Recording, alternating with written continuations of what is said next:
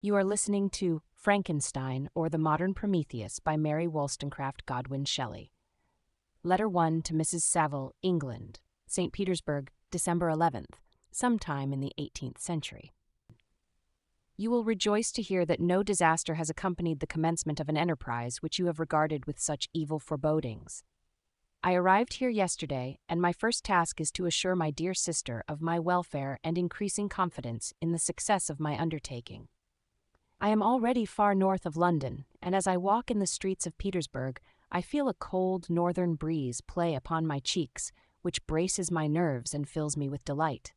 Do you understand this feeling? This breeze, which has traveled from the regions towards which I am advancing, gives me a foretaste of those icy climes. Inspirited by this wind of promise, my daydreams become more fervent and vivid. I try in vain to be persuaded that the pole is the seat of frost and desolation.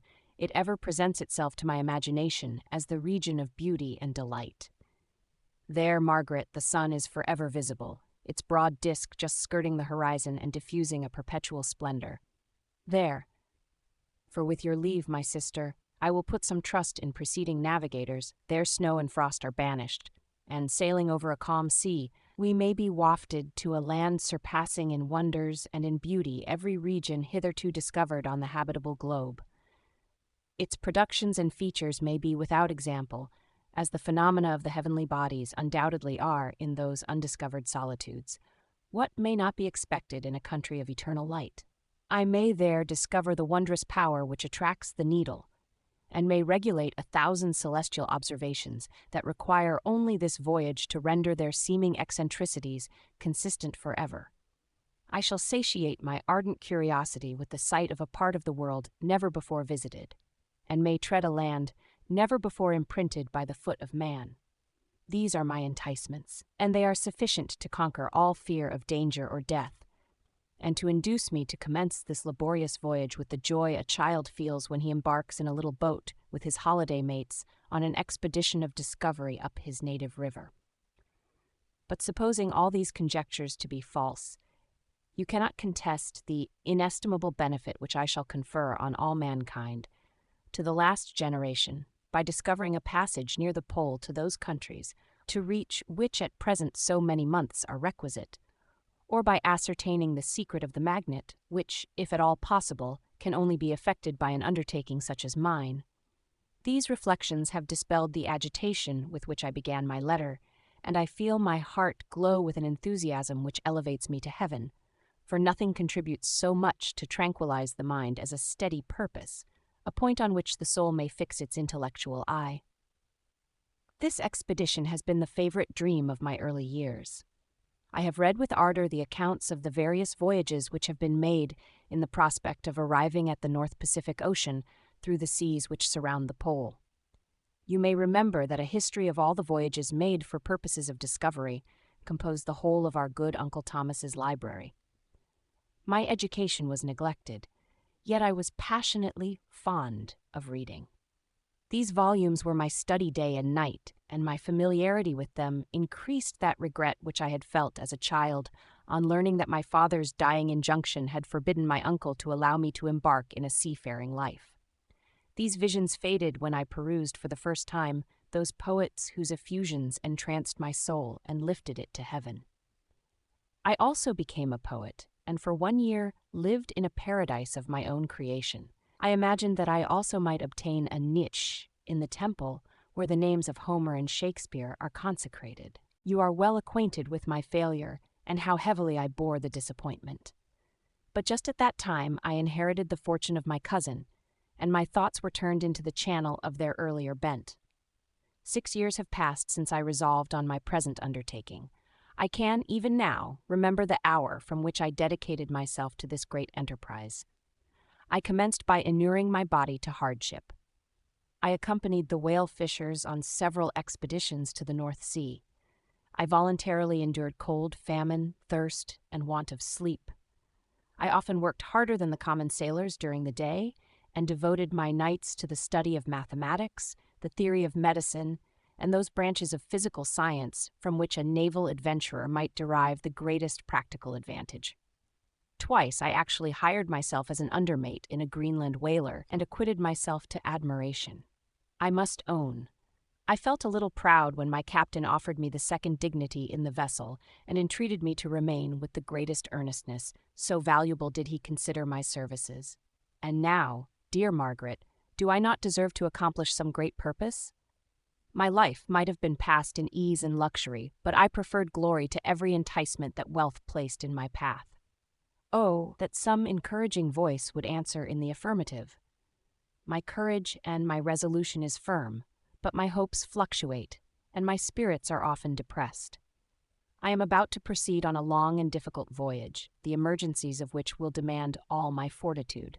I am required not only to raise the spirits of others, but sometimes to sustain my own when theirs are failing. This is the most favorable period for traveling in Russia. They fly quickly over the snow in their sledges.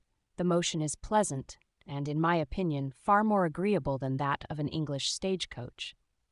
The cold is not excessive if you are wrapped in furs, a dress which I have already adopted, for there is a great difference between walking the deck and remaining seated motionless for hours, when no exercise prevents the blood from actually freezing in your veins. I have no ambition to lose my life on the post road between St. Petersburg and Archangel. I shall depart for the latter town in a fortnight or 3 weeks, and my intention is to hire a ship there, which can easily be done by paying the insurance for the owner, and to engage as many sailors as I think necessary among those who are accustomed to the whale fishing.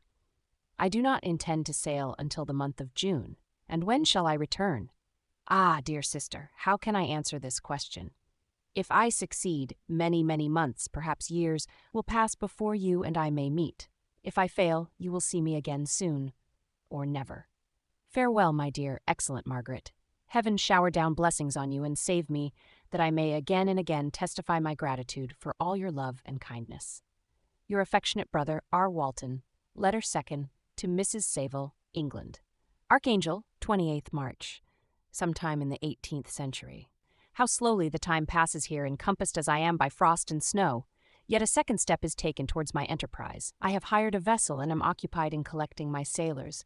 Those whom I have already engaged appear to be men on whom I can depend and are certainly possessed of dauntless courage. But I have one want which I have never yet been able to satisfy, and the absence of the object of which I now feel as a most severe evil. I have no friend, Margaret. When I am glowing with the enthusiasm of success, there will be none to participate my joy. If I am assailed by disappointment, no one will endeavor to sustain me in dejection. I shall commit my thoughts to paper, it is true, but that is a poor medium for the communication of feeling. I desire the company of a man who could sympathize with me, whose eyes would reply to mine. You may deem me romantic, my dear sister, but I bitterly feel the want of a friend. I have no one near me, gentle yet courageous, possessed of a cultivated as well as of a capacious mind, whose tastes are like my own, to approve or amend my plans. How would such a friend repair the faults of your poor brother? I am too ardent in execution and too impatient of difficulties. But it is a still greater evil to me that I am self-educated. For the first 14 years of my life I ran wild on a common and read nothing but our Uncle Thomas's books of voyages. At that age I became acquainted with the celebrated poets of our own country. But it was only when it had ceased to be in my power to derive its most important benefits from such a conviction that I perceived the necessity of becoming acquainted with more languages than that of my native country. Now, I am 28, and am in reality more illiterate than many schoolboys of 15. It is true that I have thought more and that my daydreams are more extended and magnificent, but they want, as the painters call it, keeping, and I greatly need a friend who would have sense enough not to despise me as romantic, and affection enough for me to endeavor to regulate my mind. Well, these are useless complaints. I shall certainly find no friend on the wide ocean, nor even here in Archangel, among merchants and seamen. Yet some feelings, unallied to the dross of human nature, beat even in these rugged bosoms. My lieutenant, for instance, is a man of wonderful courage and enterprise. He is madly desirous of glory, or rather, to word my phrase more characteristically, of advancement in his profession. He is an Englishman, and in the midst of national and professional prejudices, unsoftened by cultivation, retains some of the noblest endowments of humanity. I first became acquainted with him on board a whale vessel. Finding that he was unemployed in this city, I easily engaged him to assist in my enterprise. The master is a person of an excellent disposition and is remarkable in the ship for his gentleness and the mildness of his discipline. This circumstance, added to his well-known integrity and dauntless courage, made me very desirous to engage him. A youth passed in solitude, my best years spent under your gentle and feminine fosterage, has so refined the groundwork of my character that I cannot overcome an intense distaste to the usual brutality exercised on board ship. I have never believed it to be necessary, and when I heard of a mariner equally noted for his kindliness of heart and the respect and obedience paid to him by his crew, I felt myself peculiarly fortunate in being able to secure his services. I heard of him first in rather a romantic manner, from a lady who owes to him the happiness of her life. This, briefly, is his story. Some years ago, he loved a young Russian lady of moderate fortune, and having amassed a considerable sum in prize money, the father of the girl consented to the match. He saw his mistress once before the destined ceremony, but she was bathed in tears, and throwing herself at his feet, entreated him to spare her, confessing at the same time that she loved another, but that he was poor, and that her father would never consent to the union. My generous friend reassured the suppliant, and on being informed of the name of her lover, instantly abandoned his pursuit. He had already bought a farm with his money, on which he had designed to pass the remainder of his life, but he bestowed the whole on his rival, together with the remains of his prize money, to purchase stock, and then himself solicited the young woman's father to consent to her marriage with her lover.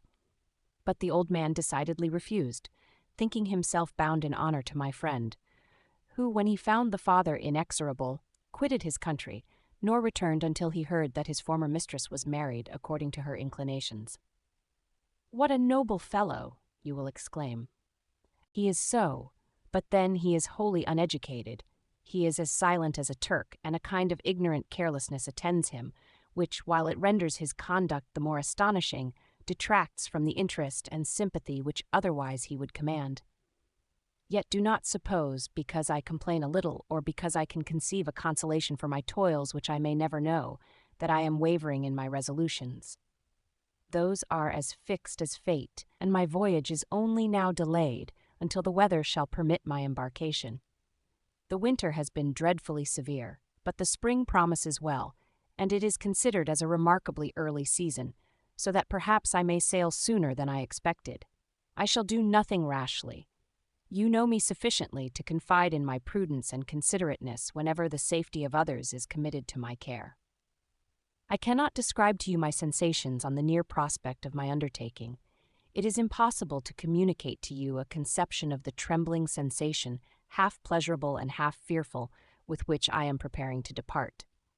I am going to unexplored regions, to the land of mist and snow, but I shall kill no albatross. Therefore do not be alarmed for my safety, or if I should come back to you as worn and woeful as the ancient mariner. You will smile at my illusion, but I will disclose a secret. I have often attributed my attachment to, my passionate enthusiasm for, the dangerous mysteries of ocean to that production of the most imaginative of modern poets. There is something at work in my soul which I do not understand. I am practically industrious, painstaking, a workman to execute with perseverance and labor, but besides this there is a love for the marvelous, a belief in the marvelous, intertwined in all my projects, which hurries me out of the common pathways of men, even to the wild sea and unvisited regions I am about to explore. But to return to dearer considerations, shall I meet you again after having traversed immense seas and returned by the most southern cape of Africa or America? I dare not expect such success, yet I cannot bear to look on the reverse of the picture. Continue for the present to write to me by every opportunity. I may receive your letters on some occasions when I need them most to support my spirits. I love you very tenderly. Remember me with affection, should you never hear from me again. Your affectionate brother, Robert Walton. Letter 3. To Mrs. Saville, England, July 7th, sometime in the 18th century. My dear sister, I write a few lines in haste to say that I am safe and well advanced on my voyage. This letter will reach England by a merchantman now on its homeward voyage from Archangel, more fortunate than I, who may not see my native land perhaps for many years. I am, however, in good spirits. My men are bold and apparently firm of purpose, nor do the floating sheets of ice that continually pass us, indicating the dangers of the region towards which we are advancing, appear to dismay them. We have already reached a very high latitude, but it is the height of summer, and although not so warm as in England, the southern gales, which blow us speedily towards those shores which I so ardently desire to attain, breathe a degree of renovating warmth which I had not expected. No incidents have hitherto befallen us that would make a figure in a letter.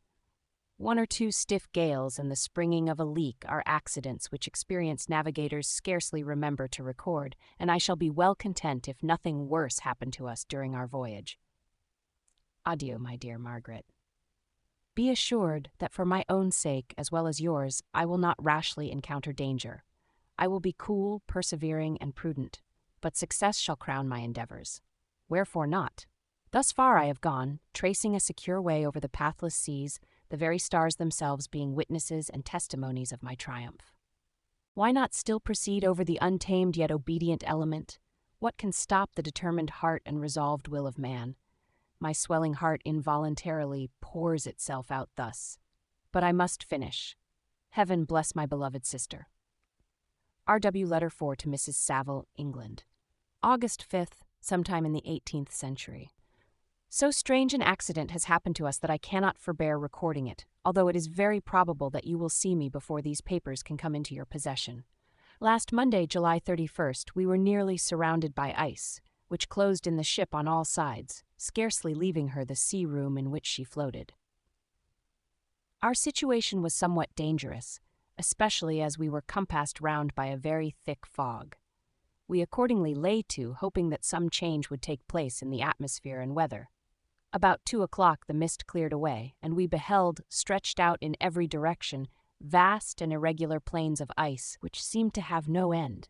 Some of my comrades groaned, and my own mind began to grow watchful with anxious thoughts, when a strange sight suddenly attracted our attention and diverted our solicitude from our own situation. We perceived a low carriage, fixed on a sledge and drawn by dogs, pass on towards the north at the distance of half a mile. A being which had the shape of a man, but apparently of gigantic stature, sat in the sledge and guided the dogs. We watched the rapid progress of the traveler with our telescopes until he was lost among the distant inequalities of the ice. This appearance excited our unqualified wonder. We were, as we believed, many hundred miles from any land, but this apparition seemed to denote that it was not, in reality, so distant as we had supposed. Shut in, however, by ice, it was impossible to follow his track, which we had observed with the greatest attention. About 2 hours after this occurrence, we heard the ground sea, and before night the ice broke and freed our ship. We, however, lay to until the morning, fearing to encounter in the dark those large loose masses which float about after the breaking up of the ice. I profited of this time to rest for a few hours. In the morning, however, as soon as it was light, I went upon deck and found all the sailors busy on one side of the vessel, apparently talking to someone in the sea. It was, in fact, a sledge, like that we had seen before, which had drifted towards us in the night on a large fragment of ice. Only one dog remained alive, but there was a human being within it whom the sailors were persuading to enter the vessel. He was not, as the other traveler seemed to be, a savage inhabitant of some undiscovered island, but a European. When I appeared on deck, the master said, "Here is our captain, and he will not allow you to perish on the open sea." On perceiving me, the stranger addressed me in English, although with a foreign accent. "Before I come on board your vessel," said he, "will you have the kindness to inform me whither you are bound?" You may conceive my astonishment on hearing such a question addressed to me from a man on the brink of destruction, and to whom I should have supposed that my vessel would have been a resource which he would not have exchanged for the most precious wealth the earth can afford. I replied, however, that we were on a voyage of discovery towards the northern pole.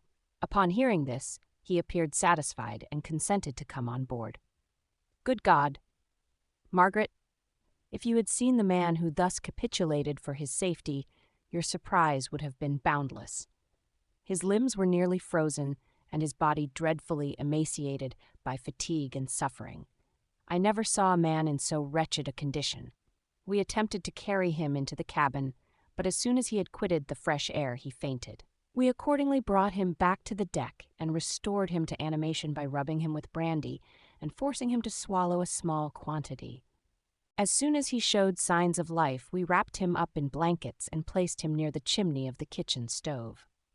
By slow degrees he recovered and ate a little soup, which restored him wonderfully. 2 days passed in this manner before he was able to speak, and I often feared that his sufferings had deprived him of understanding. When he had in some measure recovered, I removed him to my own cabin and attended on him as much as my duty would permit. I never saw a more interesting creature. His eyes have generally an expression of wildness, and even madness, but there are moments when, if anyone performs an act of kindness towards him, or does him any the most trifling service, his whole countenance is lighted up, as it were, with a beam of benevolence and sweetness that I never saw equaled. But he is generally melancholy and despairing, and sometimes he gnashes his teeth, as if impatient of the weight of woes that oppresses him.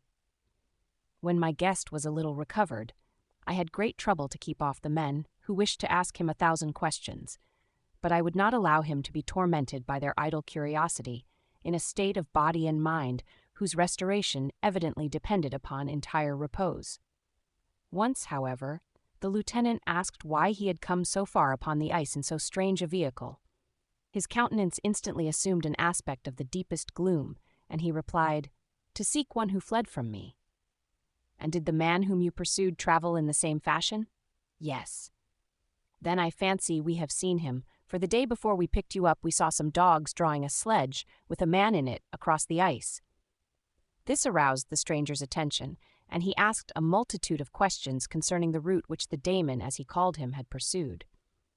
Soon after, when he was alone with me, he said, "I have, doubtless, excited your curiosity, as well as that of these good people, but you are too considerate to make inquiries." "Certainly, it would indeed be very impertinent and inhuman in me to trouble you with any inquisitiveness of mine. And yet you rescued me from a strange and perilous situation. You have benevolently restored me to life." Soon after this, he inquired if I thought that the breaking up of the ice had destroyed the other sledge.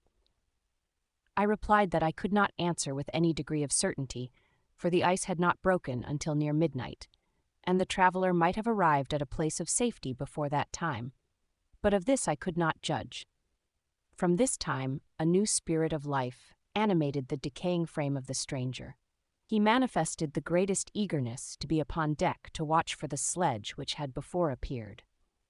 But I have persuaded him to remain in the cabin, for he is far too weak to sustain the rawness of the atmosphere. I have promised that someone should watch for him and give him instant notice if any new object should appear in sight.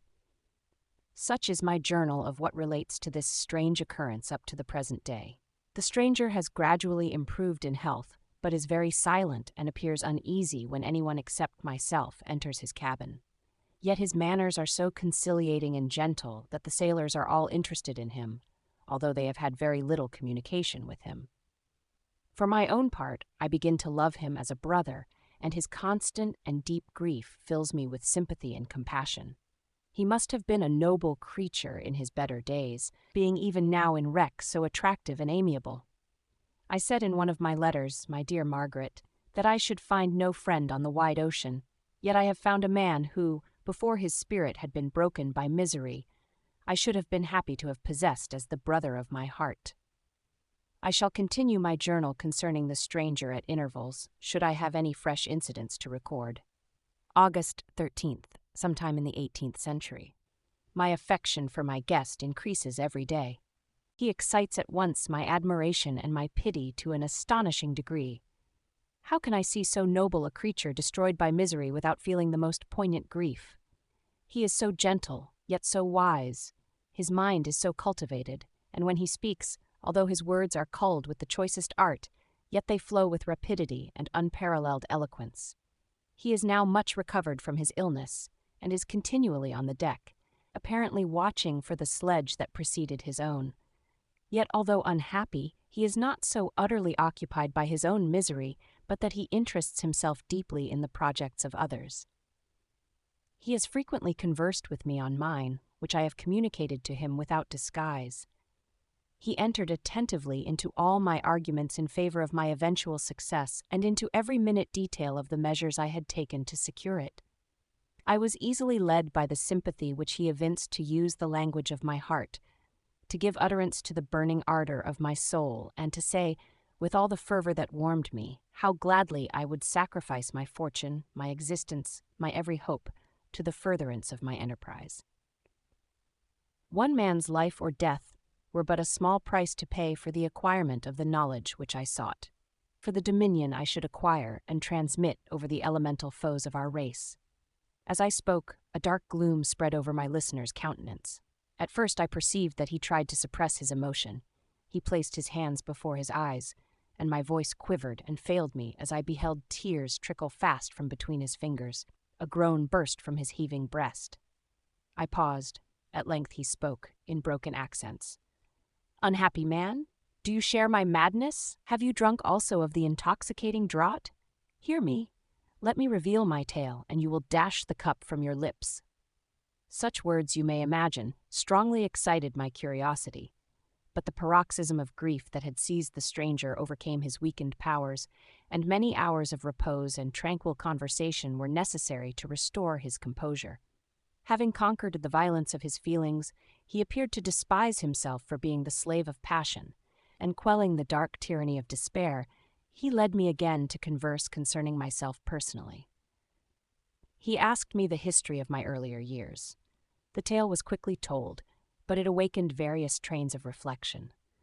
I spoke of my desire of finding a friend, of my thirst for a more intimate sympathy with a fellow mind than had ever fallen to my lot, and expressed my conviction that a man could boast of little happiness who did not enjoy this blessing.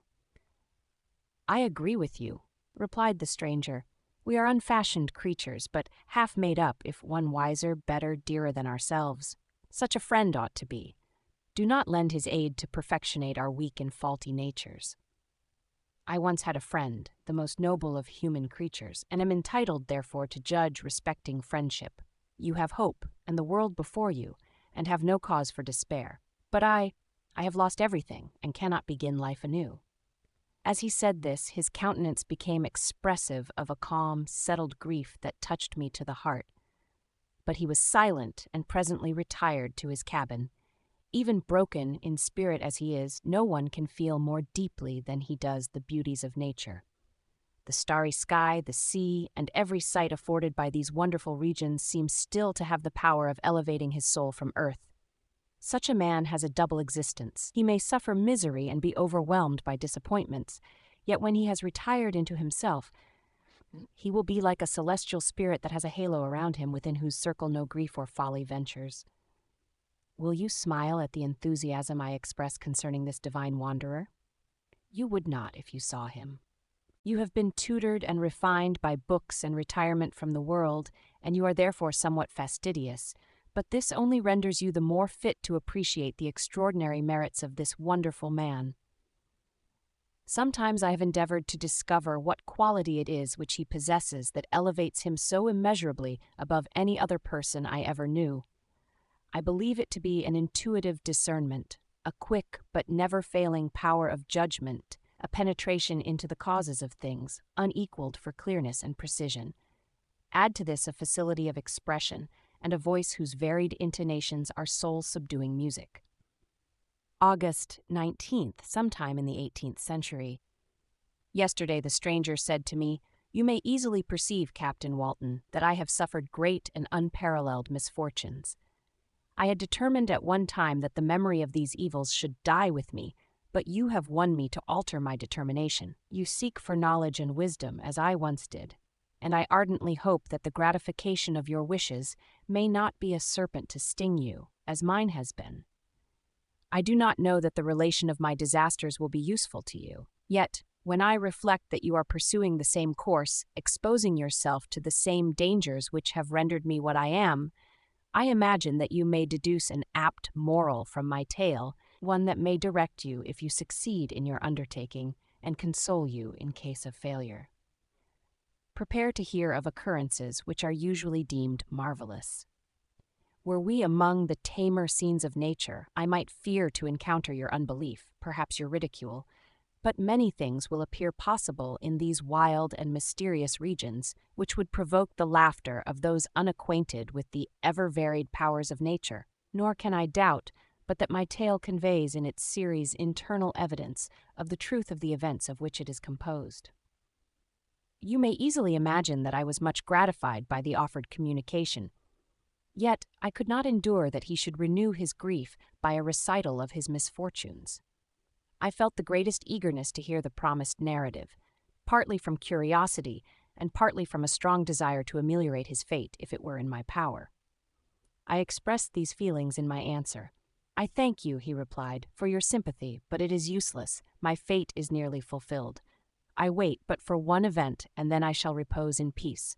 I understand your feeling," continued he, perceiving that I wished to interrupt him. "But you are mistaken, my friend, if thus you will allow me to name you. Nothing can alter my destiny.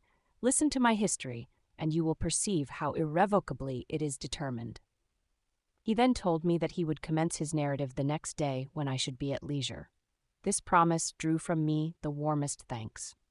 I have resolved every night, when I am not imperatively occupied by my duties, to record, as nearly as possible in his own words, what he has related during the day. If I should be engaged, I will at least make notes. This manuscript will doubtless afford you the greatest pleasure, but to me, who know him, and who hear it from his own lips, with what interest and sympathy shall I read it in some future day? Even now, as I commence my task, his full-toned voice swells in my ears. His lustrous eyes dwell on me with all melancholy sweetness. I see his thin hand raised in animation, while the lineaments of his face are irradiated by the soul within. Strange and harrowing must be his story, frightful the storm which embraced the gallant vessel on its course and wrecked it. Thus, Chapter 1. I am by birth a Genovese, and my family is one of the most distinguished of that republic. My ancestors had been for many years councillors and syndics, and my father had filled several public situations with honor and reputation. He was respected by all who knew him for his integrity and indefatigable attention to public business. He passed his younger days perpetually occupied by the affairs of his country. A variety of circumstances had prevented his marrying early, nor was it until the decline of life that he became a husband and the father of a family. As the circumstances of his marriage illustrate his character, I cannot refrain from relating them. One of his most intimate friends was a merchant who, from a flourishing state, fell, through numerous mischances, into poverty. This man, whose name was Beaufort, was of a proud and unbending disposition, and could not bear to live in poverty and oblivion in the same country where he had formerly been distinguished for his rank and magnificence. Having paid his debts, therefore, in the most honorable manner, he retreated with his daughter to the town of Lucerne, where he lived unknown and in wretchedness. My father loved Beaufort with the truest friendship, and was deeply grieved by his retreat in these unfortunate circumstances. He bitterly deplored the false pride which led his friend to a conduct so little worthy of the affection that united them. He lost no time in endeavoring to seek him out, with the hope of persuading him to begin the world again through his credit and assistance. Beaufort had taken effectual measures to conceal himself, and it was 10 months before my father discovered his abode. Overjoyed at this discovery, he hastened to the house, which was situated in a mean street near the Royce. But when he entered, misery and despair alone welcomed him. Beaufort had saved but a very small sum of money from the wreck of his fortunes, but it was sufficient to provide him with sustenance for some months, and in the meantime he hoped to procure some respectable employment in a merchant's house. The interval was, consequently, spent in inaction. His grief only became more deep and rankling when he had leisure for reflection, and at length it took so fast hold of his mind that at the end of 3 months he lay on a bed of sickness, incapable of any exertion. His daughter attended him with the greatest tenderness, but she saw with despair that their little fund was rapidly decreasing, and that there was no other prospect of support. But Caroline Beaufort possessed a mind of an uncommon mold, and her courage rose to support her in her adversity. She procured plain work, she plaited straw, and by various means contrived to earn a pittance scarcely sufficient to support life. Several months passed in this manner. Her father grew worse, her time was more entirely occupied in attending him, her means of subsistence decreased, and in the 10th month her father died in her arms, leaving her an orphan and a beggar. This last blow overcame her, and she knelt by Beaufort's coffin, weeping bitterly, when my father entered the chamber. He came like a protecting spirit to the poor girl, who committed herself to his care, and after the interment of his friend, he conducted her to Geneva and placed her under the protection of a relation. 2 years after this event, Caroline became his wife. There was a considerable difference between the ages of my parents, but this circumstance seemed to unite them only closer in bonds of devoted affection. There was a sense of justice in my father's upright mind, which rendered it necessary that he should approve highly to love strongly. Perhaps during former years he had suffered from the late discovered unworthiness of one beloved, and so was disposed to set a greater value on tried worth. There was a show of gratitude and worship in his attachment to my mother, differing wholly from the doting fondness of age, for it was inspired by reverence for her virtues, and a desire to be the means of, in some degree, recompensing her for the sorrows she had endured, but which gave inexpressible grace to his behavior to her. Everything was made to yield to her wishes and her convenience. He strove to shelter her, as a fair exotic is sheltered by the gardener from every rougher wind, and to surround her with all that could tend to excite pleasurable emotion in her soft and benevolent mind. Her health, and even the tranquillity of her hitherto constant spirit, had been shaken by what she had gone through. During the 2 years that had elapsed previous to their marriage, my father had gradually relinquished all his public functions. And immediately after their union, they sought the pleasant climate of Italy, and the change of scene and interest attendant on a tour through that land of wonders as a restorative for her weakened frame. From Italy they visited Germany and France. I, their eldest child, was born at Naples, and as an infant accompanied them in their rambles. I remained for several years their only child. Much as they were attached to each other, they seemed to draw inexhaustible stores of affection from a very mine of love to bestow them upon me. My mother's tender caresses and my father's smile of benevolent pleasure while regarding me are my first recollections. I was their plaything and their idol, and something better, their child, the innocent and helpless creature bestowed on them by heaven, whom to bring up to good, and whose future lot it was in their hands to direct to happiness or misery, according as they fulfilled their duties towards me. With this deep consciousness of what they owed towards the being to which they had given life, added to the active spirit of tenderness that animated both, it may be imagined that while during every hour of my infant life I received a lesson of patience, of charity, and of self-control, I was so guided by a silken cord that all seemed but one train of enjoyment to me. For a long time I was their only care.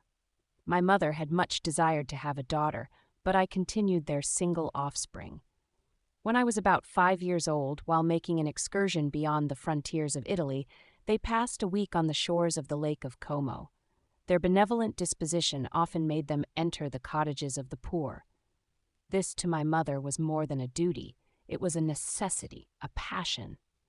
Remembering what she had suffered and how she had been relieved, for her to act in her turn the guardian angel to the afflicted. During one of their walks, a poor cot in the foldings of a veil attracted their notice as being singularly disconsolate, while the number of half-clothed children gathered about it spoke of penury in its worst shape. One day, when my father had gone by himself to Milan, my mother, accompanied by me, visited this abode. She found a peasant and his wife, hard-working, bent down by care and labor, distributing a scanty meal to 5 hungry babes. Among these, there was one which attracted my mother far above all the rest. She appeared of a different stock. The 4 others were dark-eyed, hardy little vagrants. This child was thin and very fair. Her hair was the brightest living gold, and despite the poverty of her clothing, seemed to set a crown of distinction on her head. Her brow was clear and ample, her blue eyes cloudless, and her lips and the molding of her face so expressive of sensibility and sweetness that none could behold her without looking on her as of a distinct species, a being heaven-sent, and bearing a celestial stamp in all her features.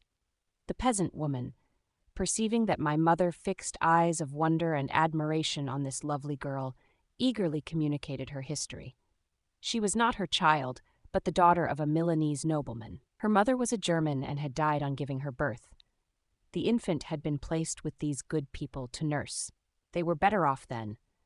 They had not been long married, and their eldest child was but just born.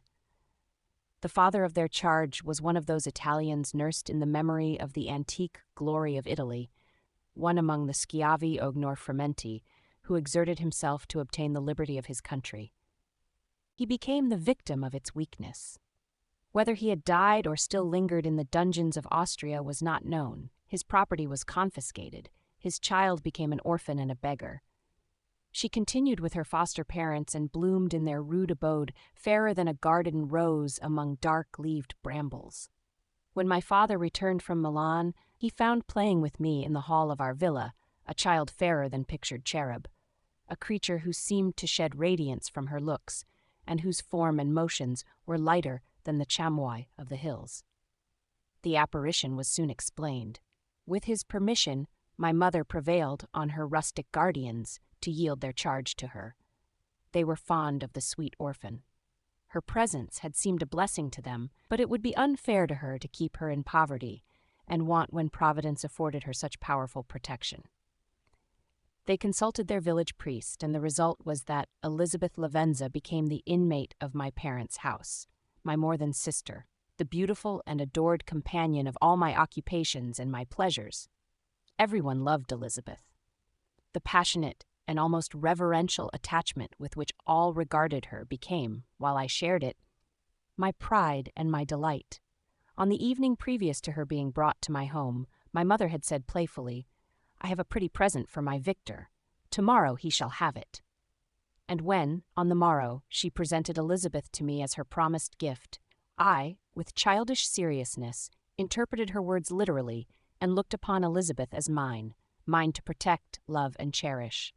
All praises bestowed on her I received as made to a possession of my own. We called each other familiarly by the name of cousin. No word, no expression could body forth the kind of relation in which she stood to me, my more than sister, since till death she was to be mine only. Chapter 2. We were brought up together. There was not quite a year difference in our ages. I need not say that we were strangers to any species of disunion or dispute. Harmony was the soul of our companionship, and the diversity and contrast that subsisted in our characters drew us nearer together. Elizabeth was of a calmer and more concentrated disposition, but, with all my ardor, I was capable of a more intense application, and was more deeply smitten with the thirst for knowledge. She busied herself with following the aerial creations of the poets, and in the majestic and wondrous scenes which surrounded our Swiss home, the sublime shapes of the mountains, the changes of the seasons, tempest and calm, the silence of winter, and the life and turbulence of our alpine summers, she found ample scope for admiration and delight.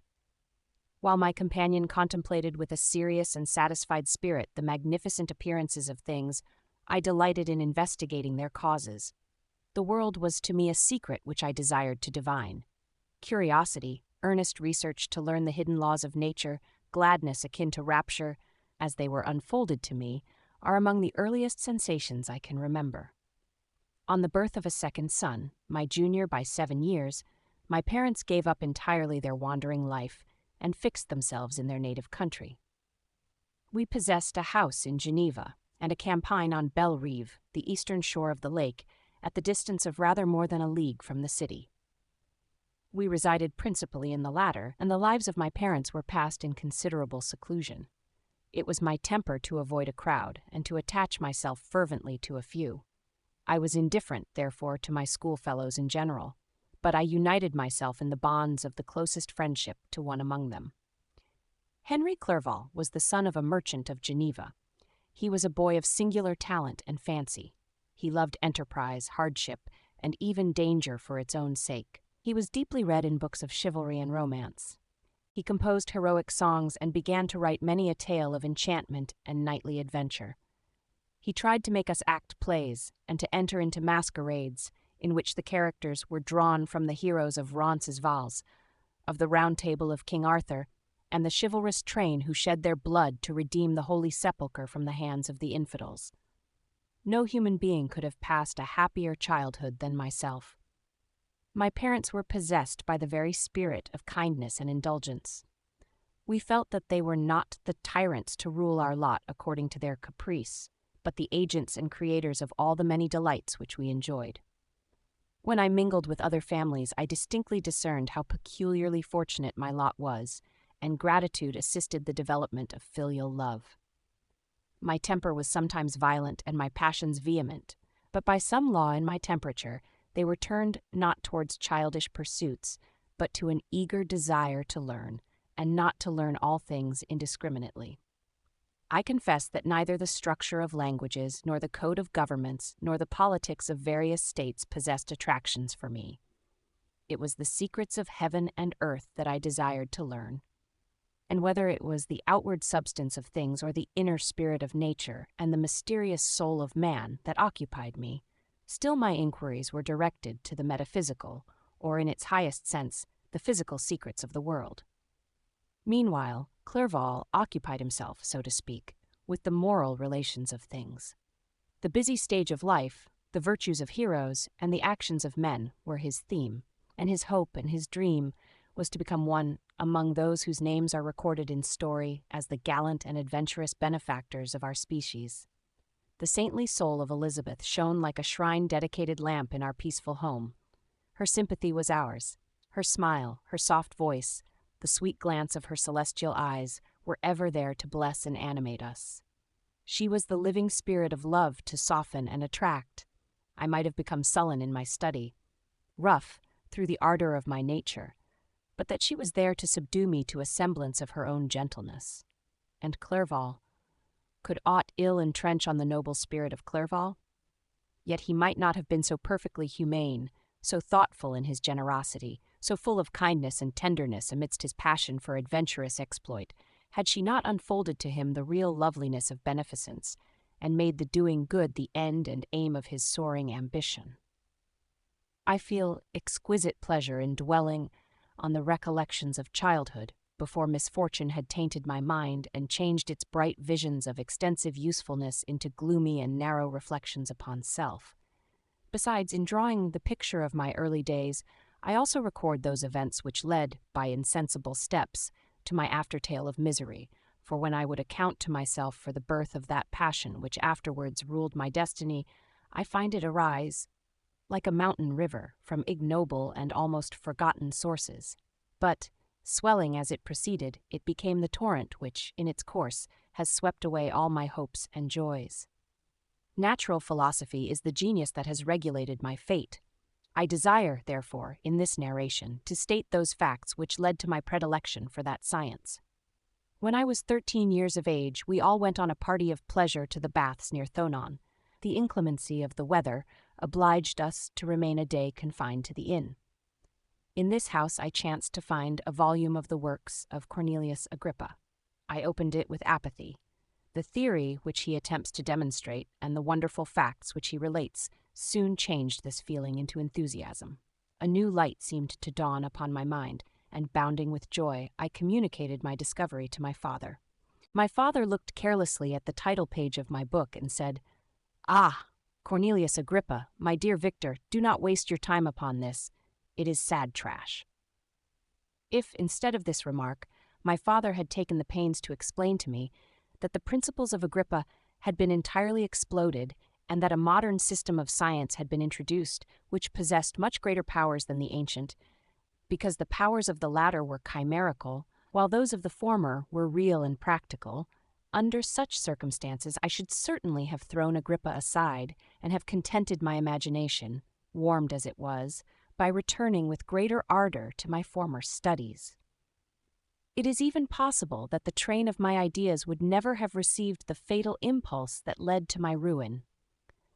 but the cursory glance my father had taken of my volume by no means assured me that he was acquainted with its contents, and I continued to read with the greatest avidity. When I returned home, my first care was to procure the whole works of this author, and afterwards of Paracelsus and Albertus Magnus. I read and studied the wild fancies of these writers with delight. They appeared to me treasures known to few besides myself. I have described myself as always having been imbued with a fervent longing to penetrate the secrets of nature. In spite of the intense labor and wonderful discoveries of modern philosophers, I always came from my studies discontented and unsatisfied. Sir Isaac Newton is said to have avowed that he felt like a child picking up shells beside the great and unexplored ocean of truth. Those of his successors in each branch of natural philosophy with whom I was acquainted appeared even to my boy's apprehensions as tyros engaged in the same pursuit. The untaught peasant beheld the elements around him and was acquainted with their practical uses. The most learned philosopher knew little more. He had partially unveiled the face of nature, but her immortal lineaments were still a wonder and a mystery. He might dissect, anatomize, and give names, but, not to speak of a final cause, causes in their secondary and tertiary grades were utterly unknown to him. I had gazed upon the fortifications and impediments that seemed to keep human beings from entering the citadel of nature, and rashly and ignorantly I had repined. But here were books, and here were men who had penetrated deeper and knew more. I took their word for all that they averred, and I became their disciple. It may appear strange that such should arise in the 18th century, but while I followed the routine of education in the schools of Geneva, I was, to a great degree, self-taught with regard to my favorite studies. My father was not scientific, and I was left to struggle with a child's blindness, added to a student's thirst for knowledge. Under the guidance of my new preceptors, I entered with the greatest diligence into the search of the philosopher's stone and the elixir of life, but the latter soon obtained my undivided attention.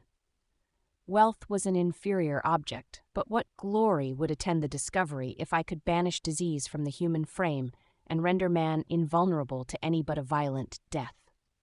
Nor were these my only visions. The raising of ghosts or devils was a promise liberally accorded by my favorite authors, the fulfillment of which I most eagerly sought, and if my incantations were always unsuccessful, I attributed the failure rather to my own inexperience and mistake than to a want of skill or fidelity in my instructors. And thus for a time I was occupied by exploded systems, mingling like an unadept 1,000 contradictory theories and floundering desperately in a very slough of multifarious knowledge, guided by an ardent imagination and childish reasoning, till an accident again changed the current of my ideas. When I was about 15 years old, we had retired to our house near Bellerive, when we witnessed a most violent and terrible thunderstorm. It advanced from behind the mountains of Jura, and the thunder burst at once with frightful loudness from various quarters of the heavens. I remained, while the storm lasted, watching its progress with curiosity and delight. As I stood at the door, on a sudden I beheld a stream of fire issue from an old and beautiful oak, which stood about 20 yards from our house.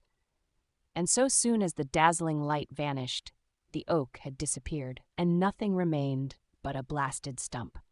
When we visited it the next morning, we found the tree shattered in a singular manner. It was not splintered by the shock, but entirely reduced to thin ribbons of wood. I never beheld anything so utterly destroyed. Before this, I was not unacquainted with the more obvious laws of electricity.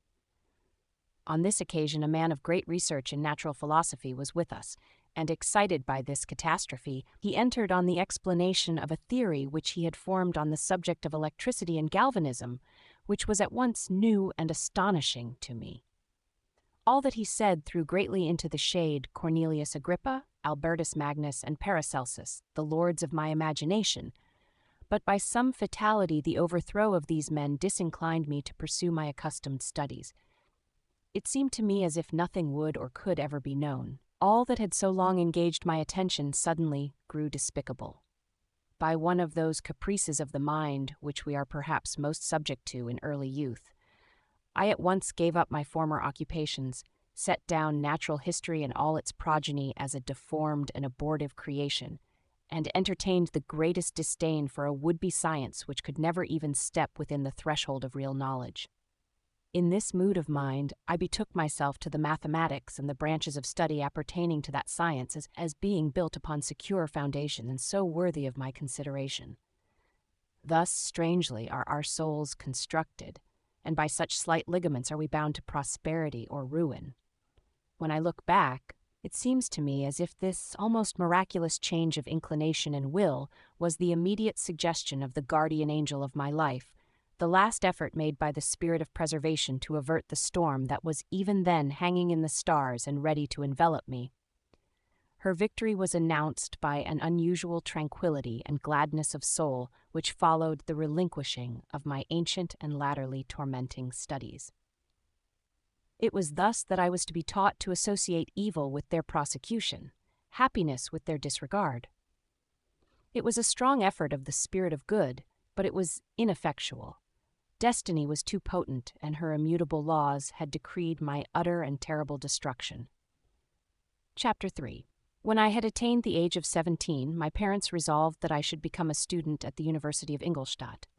I had hitherto attended the schools of Geneva, but my father thought it necessary for the completion of my education that I should be made acquainted with other customs than those of my native country. My departure was therefore fixed at an early date, but before the day resolved upon could arrive, the first misfortune of my life occurred, an omen, as it were, of my future misery. Elizabeth had caught the scarlet fever. Her illness was severe, and she was in the greatest danger. During her illness, many arguments had been urged to persuade my mother to refrain from attending upon her. She had at first yielded to our entreaties, but when she heard that the life of her favorite was menaced, she could no longer control her anxiety. She attended her sickbed. Her watchful attentions triumphed over the malignity of the distemper. Elizabeth was saved, but the consequences of this imprudence were fatal to her preserver. On the third day my mother sickened. Her fever was accompanied by the most alarming symptoms, and the looks of her medical attendants prognosticated the worst event. On her deathbed, the fortitude and benignity of this best of women did not desert her. She joined the hands of Elizabeth and myself. "My children," she said, "my firmest hopes of future happiness were placed on the prospect of your union. This expectation will now be the consolation of your father. Elizabeth, my love, you must supply my place to my younger children. Alas, I regret that I am taken from you, and happy and beloved as I have been, is it not hard to quit you all? But these are not thoughts befitting me. I will endeavor to resign myself cheerfully to death, and will indulge a hope of meeting you in another world." She died calmly, and her countenance expressed affection even in death. I need not describe the feelings of those whose dearest ties are rent by that most irreparable evil, the void that presents itself to the soul, and the despair that is exhibited on the countenance. It is so long before the mind can persuade itself that she whom we saw every day, and whose very existence appeared a part of our own, can have departed forever, that the brightness of a beloved eye can have been extinguished, and the sound of a voice so familiar and dear to the ear can be hushed, never more to be heard. These are the reflections of the first days. But when the lapse of time proves the reality of the evil, then the actual bitterness of grief commences.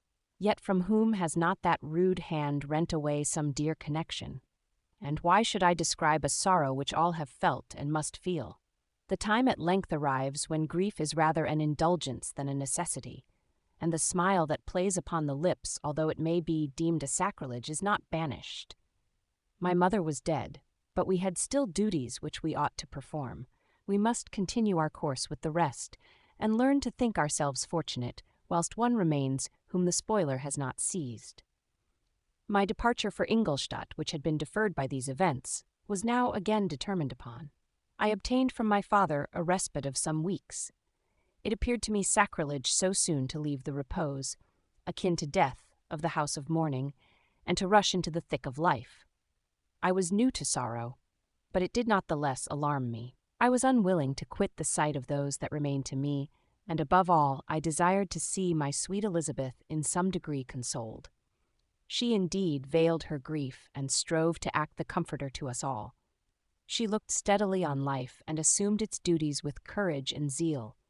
She devoted herself to those whom she had been taught to call her uncle and cousins. Never was she so enchanting as at this time, when she recalled the sunshine of her smiles and spent them upon us. She forgot even her own regret in her endeavors to make us forget. The day of my departure at length arrived. Clerval spent the last evening with us. He had endeavored to persuade his father to permit him to accompany me and to become my fellow student, but in vain. His father was a narrow-minded trader and saw idleness and ruin in the aspirations and ambition of his son. Henry deeply felt the misfortune of being debarred from a liberal education. He said little, but when he spoke I read in his kindling eye and in his animated glance a restrained but firm resolve not to be chained to the miserable details of commerce. We sat late. We could not tear ourselves away from each other, nor persuade ourselves to say the word farewell. It was said, and we retired under the pretense of seeking repose, each fancying that the other was deceived. But when at morning's dawn I descended to the carriage which was to convey me away, they were all there.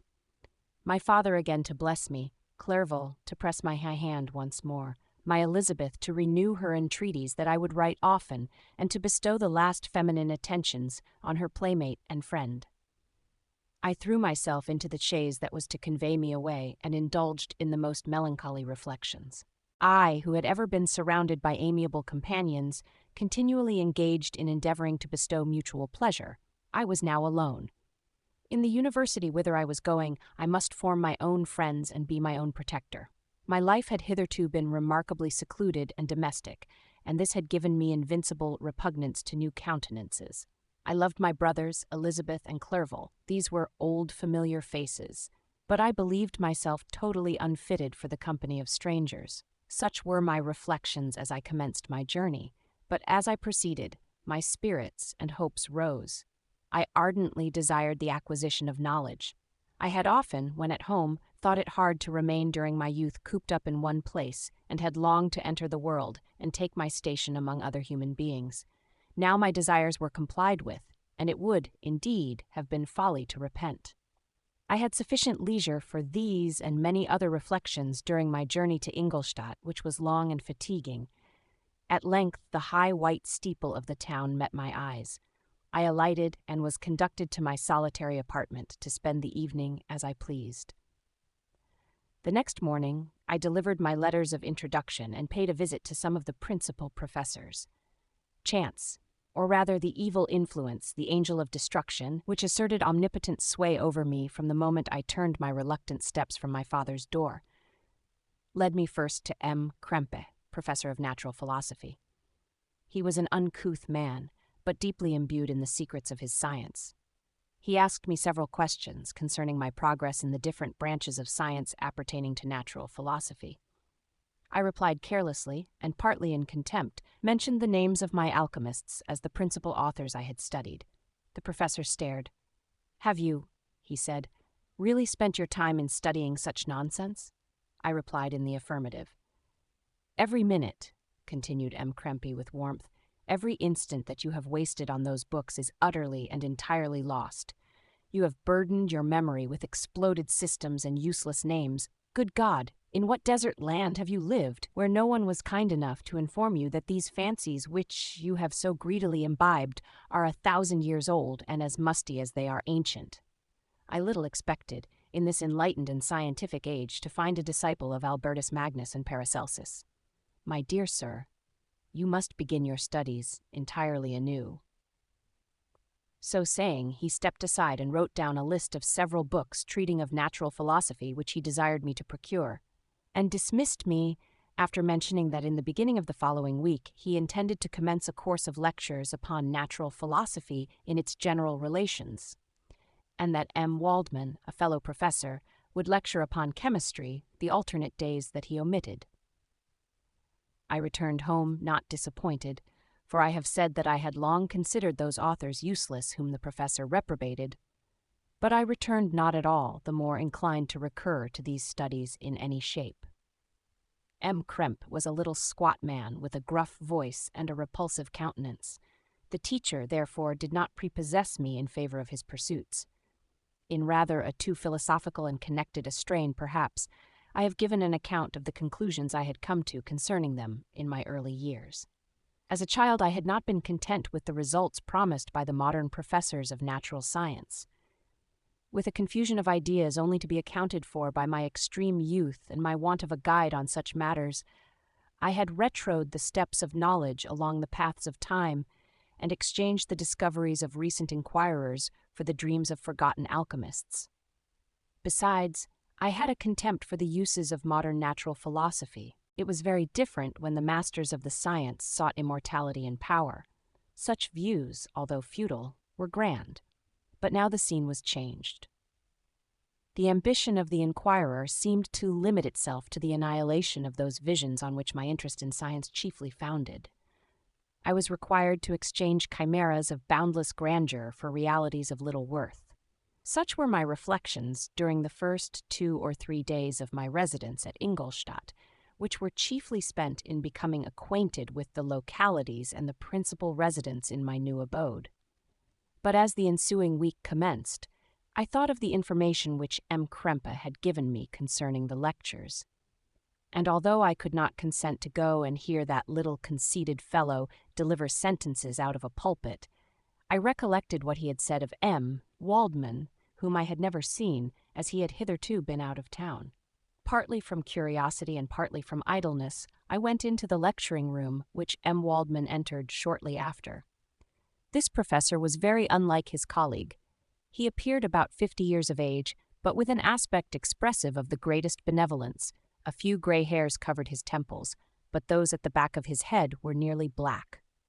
His person was short, but remarkably erect, and his voice the sweetest I had ever heard.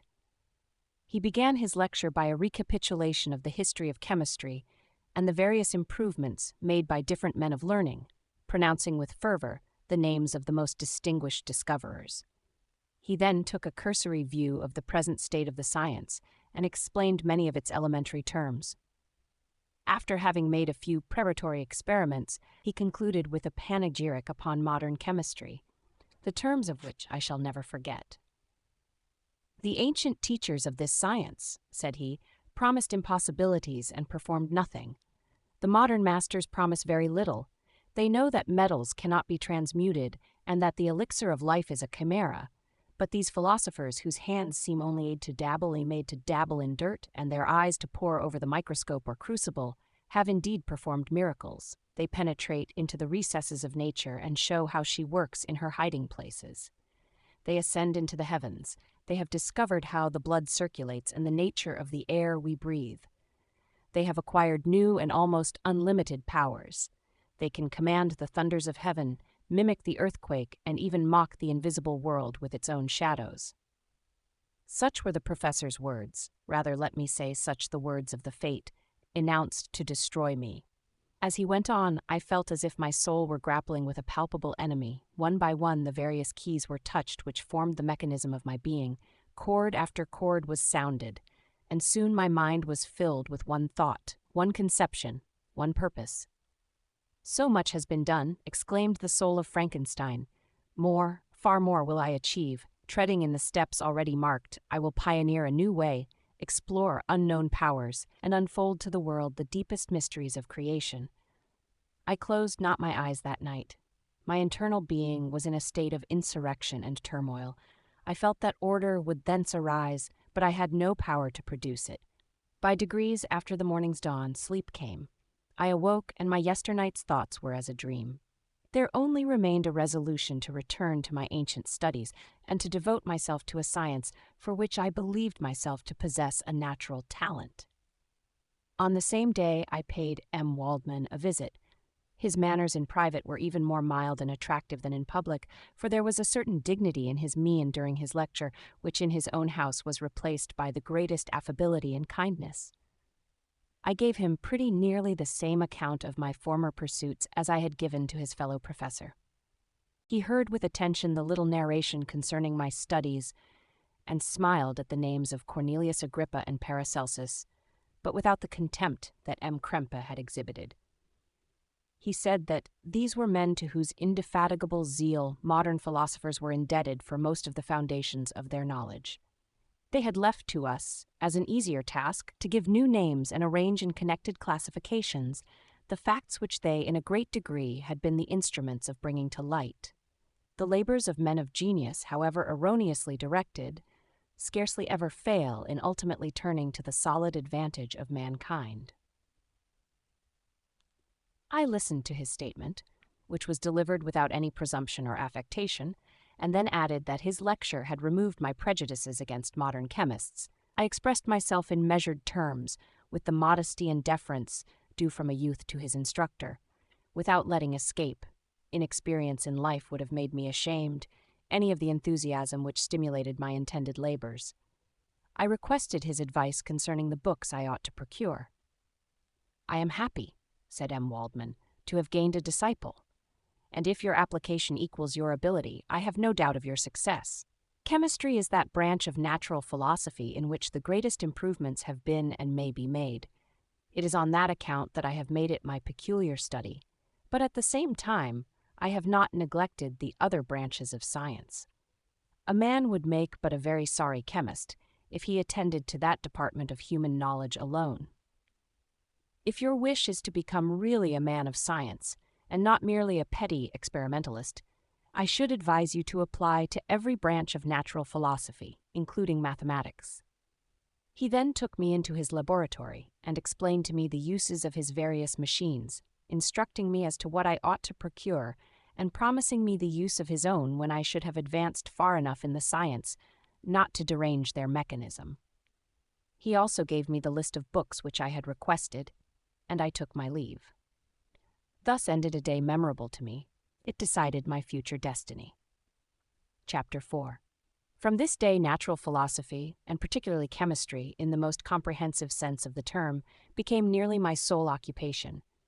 I read with ardor those works, so full of genius and discrimination, which modern inquirers have written on these subjects. I attended the lectures and cultivated the acquaintance of the men of science of the university, and I found even in M. Krempe a great deal of sound sense and real information, combined, it is true, with a repulsive physiognomy and manners, but not on that account the less valuable. In M. Waldman I found a true friend. His gentleness was never tinged by dogmatism, and his instructions were given with an air of frankness and good nature that banished every idea of pedantry.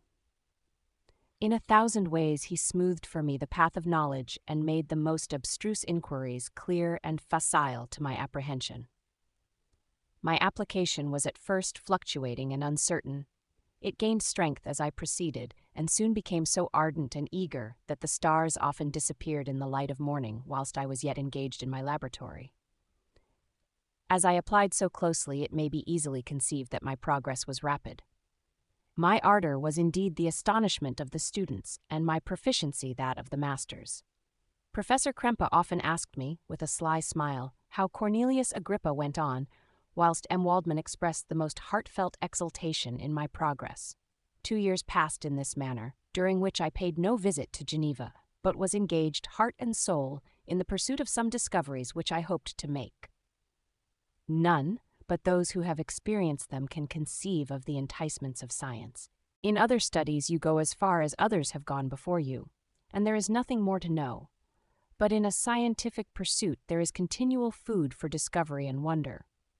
A mind of moderate capacity which closely pursues one study must infallibly arrive at great proficiency in that study, and I, who continually sought the attainment of one object of pursuit, and was solely wrapped up in this, improved so rapidly that at the end of 2 years I made some discoveries in the improvement of some chemical instruments, which procured me great esteem and admiration at the university. When I had arrived at this point, and had become as well acquainted with the theory and practice of natural philosophy as depended on the lessons of any of the professors at Ingolstadt, my residence there being no longer conducive to my improvements, I thought of returning to my friends and my native town, when an incident happened that protracted my stay. One of the phenomena which had peculiarly attracted my attention was the structure of the human frame, and, indeed, any animal endued with life. Whence, I often asked myself, did the principle of life proceed? It was a bold question, and one which has ever been considered as a mystery. Yet with how many things are we upon the brink of becoming acquainted, if cowardice or carelessness did not restrain our inquiries? I revolved these circumstances in my mind and determined thenceforth to apply myself more particularly to those branches of natural philosophy which relate to physiology. Unless I had been animated by an almost supernatural enthusiasm, my application to this study would have been irksome and almost intolerable. To examine the causes of life, we must first have recourse to death. I became acquainted with the science of anatomy, but this was not sufficient. I must also observe the natural decay and corruption of the human body. In my education, my father had taken the greatest precautions that my mind should be impressed with no supernatural horrors. I do not ever remember to have trembled at a tale of superstition or to have feared the apparition of a spirit. Darkness had no effect upon my fancy, and a churchyard was to me merely the receptacle of bodies deprived of life, which, from being the seat of beauty and strength, had become food for the worm. Now I was led to examine the cause and progress of this decay, and forced to spend days and nights in vaults and charnel houses. My attention was fixed upon every object the most insupportable to the delicacy of the human feelings. I saw how the fine form of man was degraded and wasted. I beheld the corruption of death succeed to the blooming cheek of life. I saw how the worm inherited the wonders of the eye and brain. I paused, examining and analyzing all the minutiae of causation, as exemplified in the change from life to death and death to life, until from the midst of this darkness a sudden light broke in upon me. A light so brilliant and wondrous, yet so simple, that while I became dizzy with the immensity of the prospect which it illustrated, I was surprised that among so many men of genius who had directed their inquiries towards the same science, that I alone should be reserved to discover so astonishing a secret. Remember, I am not recording the vision of a madman. The sun does not more certainly shine in the heavens than that which I now affirm is true. Some miracle might have produced it, yet the stages of the discovery were distinct and probable. After days and nights of incredible labor and fatigue, I succeeded in discovering the cause of generation and life. Nay, more, I became myself capable of bestowing animation upon lifeless matter. The astonishment which I had at first experienced on this discovery soon gave place to delight and rapture. After so much time spent in painful labor, to arrive at once at the summit of my desires was the most gratifying consummation of my toils. But this discovery was so great and overwhelming that all the steps by which I had been progressively led to it were obliterated, and I beheld only the result. What had been the study and desire of the wisest men since the creation of the world was now within my grasp. Not that, like a magic scene, it all opened upon me at once. The information I had obtained was of a nature rather to direct my endeavors so soon as I should point them towards the object of my search than to exhibit that object already accomplished. I was like the Arabian who had been buried with the dead and found a passage to life, aided only by one glimmering and seemingly ineffectual light. I see by your eagerness and the wonder and hope which your eyes express, my friend, that you expect to be informed of the secret with which I am acquainted. That cannot be. Listen patiently until the end of my story, and you will easily perceive why I am reserved upon that subject. I will not lead you on, unguarded and ardent as I then was, to your destruction and infallible misery. Learn from me, if not by my precepts, at least by my example, how dangerous is the acquirement of knowledge, and how much happier that man is who believes his native town to be the world, than he who aspires to become greater than his nature will allow. When I found so astonishing a power placed within my hands, I hesitated a long time concerning the manner in which I should employ it. Although I possessed the capacity of bestowing animation, yet to prepare a frame for the reception of it, with all its intricacies of fibers, muscles, and veins, still remained a work of inconceivable difficulty and labor.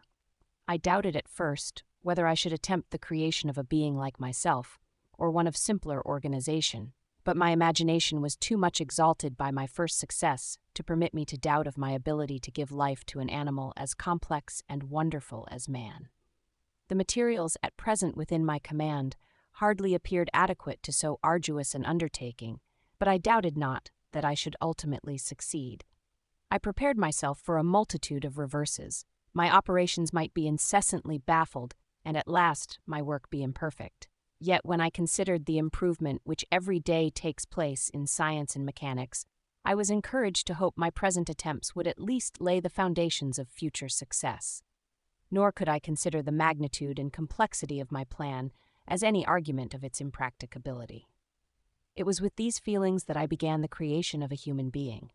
As the minuteness of the parts formed a great hindrance to my speed, I resolved, contrary to my first intention, to make the being of a gigantic stature, that is to say, about 8 feet in height and proportionably large. After having formed this determination, and having spent some months in successfully collecting and arranging my materials, I began. No one can conceive the variety of feelings which bore me onwards like a hurricane in the first enthusiasm of success. Life and death appeared to me ideal bounds, which I should first break through and pour a torrent of light into our dark world. A new species would bless me as its creator and source. Many happy and excellent natures would owe their being to me. No father could claim the gratitude of his child so completely as I should deserve theirs. Pursuing these reflections, I thought that if I could bestow animation upon lifeless matter, I might, in process of time, although I now found it impossible, renew life where death had apparently devoted the body to corruption. These thoughts supported my spirits while I pursued my undertaking with unremitting ardor. My cheek had grown pale with study, and my person had become emaciated with confinement. Sometimes, on the very brink of certainty, I failed. Yet still I clung to the hope which the next day or the next hour might realize. One secret which I alone possessed was the hope to which I had dedicated myself, and the moon gazed on my midnight labors, while with unrelaxed and breathless eagerness I pursued nature to her hiding places. Who shall conceive the horrors of my secret toil as I dabbled among the unhallowed damps of the grave or tortured the living animal to animate the lifeless clay? My limbs now tremble, and my eyes swim with the remembrance. But then a resistless and almost frantic impulse urged me forward. I seemed to have lost all soul or sensation, but for this one pursuit. It was indeed but a passing trance that only made me feel with renewed acuteness so soon as, the unnatural stimulus ceasing to operate, I had returned to my old habits. I collected bones from charnel houses and disturbed with profane fingers the tremendous secrets of the human frame. In a solitary chamber, or rather cell, at the top of the house, and separated from all the other apartments by a gallery and staircase, I kept my workshop of filthy creation. My eyeballs were starting from their sockets in attending to the details of my employment. The dissecting room and the slaughterhouse furnished many of my materials, and often did my human nature turn with loathing from my occupation, whilst, still urged on by an eagerness which perpetually increased, I brought my work near to a conclusion. The summer months passed while I was thus engaged, heart and soul, in one pursuit. It was a most beautiful season. Never did the fields bestow a more plentiful harvest, or the vines yield a more luxuriant vintage, but my eyes were insensible to the charms of nature. And the same feelings which made me neglect the scenes around me caused me also to forget those friends who were so many miles absent, and whom I had not seen for so long a time. I knew my silence disquieted them, and I well remembered the words of my father. I know that while you are pleased with yourself, you will think of us with affection, and we shall hear regularly from you. You must pardon me if I regard any interruption in your correspondence as a proof that your other duties are equally neglected. I knew well, therefore, what would be my father's feelings, but I could not tear my thoughts from my employment, loathsome in itself, but which had taken an irresistible hold of my imagination. I wished, as it were, to procrastinate all that related to my feelings of affection until the great object, which swallowed up every habit of my nature, should be completed. I then thought that my father would be unjust if he ascribed my neglect to vice or faultiness on my part, but I am now convinced that he was justified in conceiving that I should not be altogether free from blame. A human being in perfection ought always to preserve a calm and peaceful mind, and never to allow passion or a transitory desire to disturb his tranquility. I do not think that the pursuit of knowledge is an exception to this rule. If the study to which you apply yourself has a tendency to weaken your affections and to destroy your taste for those simple pleasures in which no alloy can possibly mix, then that study is certainly unlawful, that is to say, not befitting the human mind. If this rule were always observed, if no man allowed any pursuit whatsoever to interfere with the tranquility of his domestic affections, Greece had not been enslaved. Caesar would have spared his country. America would have been discovered more gradually, and the empires of Mexico and Peru had not been destroyed. But I forget that I am moralizing in the most interesting part of my tale, and your looks remind me to proceed.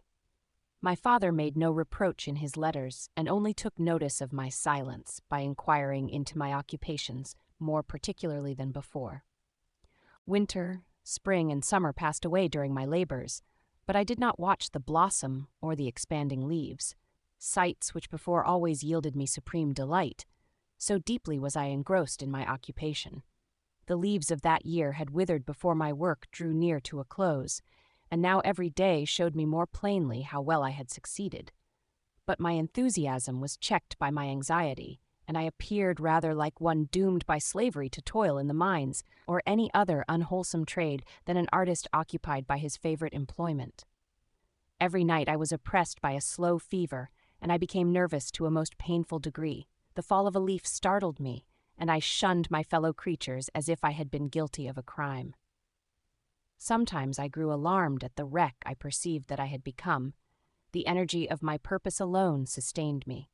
My labors would soon end, and I believed that exercise and amusement would then drive away incipient disease, and I promised myself both of these when my creation should be complete. Chapter 5. It was on a dreary night of November that I beheld the accomplishment of my toils. With an anxiety that almost amounted to agony, I collected the instruments of life around me, that I might infuse a spark of being into the lifeless thing that lay at my feet. It was already 1 a.m.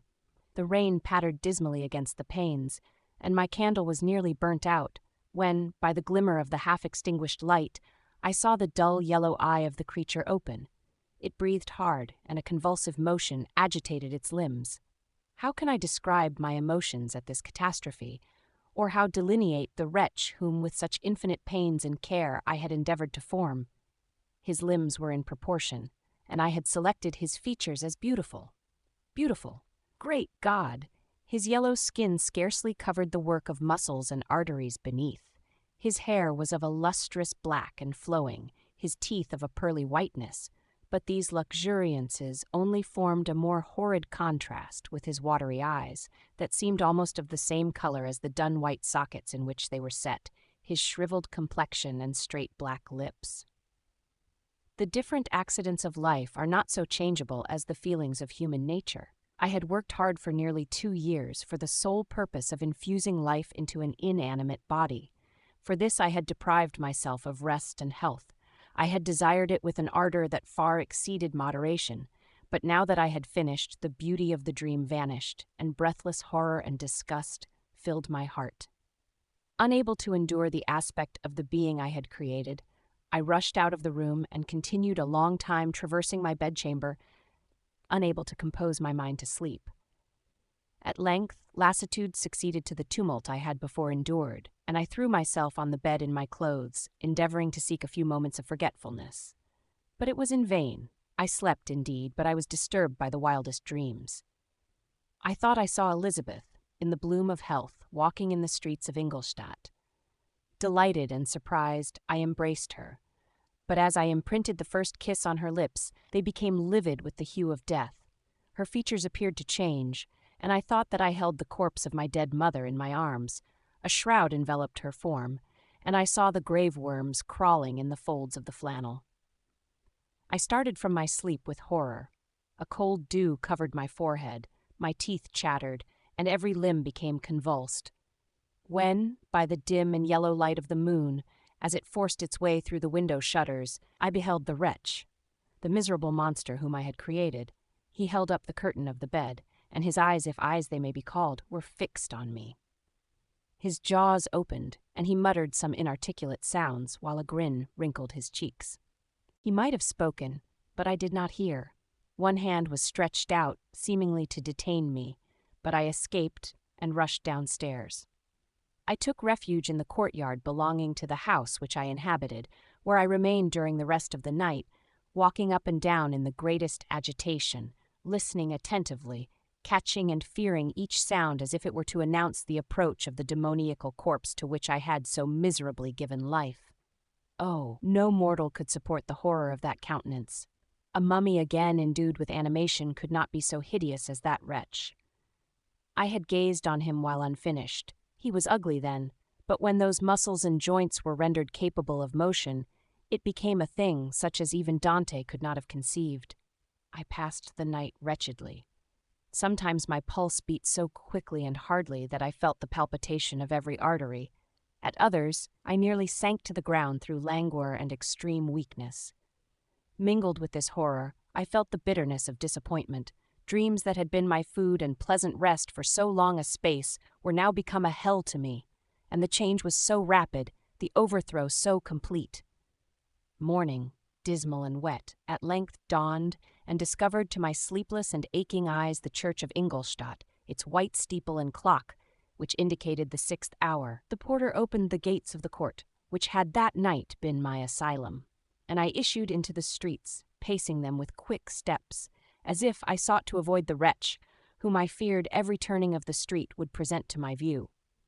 I did not dare return to the apartment which I inhabited, but felt impelled to hurry on, although drenched by the rain which poured from a black and comfortless sky. I continued walking in this manner for some time, endeavoring by bodily exercise to ease the load that weighed upon my mind. I traversed the streets without any clear conception of where I was or what I was doing. My heart palpitated in the sickness of fear, and I hurried on with irregular steps, not daring to look about me, like one who, on a lonely road, doth walk in fear and dread, and having once turned round walks on, and turns no more his head, because he knows a frightful fiend doth close behind him tread. Coleridge's Ancient Mariner. Continuing thus, I came at length opposite to the inn at which the various diligences and carriages usually stopped. Here I paused, I knew not why, but I remained some minutes with my eyes fixed on a coach that was coming towards me from the other end of the street. As it drew nearer, I observed that it was the Swiss diligence.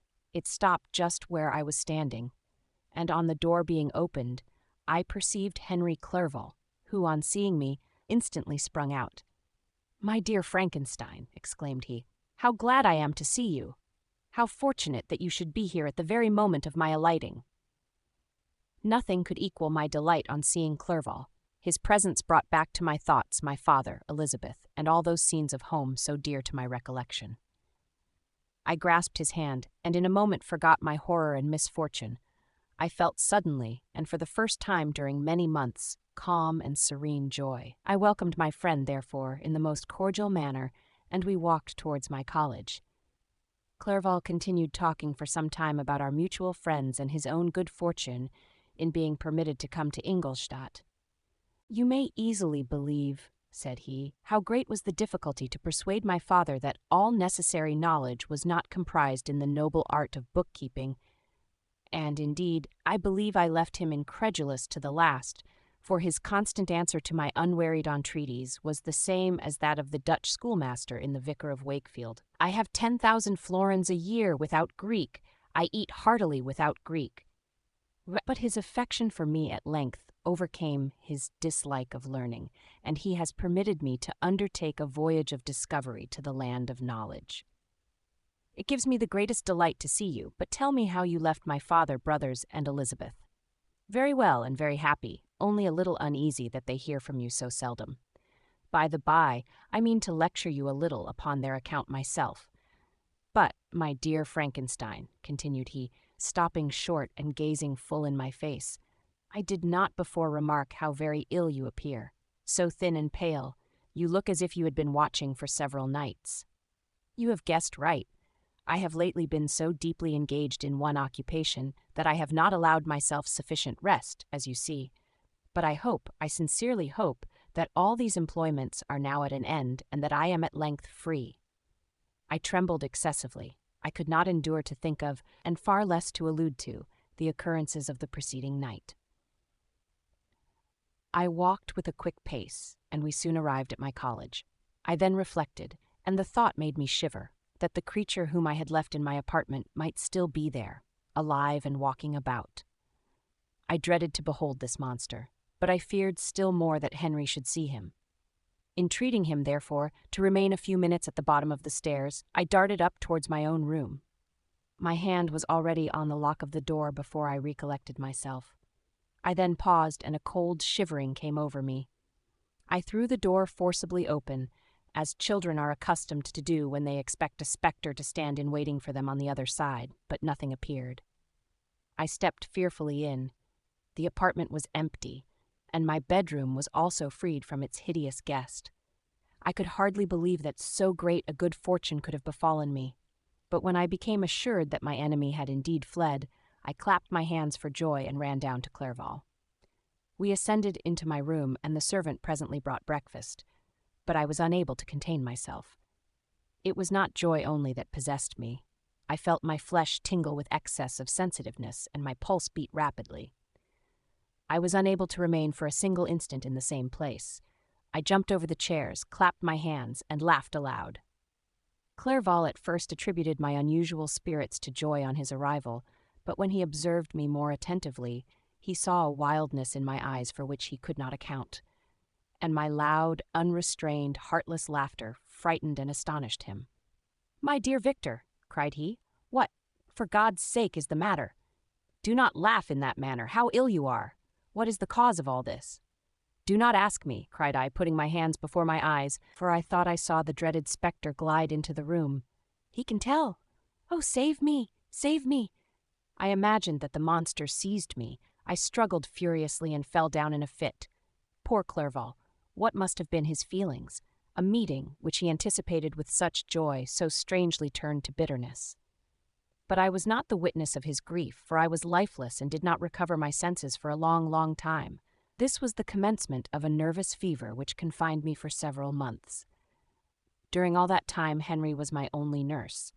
I afterwards learned that, knowing my father's advanced age and unfitness for so long a journey, and how wretched my sickness would make Elizabeth, he spared them this grief by concealing the extent of my disorder. He knew that I could not have a more kind and attentive nurse than himself, and firm in the hope he felt of my recovery, he did not doubt that, instead of doing harm, he performed the kindest action that he could towards them. But I was in reality very ill, and surely nothing but the unbounded and unremitting attentions of my friend could have restored me to life. The form of the monster on whom I had bestowed existence was forever before my eyes, and I raved incessantly concerning him. Doubtless my words surprised Henry. He at first believed them to be the wanderings of my disturbed imagination, but the pertinacity with which I continually recurred to the same subject persuaded him that my disorder indeed owed its origin to some uncommon and terrible event. By very slow degrees and with frequent relapses that alarmed and grieved my friend, I recovered. I remember the first time I became capable of observing outward objects with any kind of pleasure. I perceived that the fallen leaves had disappeared, and that the young buds were shooting forth from the trees that shaded my window. It was a divine spring, and the season contributed greatly to my convalescence. I felt also sentiments of joy and affection revive in my bosom. My gloom disappeared, and in a short time I became as cheerful as before I was attacked by the fatal passion. "Dearest Clerval," exclaimed I, "how kind, how very good you are to me. This whole winter, instead of being spent in study, as you promised yourself, has been consumed in my sick room. How shall I ever repay you? I feel the greatest remorse for the disappointment of which I have been the occasion, but you will forgive me. You will repay me entirely if you do not discompose yourself, but get well as fast as you can. And since you appear in such good spirits, I may speak to you on one subject, may I not?" I trembled. One subject. What could it be?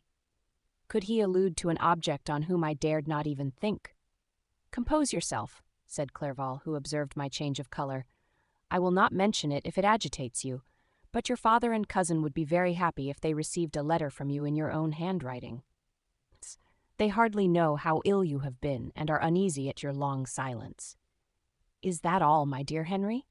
How could you suppose that my first thought would not fly towards those dear, dear friends whom I love, and who are so deserving of my love? If this is your present temper, my friend, you will perhaps be glad to see a letter that has been lying here some days for you. It is from your cousin, I believe.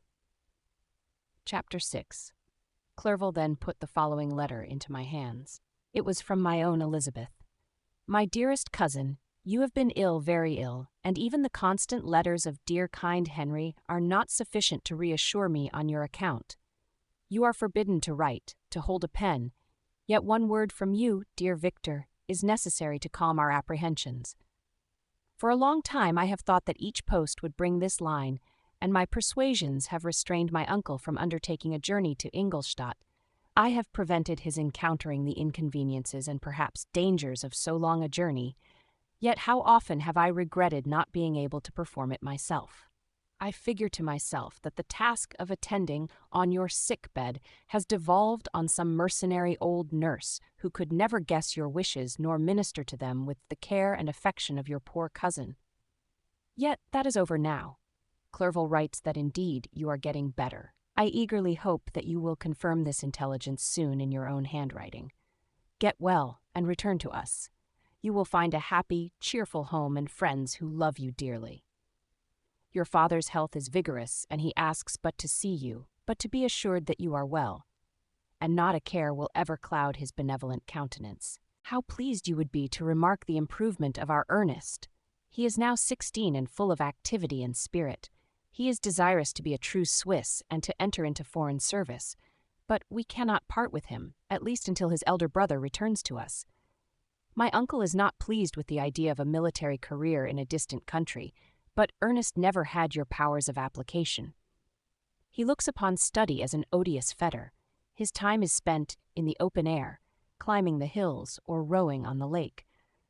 I fear that he will become an idler unless we yield the point and permit him to enter on the profession which he has selected.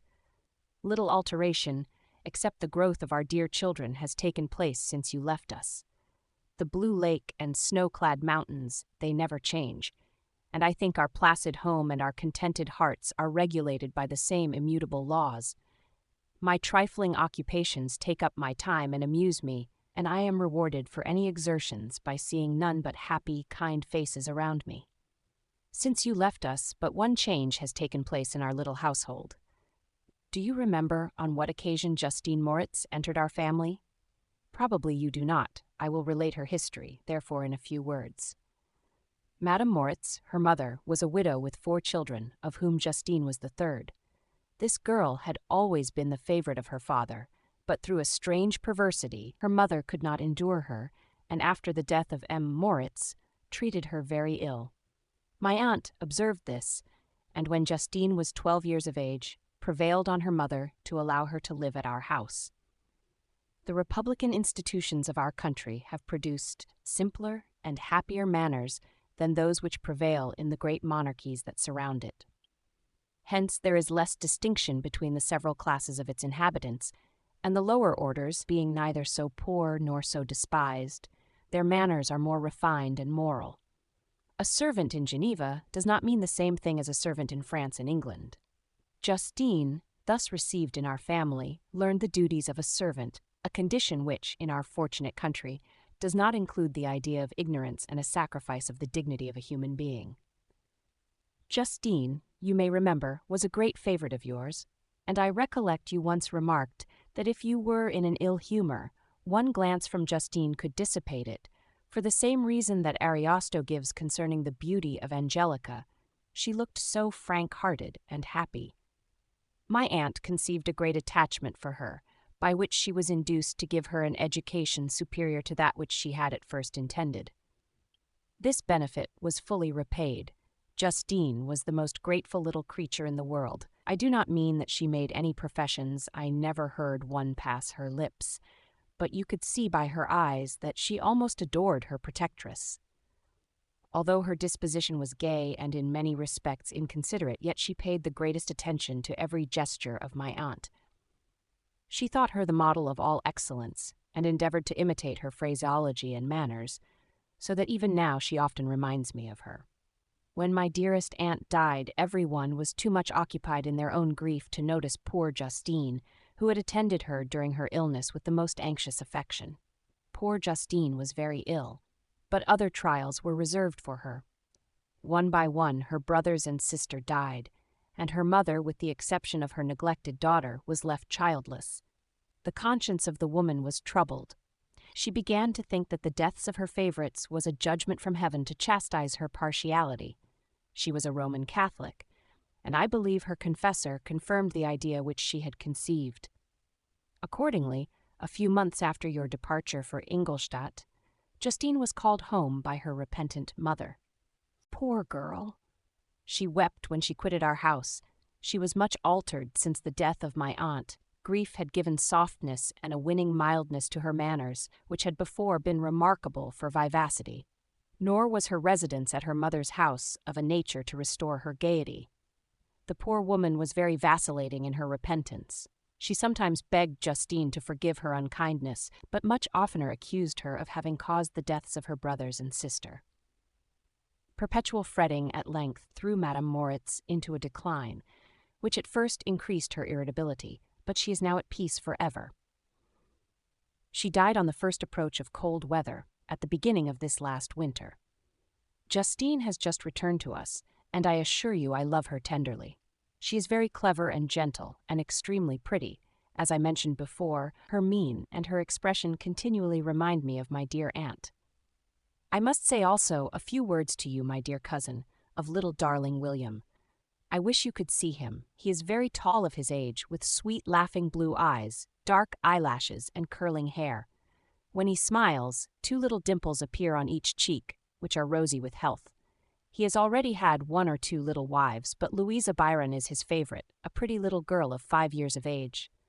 Now, dear Victor, I dare say you wish to be indulged in a little gossip concerning the good people of Geneva.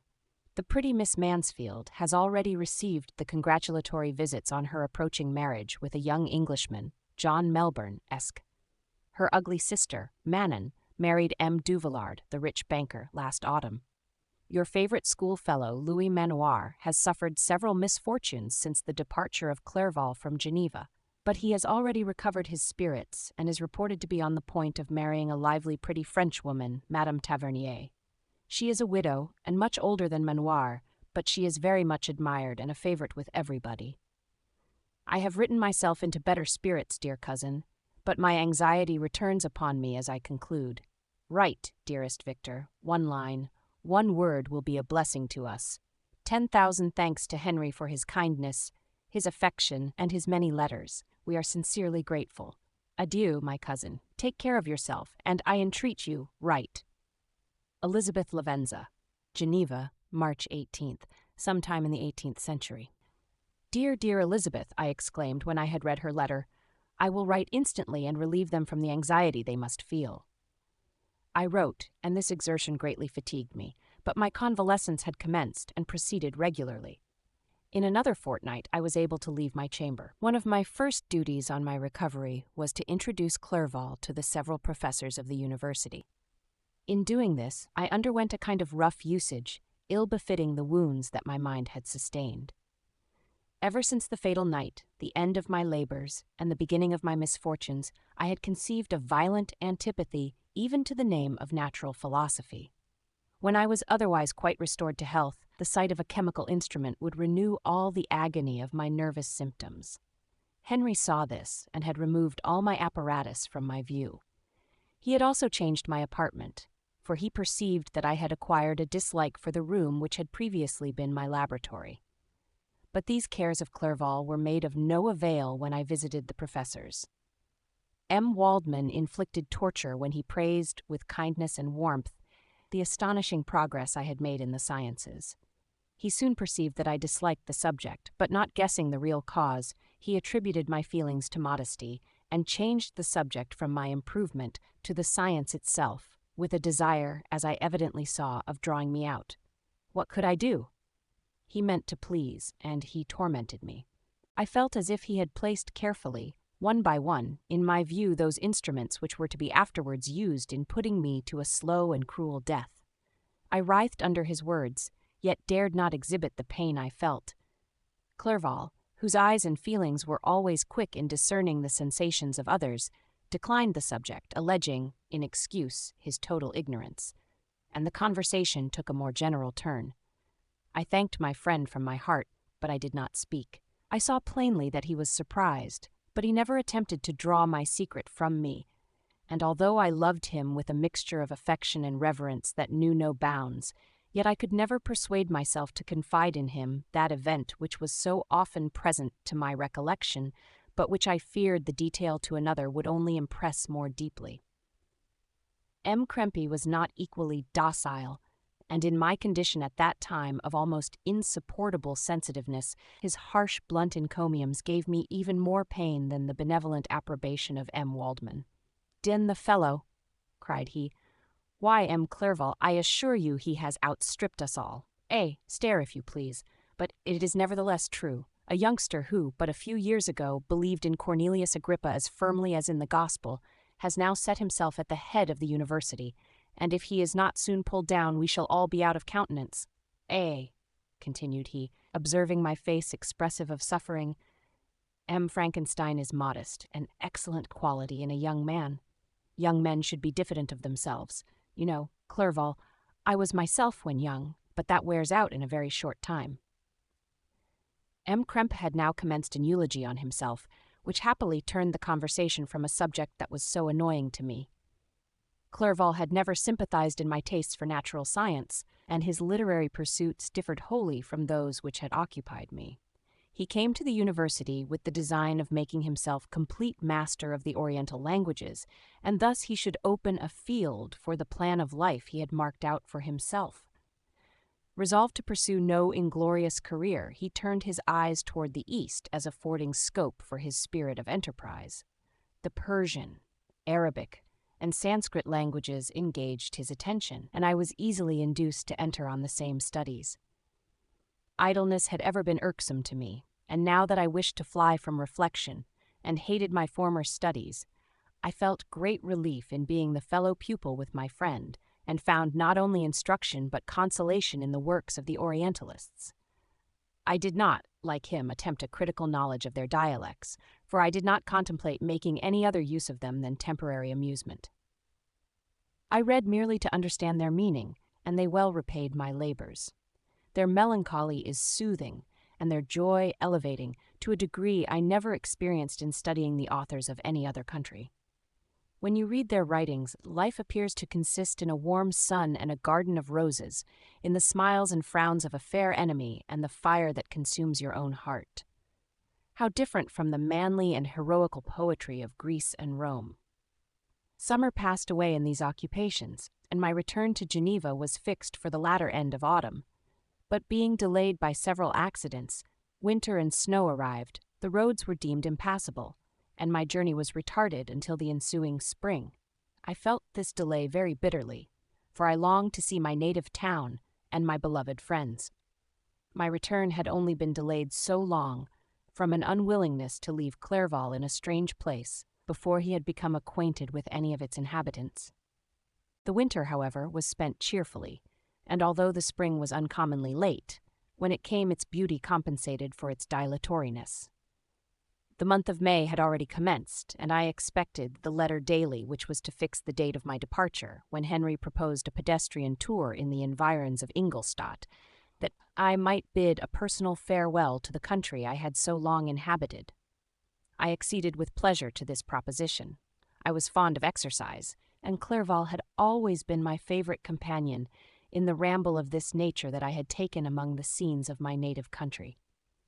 We passed a fortnight in these perambulations.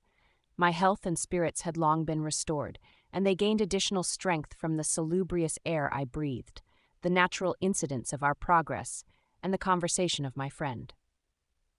Study had before secluded me from the intercourse of my fellow creatures, and rendered me unsocial. But Clerval called forth the better feelings of my heart. He again taught me to love the aspect of nature, and the cheerful faces of children. Excellent friend, how sincerely you did love me and endeavor to elevate my mind until it was on a level with your own. A selfish pursuit had cramped and narrowed me, until your gentleness and affection warmed and opened my senses. I became the same happy creature who, a few years ago, loved and beloved by all, had no sorrow or care. When happy, inanimate nature had the power of bestowing on me the most delightful sensations. A serene sky and verdant fields filled me with ecstasy. The present season was indeed divine. The flowers of spring bloomed in the hedges, while those of summer were already in bud. I was undisturbed by thoughts which during the preceding year had pressed upon me, notwithstanding my endeavors to throw them off with an invincible burden. Henry rejoiced in my gaiety, and sincerely sympathized in my feelings. He exerted himself to amuse me, while he expressed the sensations that filled his soul. The resources of his mind on this occasion were truly astonishing. His conversation was full of imagination, and very often, in imitation of the Persian and Arabic writers, he invented tales of wonderful fancy and passion. At other times he repeated my favorite poems, or drew me out into arguments, which he supported with great ingenuity. We returned to our college on a Sunday afternoon. The peasants were dancing, and every one we met appeared gay and happy. My own spirits were high, and I bounded along with feelings of unbridled joy and hilarity. Chapter 7. On my return, I found the following letter from my father. My dear Victor, you have probably waited impatiently for a letter to fix the date of your return to us, and I was at first tempted to write only a few lines, merely mentioning the day on which I should expect you. But that would be a cruel kindness, and I dare not do it. What would be your surprise, my son, when you expected a happy and glad welcome, to behold, on the contrary, tears and wretchedness? And how, Victor, can I relate our misfortune? Absence cannot have rendered you callous to our joys and griefs, and how shall I inflict pain on my long-absent son? I wish to prepare you for the woeful news, but I know it is impossible. Even now your eye skims over the page to seek the words which are to convey to you the horrible tidings. William is dead, that sweet child whose smiles delighted and warmed my heart, who was so gentle, yet so gay. Victor, he is murdered. I will not attempt to console you, but will simply relate the circumstances of the transaction. Last Thursday, May 7th, I, my niece, and your 2 brothers went to walk in Plain Place. The evening was warm and serene, and we prolonged our walk farther than usual. It was already dusk before we thought of returning, and then we discovered that William and Ernest, who had gone on before, were not to be found. We accordingly rested on a seat until they should return. Presently Ernest came and inquired if we had seen his brother. He said that he had been playing with him, that William had run away to hide himself, and that he vainly sought for him, and afterwards waited for a long time, but that he did not return. This account rather alarmed us, and we continued to search for him until night fell, when Elizabeth conjectured that he might have returned to the house. He was not there. We returned again with torches, for I could not rest, when I thought that my sweet boy had lost himself, and was exposed to all the damps and dews of night. Elizabeth also suffered extreme anguish. About 5 in the morning I discovered my lovely boy, whom the night before I had seen blooming and active in health, stretched on the grass livid and motionless. The print of the murder's finger was on his neck. He was conveyed home, and the anguish that was visible in my countenance betrayed the secret to Elizabeth. She was very earnest to see the corpse. At first I attempted to prevent her, but she persisted, and entering the room where it lay, hastily examined the neck of the victim, and clasping her hands exclaimed, "Oh God! I have murdered my darling child!" She fainted and was restored with extreme difficulty. When she again lived, it was only to weep and sigh. She told me that that same evening William had teased her to let him wear a very valuable miniature that she possessed of your mother. This picture is gone, and was doubtless the temptation which urged the murderer to the deed. We have no trace of him at present, although our exertions to discover him are unremitted, but they will not restore my beloved William. Come, dearest Victor, you alone can console Elizabeth. She weeps continually, and accuses herself unjustly as the cause of his death. Her words pierce my heart. We are all unhappy, but will not that be an additional motive for you, my son, to return and be our comforter? Your dear mother. Alas, Victor, I now say, thank God she did not live to witness the cruel, miserable death of her youngest darling. Come, Victor, not brooding thoughts of vengeance against the assassin, but with feelings of peace and gentleness that will heal, instead of festering, the wounds of our minds. Enter the house of mourning, my friend, but with kindness and affection for those who love you, and not with hatred for your enemies. Your affectionate and afflicted father, Alphonse Frankenstein. Geneva, May 12th. Sometime in the 18th century, Clerval, who had watched my countenance as I read this letter, was surprised to observe the despair that succeeded the joy I at first expressed on receiving news from my friends. I threw the letter on the table and covered my face with my hands. "My dear Frankenstein," exclaimed Henry, when he perceived me weep with bitterness, "are you always to be unhappy? My dear friend, what has happened?" I motioned him to take up the letter, while I walked up and down the room in the extremest agitation. Tears also gushed from the eyes of Clerval as he read the account of my misfortune. "I can offer you no consolation, my friend," said he. "Your disaster is irreparable. What do you intend to do?" "To go instantly to Geneva. Come with me, Henry, to order the horses." During our walk, Clerval endeavored to say a few words of consolation. He could only express his heartfelt sympathy. "Poor William," said he, "dear lovely child, he now sleeps with his angel mother. Who that had seen him bright and joyous in his young beauty, but must weep over his untimely loss, to die so miserably, to feel the murderer's grasp. How much more a murder that could destroy radiant innocence. Poor little fellow, one only consolation have we, his friends mourn and weep, but he is at rest. The pang is over, his sufferings are at an end forever. A sod covers his gentle form, and he knows no pain. He can no longer be a subject for pity. We must reserve that for his miserable survivors." Clerval spoke thus as we hurried through the streets. The words impressed themselves on my mind, and I remembered them afterwards in solitude. But now, as soon as the horses arrived, I hurried into a cabriolet and bade farewell to my friend. My journey was very melancholy.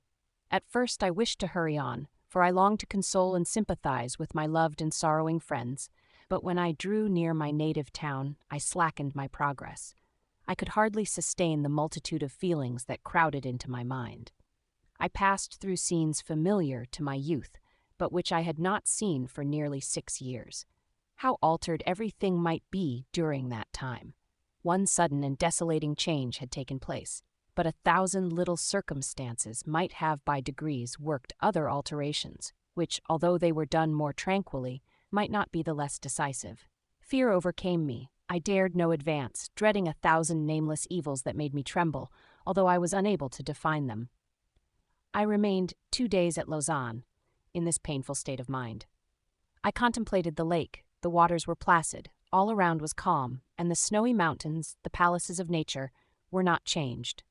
By degrees the calm and heavenly scene restored me, and I continued my journey towards Geneva. The road ran by the side of the lake, which became narrower as I approached my native town. I discovered more distinctly the black sides of Jura and the bright summit of Mont Blanc. I wept like a child. "Dear mountains, my own beautiful lake, how do you welcome your wanderer? Your summits are clear, the sky and lake are blue and placid. Is this to prognosticate peace, or to mock at my unhappiness?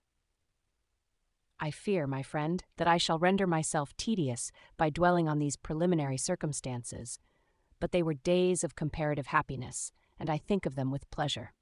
My country, my beloved country, who but a native can tell the delight I took in again beholding thy streams, thy mountains, and, more than all, thy lovely lake. Yet as I drew nearer home, grief and fear again overcame me. Night also closed around, and when I could hardly see the dark mountains, I felt still more gloomily. The picture appeared a vast and dim scene of evil, and I foresaw obscurely that I was destined to become the most wretched of human beings. Alas! I prophesied truly, and failed only in one single circumstance, that in all the misery I imagined and dreaded, I did not conceive the 100th part of the anguish I was destined to endure. It was completely dark when I arrived in the environs of Geneva. The gates of the town were already shut, and I was obliged to pass the night at Secheron, a village at the distance of half a league from the city. The sky was serene, and as I was unable to rest, I resolved to visit the spot where my poor William had been murdered. As I could not pass through the town, I was obliged to cross the lake in a boat to arrive at Plain Palais. during this short voyage, I saw the lightning playing on the summit of Mont Blanc in the most beautiful figures. The storm appeared to approach rapidly, and on landing, I ascended a low hill that I might observe its progress. It advanced. The heavens were clouded, and I soon felt the rain coming slowly in large drops, but its violence quickly increased. I quitted my seat and walked on, although the darkness and storm increased every minute, and the thunder burst with a terrific crash over my head. It was echoed from Salève, the Juras, and the Alps of Savoy. Vivid flashes of lightning dazzled my eyes, illuminating the lake, making it appear like a vast sheet of fire. Then for an instant everything seemed of a pitchy darkness, until the eye recovered itself from the preceding flash. The storm, as is often the case in Switzerland, appeared at once in various parts of the heavens. The most violent storm hung exactly north of the town, over the part of the lake which lies between the promontory of Bellerive and the village of Copet. Another storm enlightened Jura with faint flashes, and another darkened and sometimes disclosed the Mole, a peaked mountain to the east of the lake. While I watched the tempest, so beautiful yet terrific, I wandered on with a hasty step. This noble war in the sky elevated my spirits. I clasped my hands and exclaimed aloud, "William, dear angel, this is thy funeral, this thy dirge." As I said these words, I perceived in the gloom a figure which stole from behind a clump of trees near me. I stood fixed, gazing intently. I could not be mistaken. A flash of lightning illuminated the object, and discovered its shape plainly to me. Its gigantic stature, and the deformity of its aspect more hideous than belongs to humanity, instantly informed me that it was the wretch, the filthy Damon, to whom I had given life. What did he there? Could he be, I shuddered at the conception, the murderer of my brother? No sooner did that idea cross my imagination than I became convinced of its truth. My teeth chattered, and I was forced to lean against a tree for support. The figure passed me quickly, and I lost it in the gloom. Nothing in human shape could have destroyed the fair child. He was the murderer.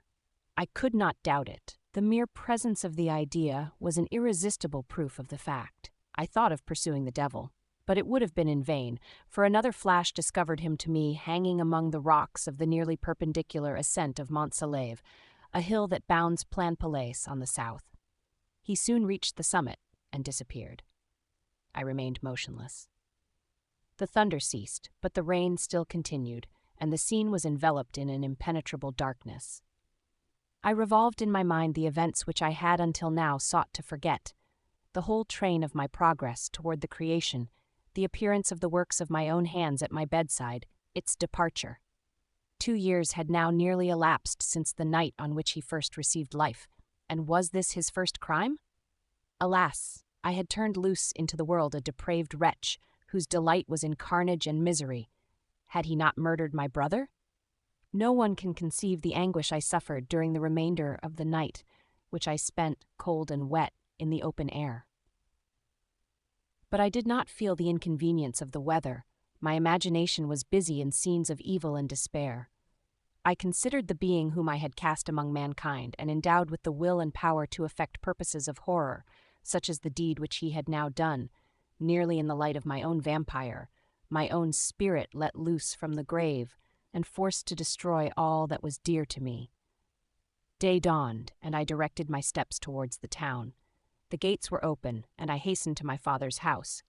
My first thought was to discover what I knew of the murderer, and cause instant pursuit to be made. But I paused when I reflected on the story that I had to tell. A being whom I myself had formed and endued with life had met me at midnight among the precipices of an inaccessible mountain. I remembered also the nervous fever with which I had been seized just at the time that I dated my creation, and which would give an air of delirium to a tale otherwise so utterly improbable.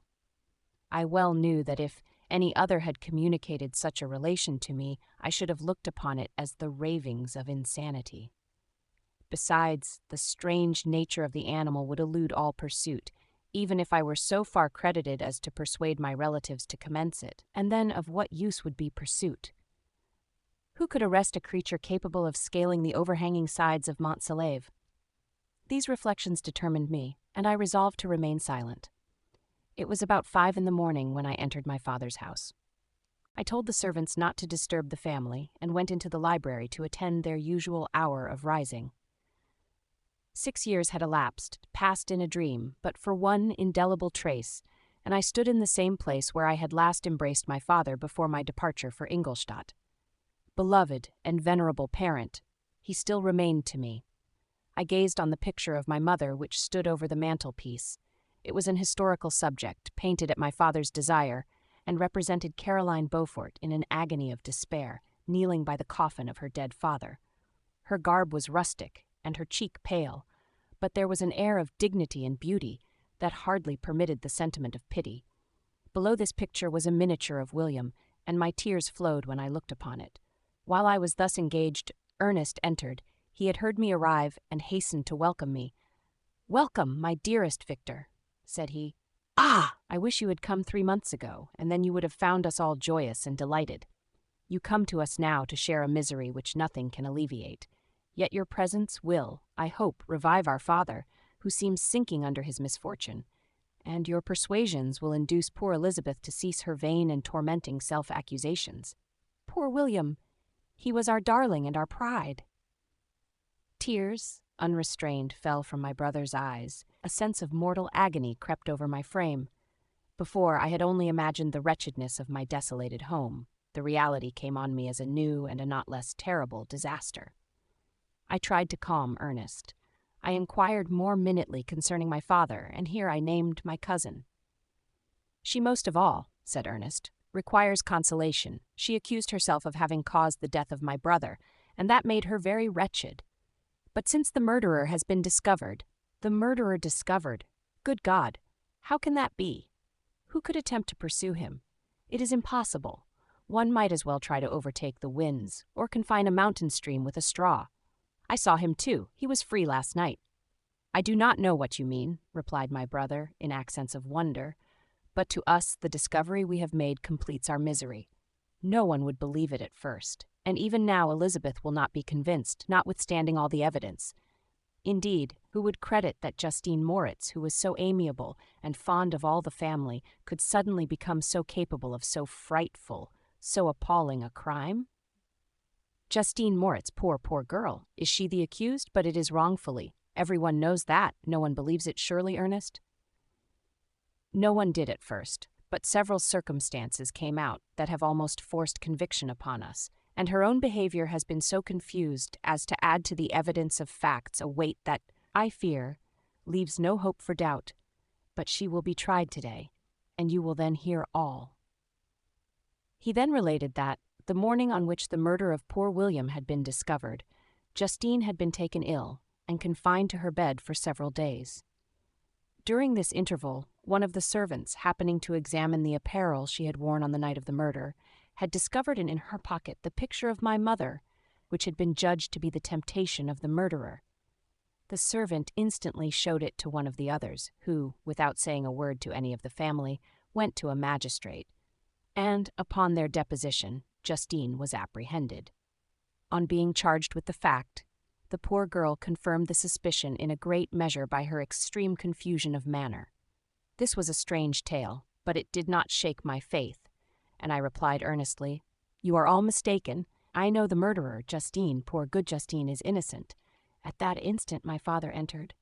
I saw unhappiness deeply impressed on his countenance, but he endeavored to welcome me cheerfully, and after we had exchanged our mournful greeting, would have introduced some other topic than that of our disaster, had not Ernest exclaimed, "Good God, Papa!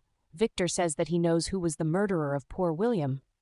"We do also, unfortunately," replied my father, "for indeed I had rather have been forever ignorant than have discovered so much depravity and ungratitude in one I valued so highly." "My dear father, you are mistaken. Justine is innocent. If she is, God forbid that she should suffer as guilty. She is to be tried today, and I sincerely hope, that she will be acquitted." This speech calmed me. I was firmly convinced in my own mind that Justine, and indeed every human being, was guiltless of this murder. I had no fear, therefore, that any circumstantial evidence could be brought forward strong enough to convict her. My tale was not one to announce publicly. Its astounding horror would be looked upon as madness by the vulgar. Did anyone indeed exist, except I, the Creator, who would believe, unless his senses convinced him, in the existence of the living monument of presumption and rash ignorance which I had let loose upon the world? We were soon joined by Elizabeth. Time had altered her since I last beheld her. It had endowed her with loveliness surpassing the beauty of her childish years. There was the same candor, the same vivacity, but it was allied to an expression more full of sensibility and intellect. She welcomed me with the greatest affection. "Your arrival, my dear cousin," said she, "fills me with hope. You perhaps will find some means to justify my poor guiltless Justine. Alas, who is safe if she be convicted of crime? I rely on her innocence as certainly as I do upon my own. Our misfortune is doubly hard to us. We have not only lost that lovely darling boy, but this poor girl, whom I sincerely love, is to be torn away by even a worse fate. If she is condemned, I never shall know joy more. But she will not, I am sure she will not, and then I shall be happy again, even after the sad death of my little William." "She is innocent, my Elizabeth," said I, "and that shall be proved. Fear nothing, but let your spirits be cheered by the assurance of her acquittal." "How kind and generous you are! Everyone else believes in her guilt, and that made me wretched, for I knew that it was impossible. And to see everyone else prejudiced in so deadly a manner rendered me hopeless and despairing." She wept. "Dearest niece," said my father, "dry your tears. If she is, as you believe, innocent, rely on the justice of our laws and the activity with which I shall prevent the slightest shadow of partiality." Chapter 8. We passed a few sad hours until 11 o'clock, when the trial was to commence. My father and the rest of the family being obliged to attend as witnesses, I accompanied them to the court. During the whole of this wretched mockery of justice, I suffered living torture. It was to be decided whether the result of my curiosity and lawless devices would cause the death of two of my fellow beings. One, a smiling babe full of innocence and joy, the other far more dreadfully murdered, with every aggravation of infamy that could make the murder memorable in horror. Justine also was a girl of merit and possessed qualities which promised to render her life happy. Now all was to be obliterated in an ignominious grave. And I the cause? 1,000 times rather would I have confessed myself guilty of the crime ascribed to Justine, but I was absent when it was committed, and such a declaration would have been considered as the ravings of a madman, and would not have exculpated her who suffered through me.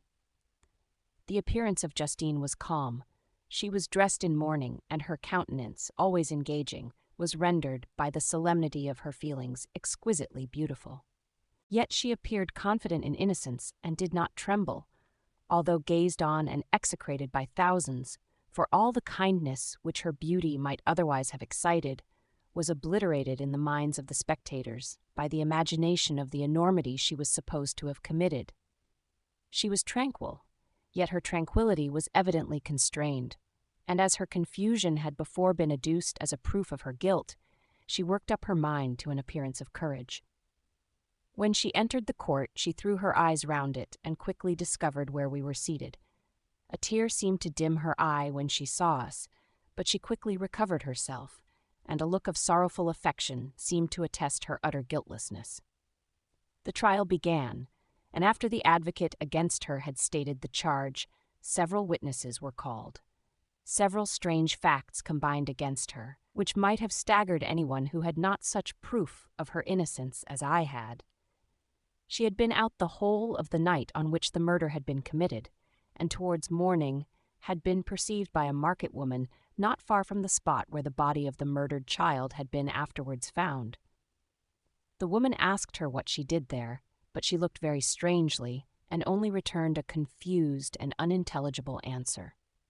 She returned to the house about 8 o'clock, and when one inquired where she had passed the night, she replied that she had been looking for the child, and demanded earnestly if anything had been heard concerning him. When shown the body, she fell into violent hysterics and kept her bed for several days. The picture was then produced which the servant had found in her pocket, and when Elizabeth, in a faltering voice, proved that it was the same which, an hour before the child had been missed, she had placed round his neck, a murmur of horror and indignation filled the court. Justine was called on for her defense. As the trial had proceeded, her countenance had altered. Surprise, horror, and misery were strongly expressed. Sometimes she struggled with her tears, but when she was desired to plead, she collected her powers and spoke in an audible although variable voice. "God knows," she said, "how entirely I am innocent, but I do not pretend that my protestations should acquit me. I rest my innocence on a plain and simple explanation of the facts which have been adduced against me, and I hope the character I have always borne will incline my judges to a favorable interpretation where any circumstance appears doubtful or suspicious." She then related that, by the permission of Elizabeth, she had passed the evening of the night on which the murder had been committed at the house of an aunt at Chêne, a village situated at about a league from Geneva. On her return, at about 9 o'clock, she met a man who asked her if she had seen anything of the child who was lost. She was alarmed by this account, and passed several hours in looking for him, when the gates of Geneva were shut, and she was forced to remain several hours of the night in a barn belonging to a cottage, being unwilling to call up the inhabitants, to whom she was well known. Most of the night she spent here watching. Towards morning she believed that she slept for a few minutes. Some steps disturbed her, and she awoke. It was dawn, and she quitted her asylum, that she might again endeavor to find my brother. If she had gone near the spot where his body lay, it was without her knowledge. That she had been bewildered when questioned by the market woman was not surprising, since she had passed a sleepless night and the fate of poor William was yet uncertain. Concerning the picture she could give no account.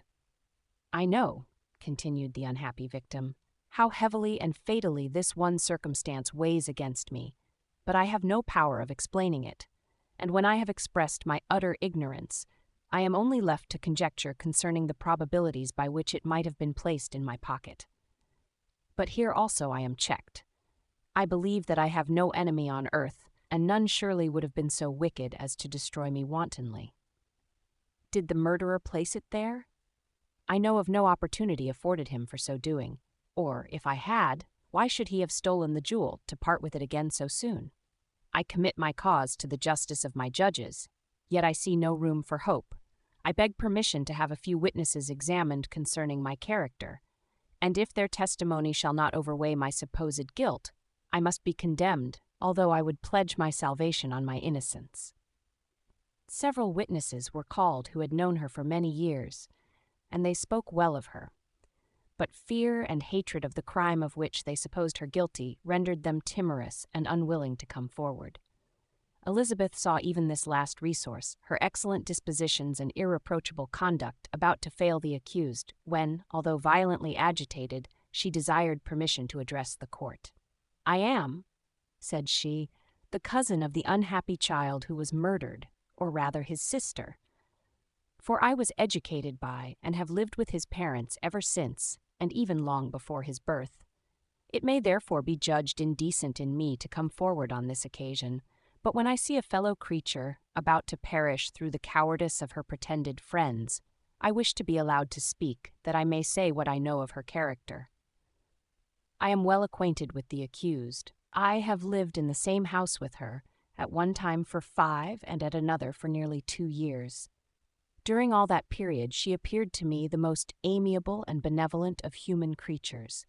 She nursed Madame Frankenstein, my aunt, in her last illness, with the greatest affection and care, and afterwards attended her own mother during a tedious illness, in a manner that excited the admiration of all who knew her, after which she again lived in my uncle's house, where she was beloved by all the family.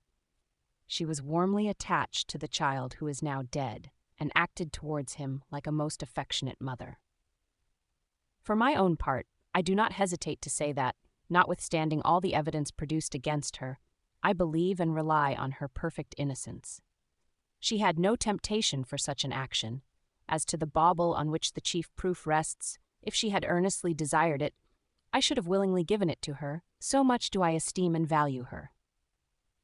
A murmur of approbation followed Elizabeth's simple and powerful appeal, but it was excited by her generous interference, and not in favor of poor Justine, on whom the public indignation was turned with renewed violence, charging her with the blackest ingratitude. She herself wept as Elizabeth spoke, but she did not answer. My own agitation and anguish was extreme during the whole trial. I believed in her innocence. I knew it. Could the daemon who had, I did not for a minute doubt, murdered my brother also in his hellish sport have betrayed the innocent to death and ignominy? I could not sustain the horror of my situation, and when I perceived that the popular voice and the countenances of the judges had already condemned my unhappy victim, I rushed out of the court in agony. The tortures of the accused did not equal mine. She was sustained by innocence, but the fangs of remorse tore my bosom and would not forgo their hold.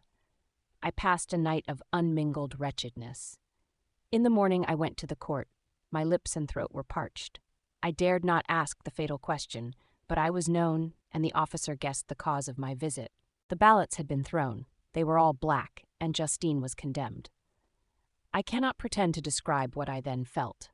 I had before experienced sensations of horror, and I have endeavored to bestow upon them adequate expressions, but words cannot convey an idea of the heart-sickening despair that I then endured. The person to whom I addressed myself added that Justine had already confessed her guilt. That evidence, he observed, was hardly required in so glaring a case, but I am glad of it, and indeed, none of our judges like to condemn a criminal upon circumstantial evidence, be it ever so decisive. This was strange and unexpected intelligence. What could it mean? Had my eyes deceived me? And was I really as mad as the whole world would believe me to be if I disclosed the object of my suspicions? I hastened to return home, and Elizabeth eagerly demanded the result. "My cousin," replied I, "it is decided as you may have expected. All judges had rather that 10 innocent should suffer than that one guilty should escape, but she has confessed." This was a dire blow to poor Elizabeth, who had relied with firmness upon Justine's innocence. "Alas," said she, "how shall I ever again believe in human goodness? Justine, whom I loved and esteemed as my sister, how could she put on those smiles of innocence only to betray? Her mild eyes seemed incapable of any severity or guile, and yet she has committed a murder." Soon after we heard that the poor victim had expressed a desire to see my cousin. My father wished her not to go, but said that he left it to her own judgment and feelings to decide. "Yes," said Elizabeth, "I will go, although she is guilty, and you, Victor, shall accompany me. I cannot go alone." The idea of this visit was torture to me, yet I could not refuse. We entered the gloomy prison chamber and beheld Justine sitting on some straw at the farther end. Her hands were manacled, and her head rested on her knees. She rose on seeing us enter, and when we were left alone with her, she threw herself at the feet of Elizabeth, weeping bitterly. My cousin wept also. "Oh, Justine," said she, "why did you rob me of my last consolation? I relied on your innocence, and although I was then very wretched, I was not so miserable as I am now. And do you also believe that I am so very, very wicked? Do you also join with my enemies to crush me, to condemn me as a murderer?" Her voice was suffocated with sobs. "Rise, my poor girl," said Elizabeth. "Why do you kneel if you are innocent? I am not one of your enemies. I believed you guiltless, notwithstanding every evidence, until I heard that you had yourself declared your guilt. That report, you say, is false. And be assured, dear Justine, that nothing can shake my confidence in you for a moment, but your own confession." I did confess, but I confessed a lie. I confessed that I might obtain absolution, but now that falsehood lies heavier at my heart than all my other sins. The God of heaven forgive me. Ever since I was condemned, my confessor has besieged me. He threatened and menaced, until I almost began to think that I was the monster that he said I was. He threatened excommunication and hellfire in my last moments if I continued obdurate. Dear lady, I had none to support me. All looked on me as a wretch doomed to ignominy and perdition. What could I do? In an evil hour I subscribed to a lie, and now only am I truly miserable. She paused, weeping, and then continued, "I thought with horror, my sweet lady, that you should believe your Justine, whom your blessed aunt had so highly honored, and whom you loved, was a creature capable of a crime which none but the devil himself could have perpetrated. Dear William, dearest blessed child, I soon shall see you again in heaven, where we shall all be happy, and that consoles me, going as I am to suffer ignominy and death. Oh, Justine, forgive me for having for one moment distrusted you. Why did you confess?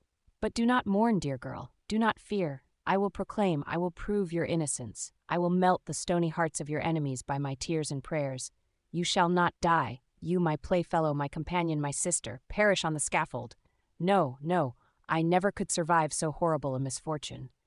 Justine shook her head mournfully. "I do not fear to die," she said. "That pang is past. God raises my weakness and gives me courage to endure the worst. I leave a sad and bitter world, and if you remember me and think of me as of one unjustly condemned, I am resigned to the fate awaiting me. Learn from me, dear lady, to submit in patience to the will of heaven." During this conversation, I had retired to a corner of the prison room, where I could conceal the horrid anguish that possessed me. Despair! Who dared talk of that? The poor victim, who on the morrow was to pass the awful boundary between life and death, felt not, as I did, such deep and bitter agony. I gnashed my teeth and ground them together, uttering a groan that came from my inmost soul. Justine started. When she saw who it was, she approached me and said, "Dear sir, you are very kind to visit me. You, I hope, do not believe that I am guilty?" I could not answer. "No, Justine," said Elizabeth, "he is more convinced of your innocence than I was, for even when he heard that you had confessed, he did not credit it. I truly thank him. In these last moments, I feel the sincerest gratitude towards those who think of me with kindness. How sweet is the affection of others to such a wretch as I am. It removes more than half my misfortune, and I feel as if I could die in peace now that my innocence is acknowledged by you, dear lady, and your cousin." Thus the poor sufferer tried to comfort others and herself. She indeed gained the resignation she desired, but I, the true murderer, felt the never-dying worm alive in my bosom, which allowed of no hope or consolation. Elizabeth also wept and was unhappy, but hers also was the misery of innocence, which, like a cloud that passes over the fair moon, for a while hides but cannot tarnish its brightness. Anguish and despair had penetrated into the core of my heart. I bore a hell within me which nothing could extinguish. We stayed several hours with Justine, and it was with great difficulty that Elizabeth could tear herself away. "I wish," cried she, "that I were to die with you. I cannot live in this world of misery." Justine assumed an air of cheerfulness, while she with difficulty repressed her bitter tears. She embraced Elizabeth and said in a voice of half-suppressed emotion, "Farewell, sweet lady, dearest Elizabeth, my beloved and only friend. May heaven, in its bounty, bless and preserve you. May this be the last misfortune that you will ever suffer. Live and be happy and make others so." And on the morrow, Justine died. Elizabeth's heart-rending eloquence failed to move the judges from their settled conviction in the criminality of the saintly sufferer. My passionate and indignant appeals were lost upon them, and when I received their cold answers and heard the harsh, unfeeling reasoning of these men, my purposed avowal died away on my lips.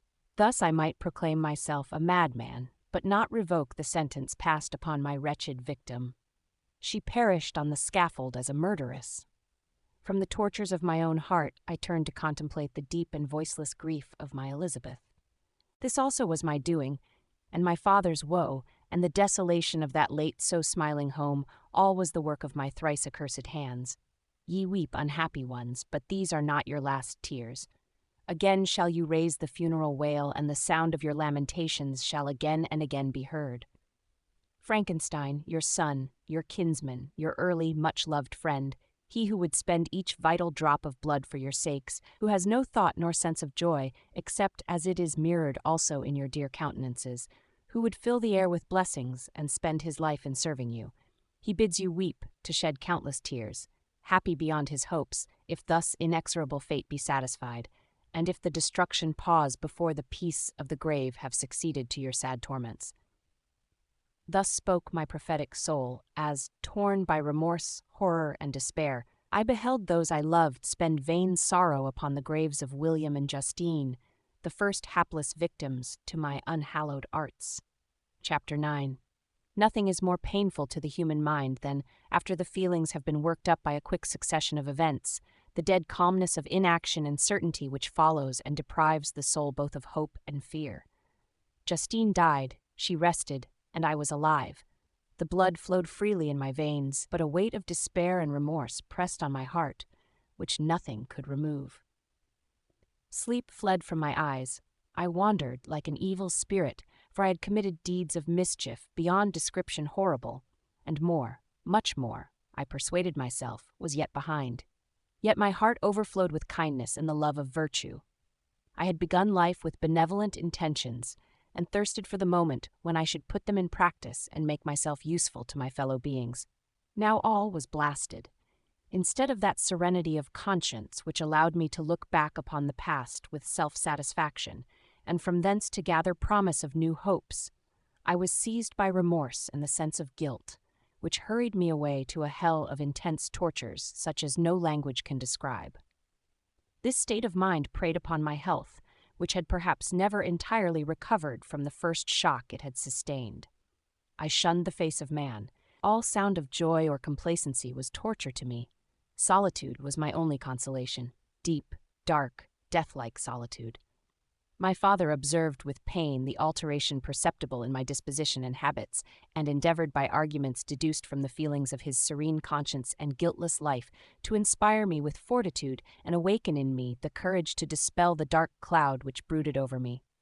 "Do you think, Victor," said he, "that I do not suffer also? No one could love a child more than I loved your brother." Tears came into his eyes as he spoke. "But is it not a duty to the survivors that we should refrain from augmenting their unhappiness by an appearance of immoderate grief? It is also a duty owed to yourself, for excessive sorrow prevents improvement or enjoyment, or even the discharge of daily usefulness, without which no man is fit for society." This advice, although good, was totally inapplicable to my case. I should have been the first to hide my grief and console my friends if remorse had not mingled its bitterness and terror its alarm with my other sensations. Now I could only answer my father with a look of despair and endeavor to hide myself from his view. About this time we retired to our house at Bellerive. This change was particularly agreeable to me. The shutting of the gates regularly at 10 o'clock and the impossibility of remaining on the lake after that hour had rendered our residence within the walls of Geneva very irksome to me. I was now free. Often, after the rest of the family had retired for the night, I took the boat and passed many hours upon the water. Sometimes, with my sails set, I was carried by the wind, and sometimes, after rowing into the middle of the lake, I left the boat to pursue its own course and gave way to my own miserable reflections. I was often tempted, when all was at peace around me, and I the only unquiet thing that wandered restless in a scene so beautiful and heavenly, if I except some bat or the frogs, whose harsh and interrupted croaking was heard only when I approached the shore. Often, I say, I was tempted to plunge into the silent lake, that the waters might close over me and my calamities forever. But I was restrained when I thought of the heroic and suffering Elizabeth, whom I tenderly loved, and whose existence was bound up in mine. I thought also of my father and surviving brother.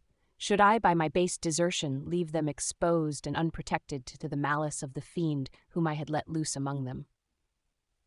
At these moments I wept bitterly and wished that peace would revisit my mind, only that I might afford them consolation and happiness.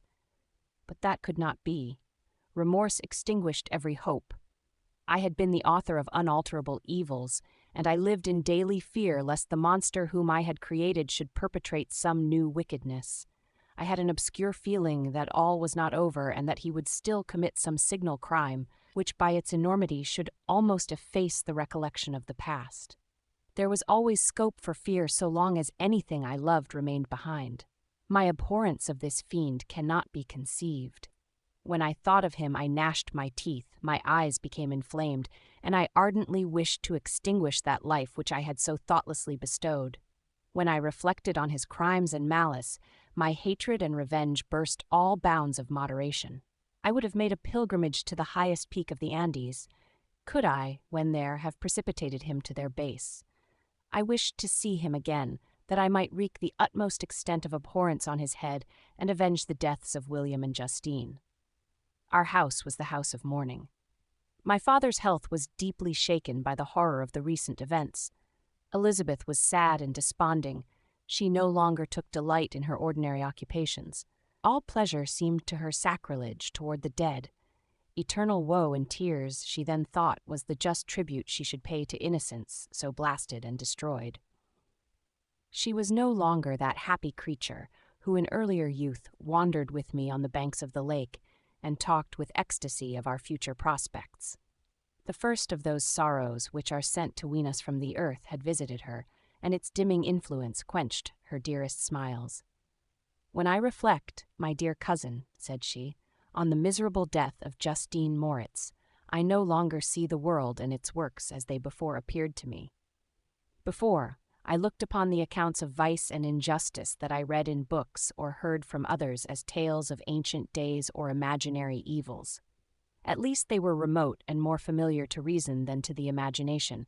But now misery has come home, and men appear to me as monsters thirsting for each other's blood. Yet I am certainly unjust. Everybody believed that poor girl to be guilty, and if she could have committed the crime for which she suffered, assuredly she would have been the most depraved of human creatures. For the sake of a few jewels, to have murdered the son of her benefactor and friend, a child whom she had nursed from its birth and appeared to love as if it had been her own. I could not consent to the death of any human being, but certainly I should have thought such a creature unfit to remain in the society of men. But she was innocent. I know, I feel she was innocent. You are of the same opinion, and that confirms me. Alas, Victor, when falsehood can look so like the truth, who can assure themselves of certain happiness?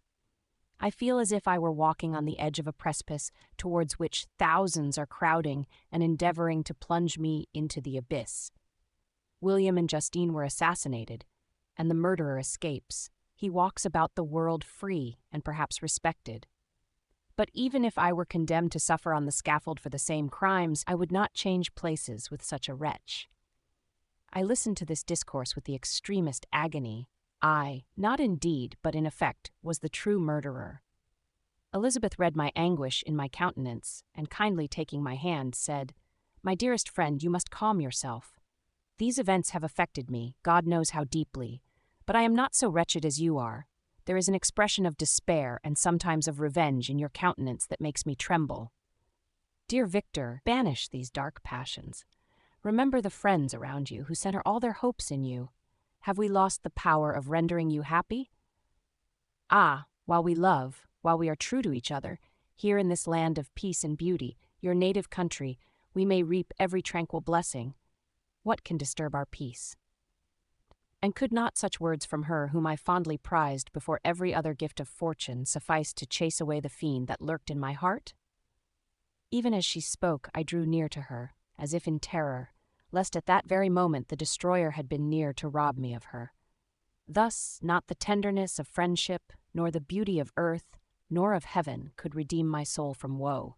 The very accents of love were ineffectual. I was encompassed by a cloud which no beneficial influence could penetrate. The wounded deer dragging its fainting limbs to some untrodden brake, there to gaze upon the arrow which had pierced it, and to die, was but a type of me. Sometimes I could cope with the sullen despair that overwhelmed me, but sometimes the whirlwind passions of my soul drove me to seek, by bodily exercise and by change of place, some relief from my intolerable sensations. It was during an access of this kind that I suddenly left my home, and bending my steps towards the near alpine valleys, sought in the magnificence, the eternity of such scenes, to forget myself and my ephemeral, because human, sorrows. My wanderings were directed towards the valley of Chamonix. I had visited it frequently during my boyhood. 6 years had passed since then. I was a wreck, but naught had changed in those savage and enduring scenes. I performed the first part of my journey on horseback. I afterwards hired a mule, as the more sure-footed and least liable to receive injury on these rugged roads. The weather was fine. It was about the middle of the month of August, nearly 2 months after the death of Justine, that miserable epoch from which I dated all my woe. The weight upon my spirit was sensibly lightened as I plunged yet deeper in the ravine of Arve. The immense mountains and precipices that overhung me on every side, the sound of the river raging among the rocks, and the dashing of the waterfalls around spoke of a power mighty as omnipotence, and I ceased to fear or to bend before any being less almighty than that which had created and ruled the elements, here displayed in their most terrific guise. Still, as I ascended higher, the valley assumed a more magnificent and astonishing character. ruined castles hanging on the precipices of piny mountains, the impetuous Arve, and cottages every here and there peeping forth from among the trees, formed a scene of singular beauty. But it was augmented and rendered sublime by the mighty Alps, whose white and shining pyramids and domes towered above all, as belonging to another earth, the habitations of another race of beings. I passed the bridge of Pélissier, where the ravine which the river forms opened before me, and I began to ascend the mountain that overhangs it. Soon after, I entered the valley of Chamouni. This valley is more wonderful and sublime, but not so beautiful and picturesque as that of Servox, through which I had just passed. The high and snowy mountains were its immediate boundaries, but I saw no more ruined castles and fertile fields. Immense glaciers approached the road. I heard the rumbling thunder of the falling avalanche and marked the smoke of its passage.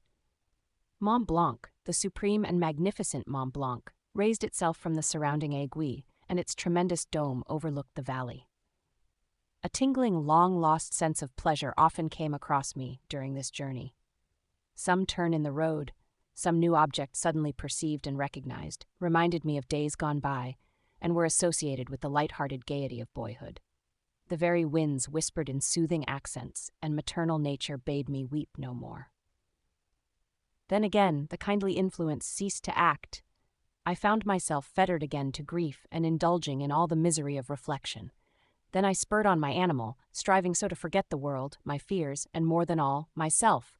Or, in a more desperate fashion, I alighted and threw myself on the grass, weighed down by horror and despair.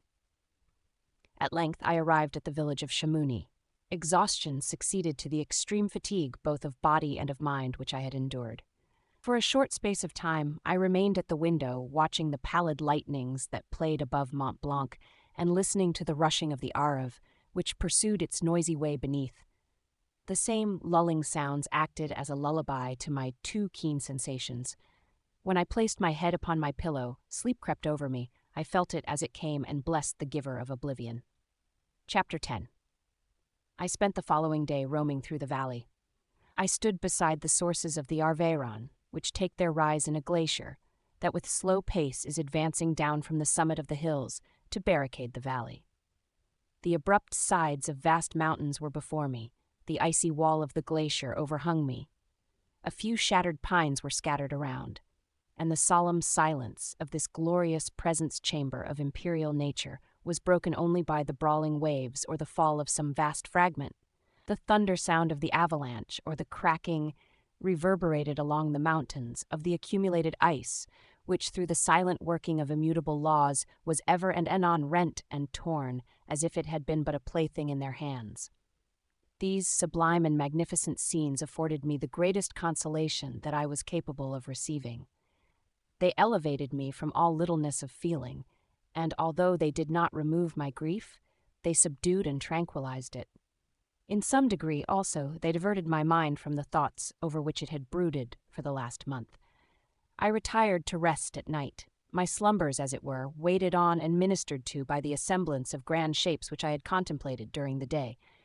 They congregated round me, the unstained snowy mountain-top, the glittering pinnacle, the pine woods and ragged bare ravine, the eagle soaring amidst the clouds. They all gathered round me and bade me be at peace. Where had they fled when the next morning I awoke? All of soul-inspiriting fled with sleep, and dark melancholy clouded every thought. The rain was pouring in torrents, and thick mists hid the summits of the mountains, so that I even saw not the faces of those mighty friends. Still I would penetrate their misty veil and seek them in their cloudy retreats. What were rain and storm to me? My mule was brought to the door, and I resolved to ascend to the summit of Montanvert. I remembered the effect that the view of the tremendous and ever-moving glacier had produced upon my mind when I first saw it.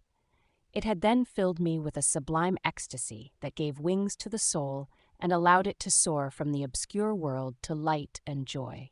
The sight of the awful and majestic in nature had indeed always the effect of solemnizing my mind and causing me to forget the passing cares of life. I determined to go without a guide, for I was well acquainted with the path, and the presence of another would destroy the solitary grandeur of the scene. The ascent is precipitous, but the path is cut into continual and short windings, which enable you to surmount the perpendicularity of the mountain. It is a scene terrifically desolate. In 1,000 spots, the traces of the winter avalanche may be perceived, where trees lie broken and strewed on the ground, some entirely destroyed, others bent, leaning upon the jutting rocks of the mountain or transversely upon other trees. The path, as you ascend higher, is intersected by ravines of snow, down which stones continually roll from above. One of them is particularly dangerous, as the slightest sound, such as even speaking in a loud voice, produces a concussion of air sufficient to draw destruction upon the head of the speaker. The pines are not tall or luxuriant, but they are somber and add an air of severity to the scene. I looked on the valley beneath.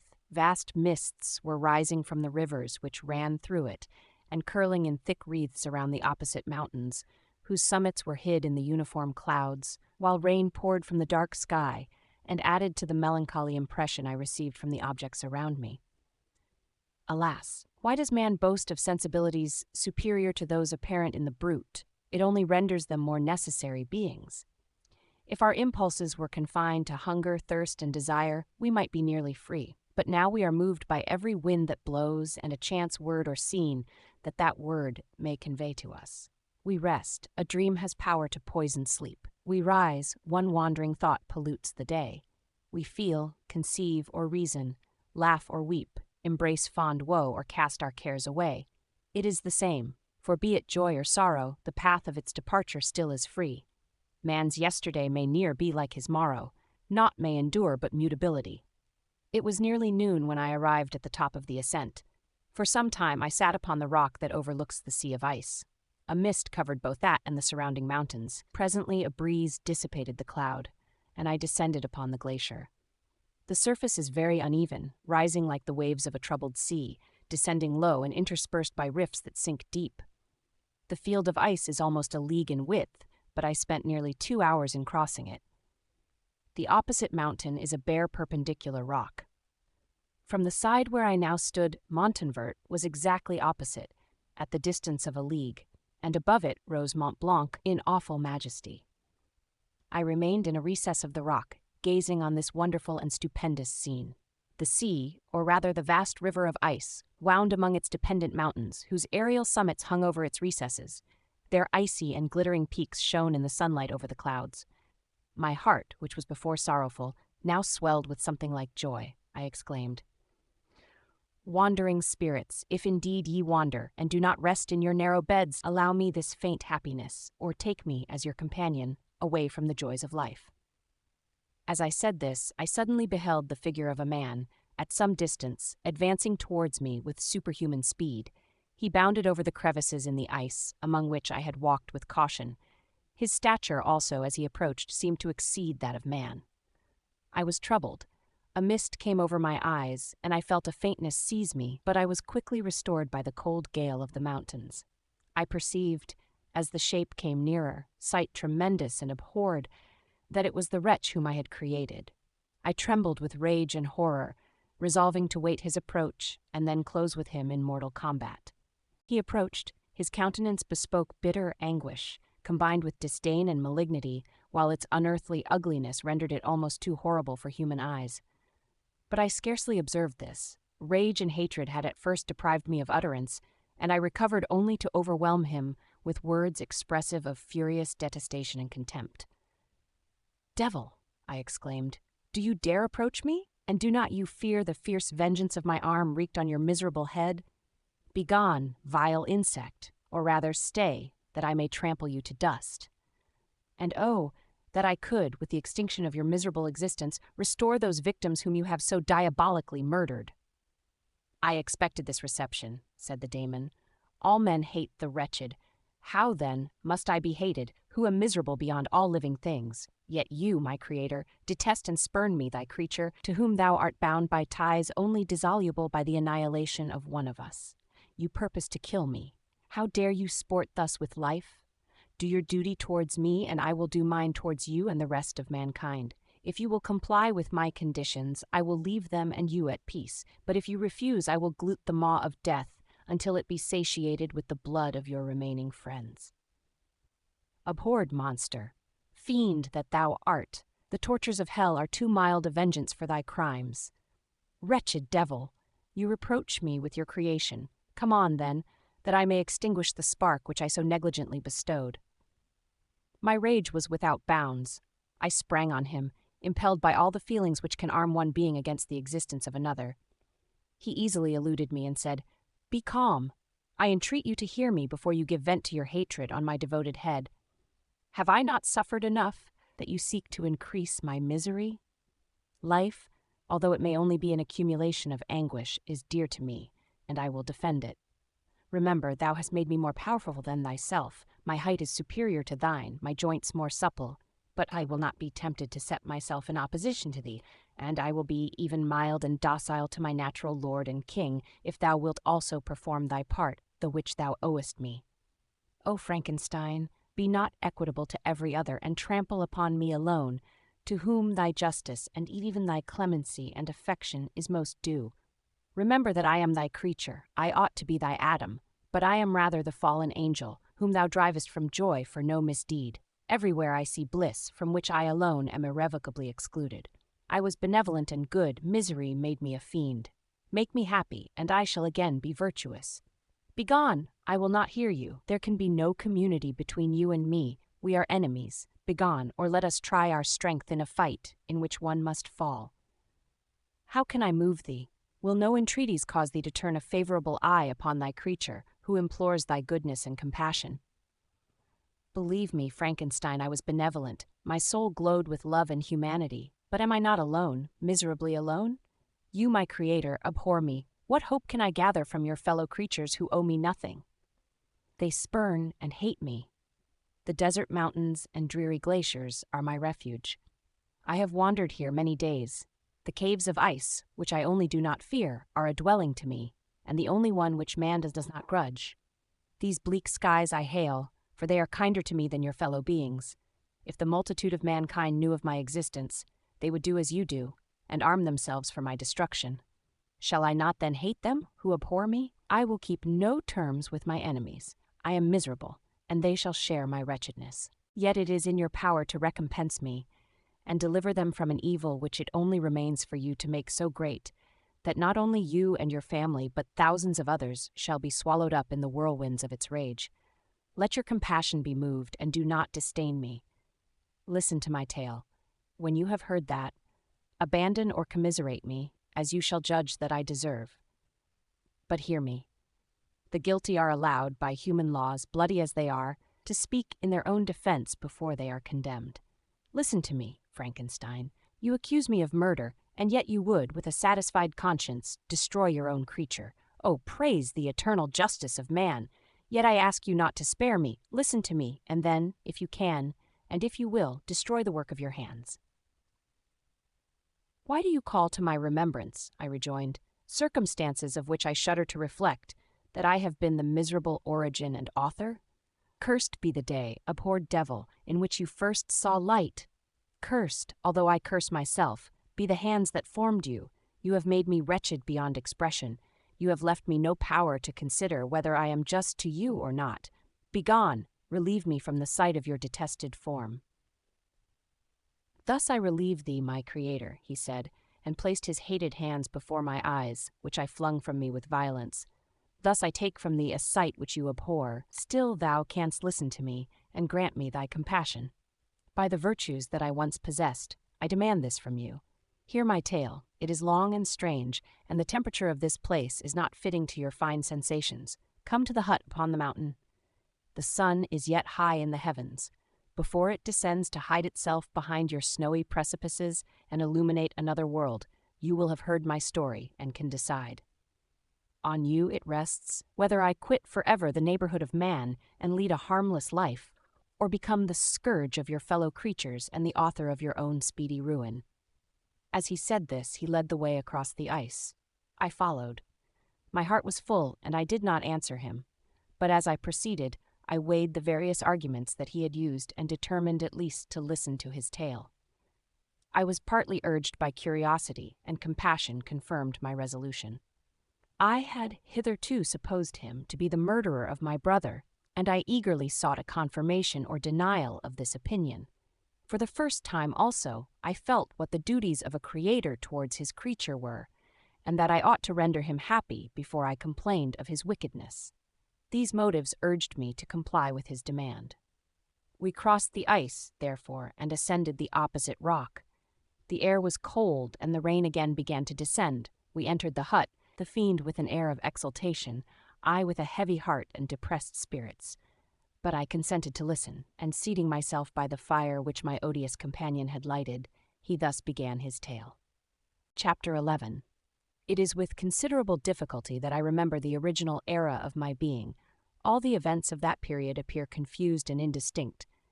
A strange multiplicity of sensations seized me, and I saw, felt, heard, and smelt at the same time, and it was, indeed, a long time before I learned to distinguish between the operations of my various senses. By degrees, I remember, a stronger light pressed upon my nerves, so that I was obliged to shut my eyes. Darkness then came over me and troubled me, but hardly had I felt this when, by opening my eyes, as I now suppose, the light poured in upon me again. I walked and, I believe, descended, but I presently found a great alteration in my sensations. Before, dark and opaque bodies had surrounded me, impervious to my touch or sight, but I now found that I could wander on at liberty, with no obstacles which I could not either surmount or avoid. The light became more and more oppressive to me, and the heat wearying me as I walked, I sought a place where I could receive shade. This was the forest near Ingolstadt, and here I lay by the side of a brook resting from my fatigue, until I felt tormented by hunger and thirst. This roused me from my nearly dormant state, and I ate some berries which I found hanging on the trees or lying on the ground. I slaked my thirst at the brook, and then lying down, was overcome by sleep. It was dark when I awoke. I felt cold also, and half frightened, as it were, instinctively, finding myself so desolate.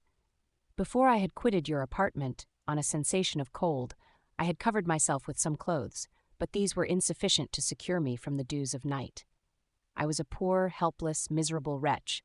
I knew and could distinguish nothing, but feeling pain invade me on all sides, I sat down and wept. Soon a gentle light stole over the heavens and gave me a sensation of pleasure. I started up and beheld a radiant form rise from among the trees. The moon I gazed with a kind of wonder. It moved slowly, but it enlightened my path, and I again went out in search of berries. I was still cold when under one of the trees I found a huge cloak with which I covered myself and sat down upon the ground. No distinct ideas occupied my mind. All was confused. I felt light and hunger and thirst and darkness. Innumerable sounds rang in my ears, and on all sides various scents saluted me. The only object that I could distinguish was the bright moon, and I fixed my eyes on that with pleasure. Several changes of day and night passed, and the orb of night had greatly lessened when I began to distinguish my sensations from each other. I gradually saw plainly the clear stream that supplied me with drink and the trees that shaded me with their foliage. I was delighted when I first discovered that a pleasant sound, which often saluted my ears, proceeded from the throats of the little winged animals who had often intercepted the light from my eyes.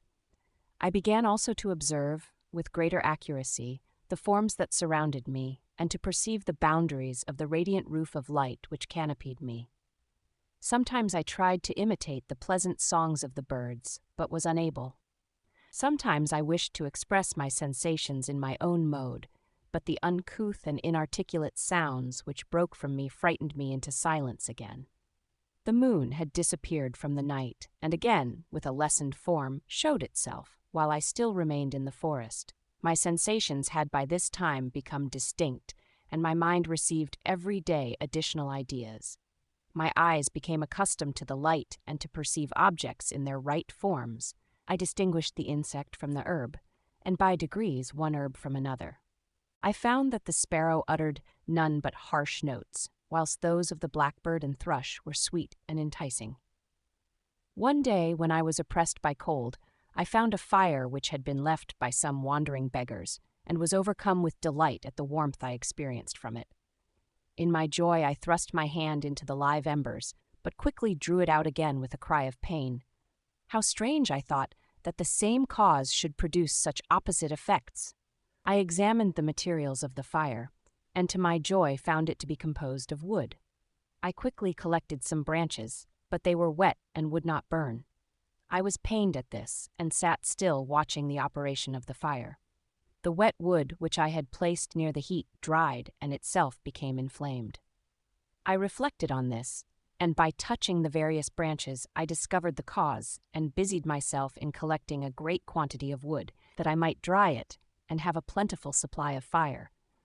When night came on and brought sleep with it, I was in the greatest fear lest my fire should be extinguished. I covered it carefully with dry wood and leaves, and placed wet branches upon it. And then, spreading my cloak, I lay on the ground and sank into sleep. It was morning when I awoke, and my first care was to visit the fire. I uncovered it, and a gentle breeze quickly fanned it into a flame. I observed this also, and contrived a fan of branches, which roused the embers when they were nearly extinguished.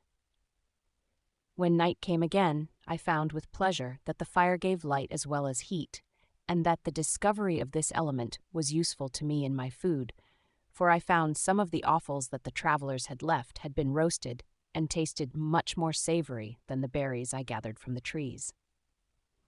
I tried, therefore, to dress my food in the same manner, placing it on the live embers. I found that the berries were spoiled by this operation, and the nuts and roots much improved. Food, however, became scarce, and I often spent the whole day searching in vain for a few acorns to assuage the pangs of hunger. When I found this, I resolved to quit the place that I had hitherto inhabited, to seek for one where the few wants I experienced would be more easily satisfied. In this emigration, I exceedingly lamented the loss of the fire which I had obtained through accident and knew not how to reproduce it. I gave several hours to the serious consideration of this difficulty, but I was obliged to relinquish all attempt to supply it, and wrapping myself up in my cloak, I struck across the wood towards the setting sun. I passed 3 days in these rambles and at length discovered the open country. A great fall of snow had taken place the night before, and the fields were of one uniform white. The appearance was disconsolate, and I found my feet chilled by the cold damp substance that covered the ground. It was about 7 in the morning, and I longed to obtain food and shelter. At length I perceived a small hut on a rising ground, which had doubtless been built for the convenience of some shepherd. This was a new sight to me, and I examined the structure with great curiosity. Finding the door open, I entered. An old man sat in it near a fire, over which he was preparing his breakfast. He turned on hearing a noise, and perceiving me, shrieked loudly, and quitting the hut, ran across the fields with a speed of which his debilitated form hardly appeared capable. His appearance, different from any I had ever before seen, and his flight somewhat surprised me. But I was enchanted by the appearance of the hut. Here the snow and rain could not penetrate, the ground was dry, and it presented to me then as exquisite and divine a retreat as pandemonium appeared to the demons of hell after their sufferings in the lake of fire. I greedily devoured the remnants of the shepherd's breakfast, which consisted of bread, cheese, milk, and wine. The latter, however, I did not like. Then, overcome by fatigue, I lay down among some straw and fell asleep. It was noon when I awoke, and allured by the warmth of the sun which shone brightly on the white ground, I determined to recommence my travels, and depositing the remains of the peasant's breakfast in a wallet I found, I proceeded across the fields for several hours, until at sunset I arrived at a village. How miraculous did this appear! The huts, the neater cottages, and stately houses engaged my admiration by turns. The vegetables in the gardens, the milk and cheese that I saw placed at the windows of some of the cottages, allured my appetite. One of the best of these I entered, but I had hardly placed my foot within the door before the children shrieked, and one of the women fainted. The whole village was roused. Some fled, some attacked me, until, grievously bruised by stones and many other kinds of missile weapons, I escaped to the open country and fearfully took refuge in a low hovel, quite bare, and making a wretched appearance after the palaces I had beheld in the village. This hovel, however, joined a cottage of a neat and pleasant appearance, but after my late dearly bought experience, I dared not enter it. My place of refuge was constructed of wood, but so low that I could with difficulty sit upright in it. No wood, however, was placed on the earth, which formed the floor, but it was dry, and although the wind entered it by innumerable chinks, I found it an agreeable asylum from the snow and rain. Here, then, I retreated and lay down happy to have found a shelter, however miserable, from the inclemency of the season, and still more from the barbarity of man. As soon as morning dawned, I crept from my kennel, that I might view the adjacent cottage and discover if I could remain in the habitation I had found. It was situated against the back of the cottage and surrounded on the sides, which were exposed by a pigsty and a clear pool of water. One part was open, and by that I had crept in, but now I covered every crevice by which I might be perceived with stones and wood, yet in such a manner that I might move them on occasion to pass out. All the light I enjoyed came through the sty, and that was sufficient for me. Having thus arranged my dwelling and carpeted it with clean straw, I retired, for I saw the figure of a man at a distance, and I remembered too well my treatment the night before to trust myself in his power. I had first, however, provided for my sustenance for that day by a loaf of coarse bread which I purloined, and a cup with which I could drink more conveniently than from my hand of the pure water which flowed by my retreat. The floor was a little raised, so that it was kept perfectly dry, and by its vicinity to the chimney of the cottage it was tolerably warm.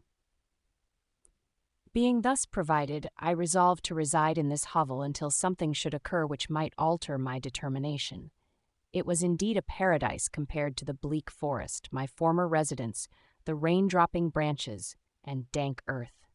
I ate my breakfast with pleasure and was about to remove a plank to procure myself a little water when I heard a step, and looking through a small chink, I beheld a young creature with a pail on her head passing before my hovel. The girl was young and of gentle demeanor, unlike what I have since found cottagers and farmhouse servants to be. Yet she was meanly dressed, a coarse blue petticoat and a linen jacket being her only garb. Her fair hair was plaited but not adorned. She looked patient, yet sad. I lost sight of her, and in about a quarter of an hour she returned bearing the pail, which was now partly filled with milk. As she walked along, seemingly incommoded by the burden, a young man met her, whose countenance expressed a deeper despondence. Uttering a few sounds with an air of melancholy, he took the pail from her head and bore it to the cottage himself. She followed, and they disappeared. Presently I saw the young man again, with some tools in his hand, cross the field behind the cottage, and the girl was also busied, sometimes in the house and sometimes in the yard.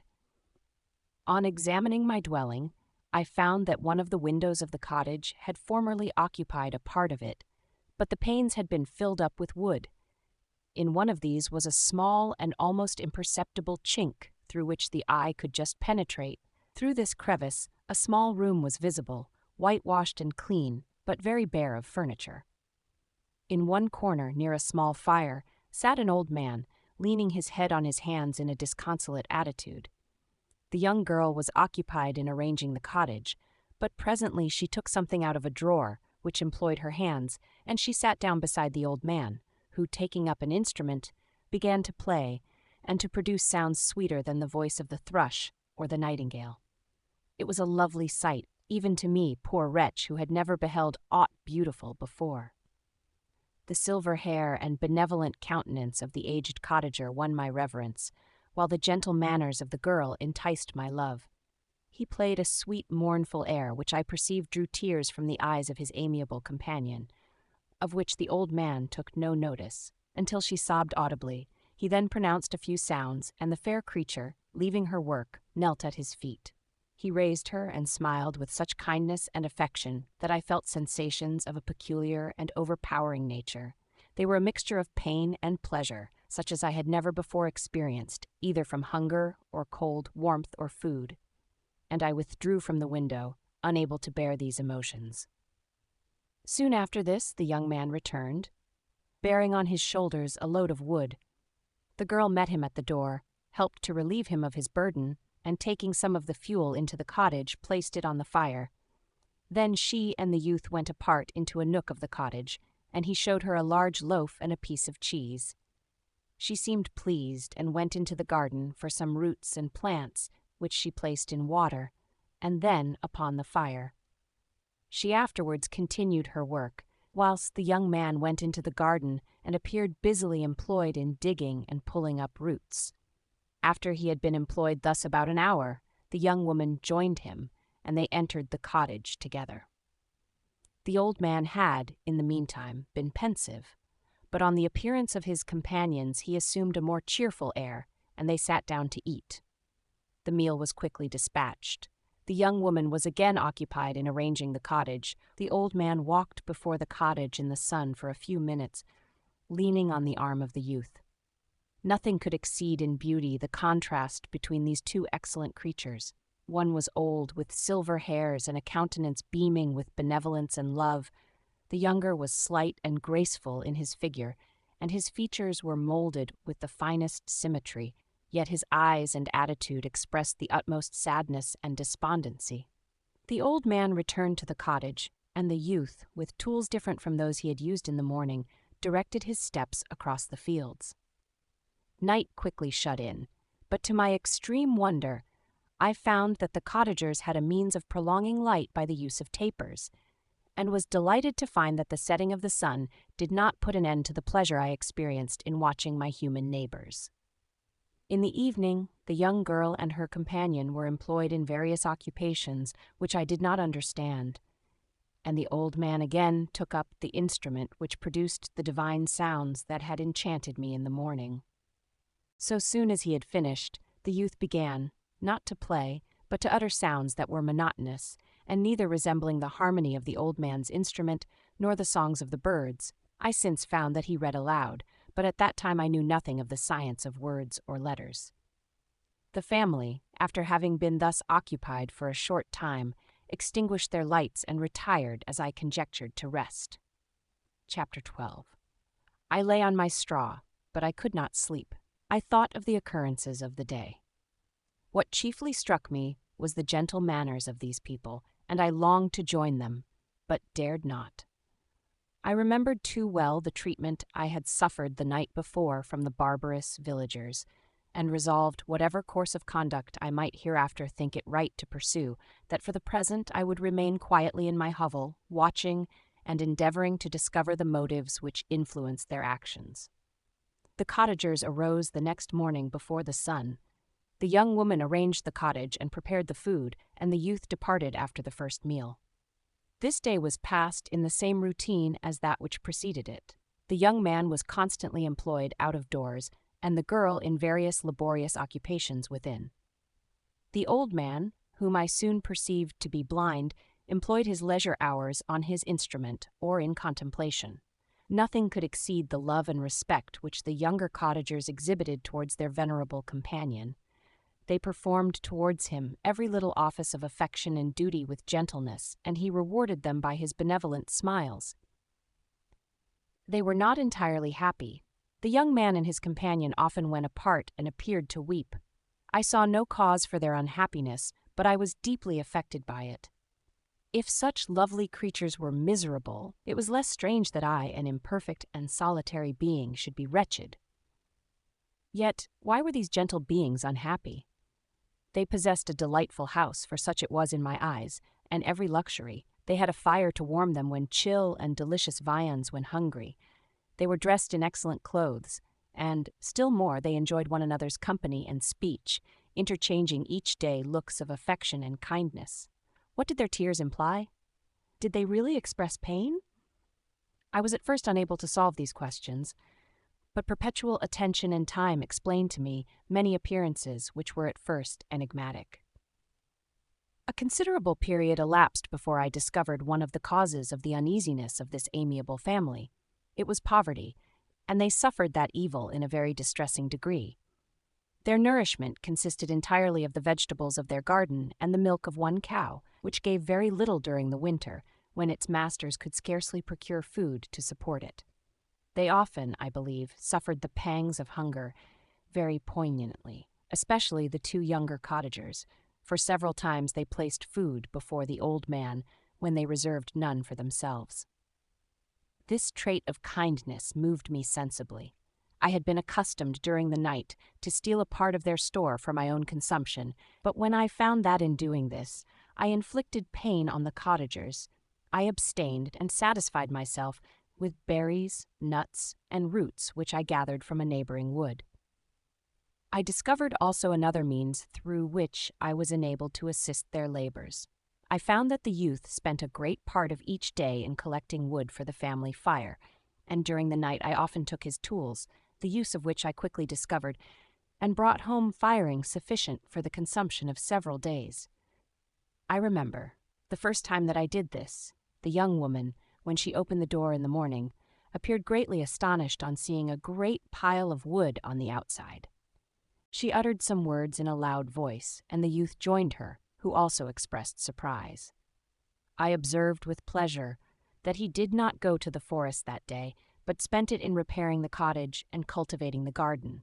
By degrees I made a discovery of still greater moment. I found that these people possessed a method of communicating their experience and feelings to one another by articulate sounds. I perceived that the words they spoke sometimes produced pleasure or pain, smiles or sadness, in the minds and countenances of the hearers. This was indeed a godlike science, and I ardently desired to become acquainted with it. But I was baffled in every attempt I made for this purpose. Their pronunciation was quick, and the words they uttered, not having any apparent connection with visible objects, I was unable to discover any clue by which I could unravel the mystery of their reference. By great application, however, and after having remained during the space of several revolutions of the moon in my hovel, I discovered the names that were given to some of the most familiar objects of discourse. I learned and applied the words fire, milk, bread, and wood. I learned also the names of the cottagers themselves. The youth and his companion had each of them several names, but the old man had only one, which was father. The girl was called sister or Agatha, and the youth Felix, brother or son. I cannot describe the delight I felt when I learned the ideas appropriated to each of these sounds and was able to pronounce them. I distinguished several other words without being able as yet to understand or apply them, such as good, dearest, unhappy. I spent the winter in this manner. The gentle manners and beauty of the cottagers greatly endeared them to me. When they were unhappy, I felt depressed. When they rejoiced, I sympathized in their joys. I saw few human beings besides them, and if any other happened to enter the cottage, their harsh manners and rude gait only enhanced to me the superior accomplishments of my friends. The old man, I could perceive, often endeavored to encourage his children, as sometimes I found that he called them, to cast off their melancholy. He would talk in a cheerful accent, with an expression of goodness that bestowed pleasure even upon me.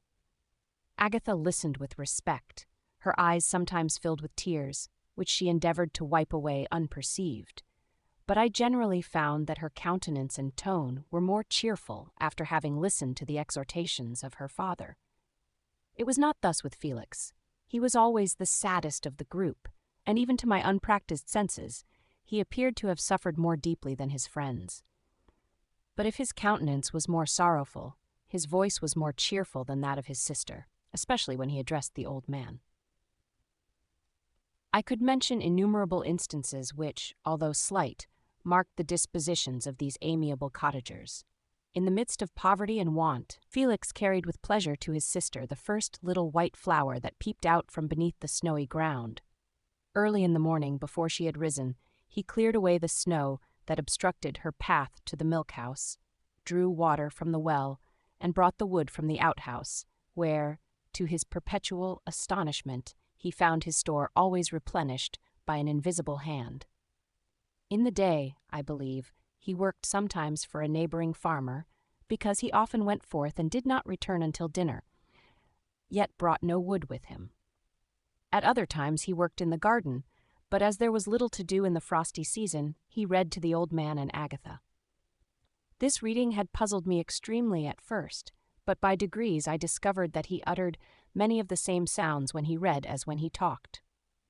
I conjectured, therefore, that he found on the paper signs for speech which he understood, and I ardently longed to comprehend these also. But how was that possible when I did not even understand the sounds for which they stood as signs? I improved, however, sensibly in this science, but not sufficiently to follow up any kind of conversation, although I applied my whole mind to the endeavor, for I easily perceived that, although I eagerly longed to discover myself to the cottagers, I ought not to make the attempt until I had first become master of their language, which knowledge might enable me to make them overlook the deformity of my figure, for with this also the contrast perpetually presented to my eyes had made me acquainted.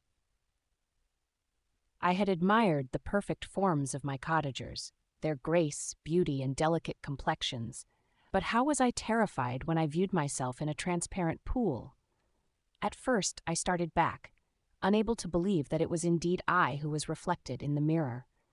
And when I became fully convinced that I was in reality the monster that I am, I was filled with the bitterest sensations of despondence and mortification.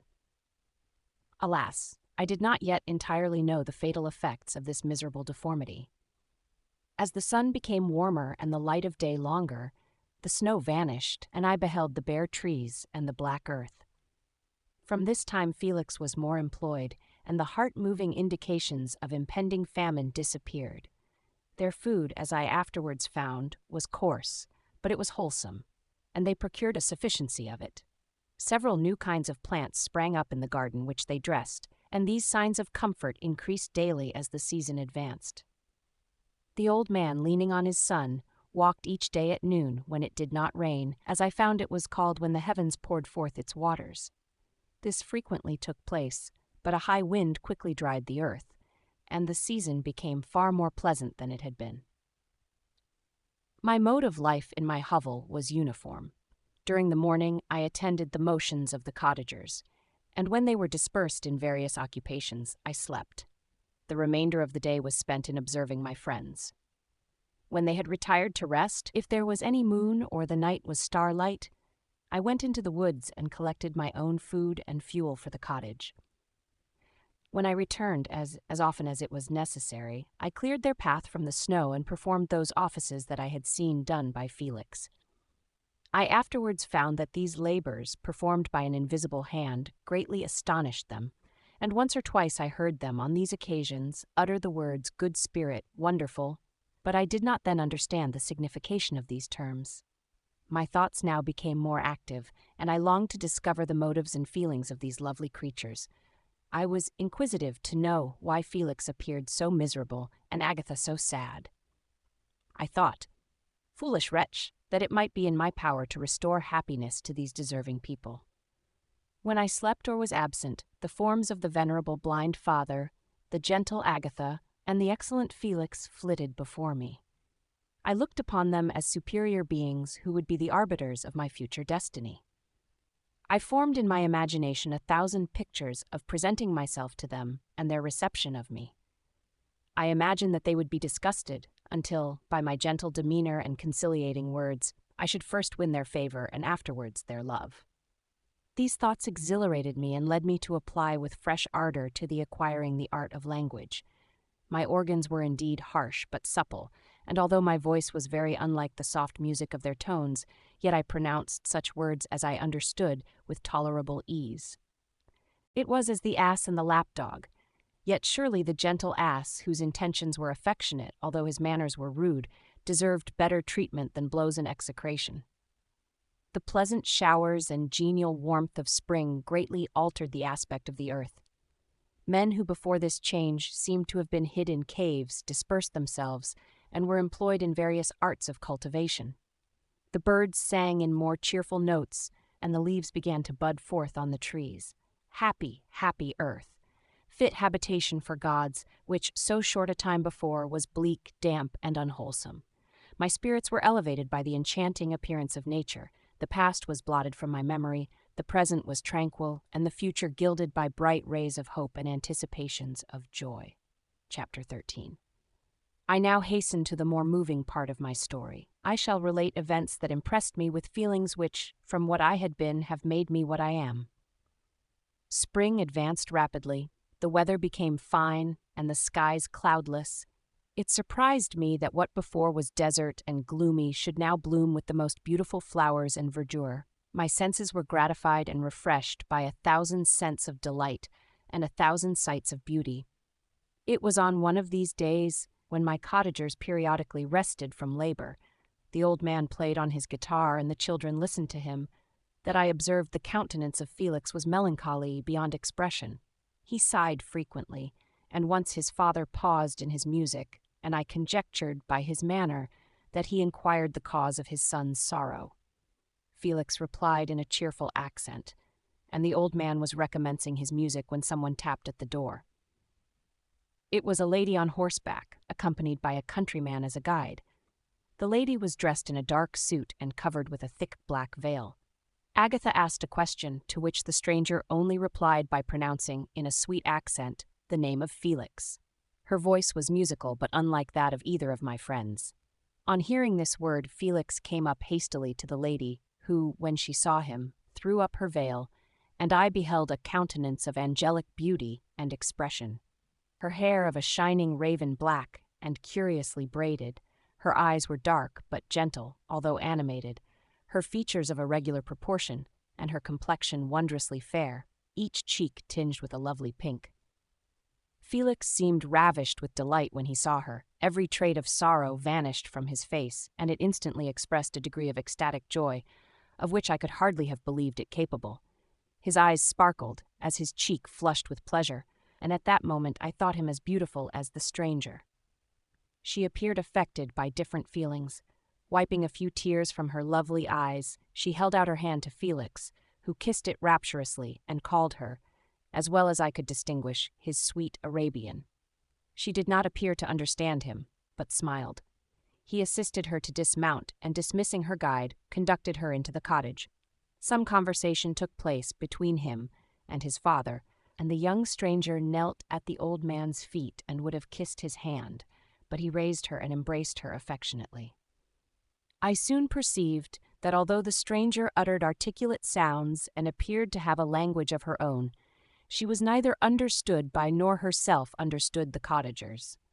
They made many signs which I did not comprehend, but I saw that her presence diffused gladness through the cottage, dispelling their sorrow as the sun dissipates the morning mists. Felix seemed peculiarly happy, and with smiles of delight welcomed his Arabian. Agatha, the ever-gentle Agatha, kissed the hands of the lovely stranger, and pointing to her brother, made signs which appeared to me to mean that he had been sorrowful until she came. Some hours passed thus, while they by their countenances expressed joy, the cause of which I did not comprehend. Presently I found, by the frequent recurrence of some sound which the stranger repeated after them, that she was endeavoring to learn their language, and the idea instantly occurred to me that I should make use of the same instructions to the same end. The stranger learned about 20 words at the first lesson. Most of them, indeed, were those which I had before understood, but I profited by the others. As night came on, Agatha and the Arabian retired early. When they separated, Felix kissed the hand of the stranger and said, "Good night, sweet Saville." He sat up much longer, conversing with his father, and by the frequent repetition of her name, I conjectured that their lovely guest was the subject of their conversation. I ardently desired to understand them, and bent every faculty towards that purpose, but found it utterly impossible. The next morning Felix went out to his work, and after the usual occupations of Agatha were finished, the Arabian sat at the feet of the old man, and taking his guitar, played some airs so entrancingly beautiful that they at once drew tears of sorrow and delight from my eyes. She sang, and her voice flowed in a rich cadence, swelling or dying away like a nightingale of the woods. When she had finished, she gave the guitar to Agatha, who at first declined it. She played a simple air, and her voice accompanied it in sweet accents, but unlike the wondrous strain of the stranger. The old man appeared enraptured and said some words which Agatha endeavored to explain to Saville, and by which he appeared to wish to express that she bestowed on him the greatest delight by her music. The days now passed as peaceably as before, with the sole alteration that joy had taken place of sadness in the countenances of my friends. Saville was always gay and happy. She and I improved rapidly in the knowledge of language, so that in 2 months I began to comprehend most of the words uttered by my protectors. In the meanwhile, also, the black ground was covered with herbage, and the green banks interspersed with innumerable flowers, sweet to the scent and the eyes, stars of pale radiance among the moonlight woods. The sun became warmer, the nights clear and balmy, and my nocturnal rambles were an extreme pleasure to me, although they were considerably shortened by the late setting and early rising of the sun, for I never ventured abroad during daylight, fearful of meeting with the same treatment I had formerly endured in the first village which I entered. My days were spent in close attention, that I might more speedily master the language, and I may boast that I improved more rapidly than the Arabian, who understood very little and conversed in broken accents, whilst I comprehended and could imitate almost every word that was spoken. While I improved in speech, I also learned the science of letters as it was taught to the stranger, and this opened before me a wide field for wonder and delight. The book from which Felix instructed Saville was Volney's Ruins of Empires. I should not have understood the purport of this book had not Felix, in reading it, given very minute explanations. He had chosen this work, he said, because the declamatory style was framed in imitation of the Eastern authors. Through this work, I obtained a cursory knowledge of history and a view of the several empires at present existing in the world. It gave me an insight into the manners, governments, and religions of the different nations of the earth. I heard of the slothful Asiatics, of the stupendous genius and mental activity of the Grecians, of the wars and wonderful virtue of the early Romans, of their subsequent degenerating, of the decline of that mighty empire, of chivalry, Christianity, and kings. I heard of the discovery of the American hemisphere and wept with Safi over the hapless fate of its original inhabitants. These wonderful narrations inspired me with strange feelings. Was man indeed at once so powerful, so virtuous and magnificent, yet so vicious and base? He appeared at one time a mere scion of the evil principle, and at another as all that can be conceived of noble and godlike. To be a great and virtuous man appeared the highest honor that can befall a sensitive being. To be base and vicious, as many on record have been, appeared the lowest degradation, a condition more abject than that of the blind mole or harmless worm. For a long time I could not conceive how one man could go forth to murder his fellow, or even why there were laws and governments. But when I heard details of vice and bloodshed, my wonder ceased, and I turned away with disgust and loathing. Every conversation of the cottagers now opened new wonders to me. While I listened to the instructions which Felix bestowed upon the Arabian, the strange system of human society was explained to me. I heard of the division of property, of immense wealth and squalid poverty, of rank, descent, and noble blood. The words induced me to turn towards myself. I learned that the possessions most esteemed by your fellow creatures were high and unsullied descent, united with riches. A man might be respected with only one of these advantages, but without either he was considered, except in very rare instances, as a vagabond and a slave, doomed to waste his powers for the profits of the chosen few. And what was I? Of my creation and creator I was absolutely ignorant, but I knew that I possessed no money, no friends, no kind of property. I was, besides, endued with a figure hideously deformed and loathsome. I was not even of the same nature as man. I was more agile than they, and could subsist upon coarser diet. I bore the extremes of heat and cold with less injury to my frame. My stature far exceeded theirs. When I looked around, I saw and heard of none like me. Was I, then, a monster, a blot upon the earth from which all men fled and whom all men disowned? I cannot describe to you the agony that these reflections inflicted upon me. I tried to dispel them, but sorrow only increased with knowledge. Oh, that I had forever remained in my native wood, nor known nor felt beyond the sensations of hunger, thirst, and heat. Of what a strange nature is knowledge! It clings to the mind when it has once seized on it like a lichen on the rock. I wished sometimes to shake off all thought and feeling, but I learned that there was but one means to overcome the sensation of pain, and that was death. A state which I feared yet did not understand.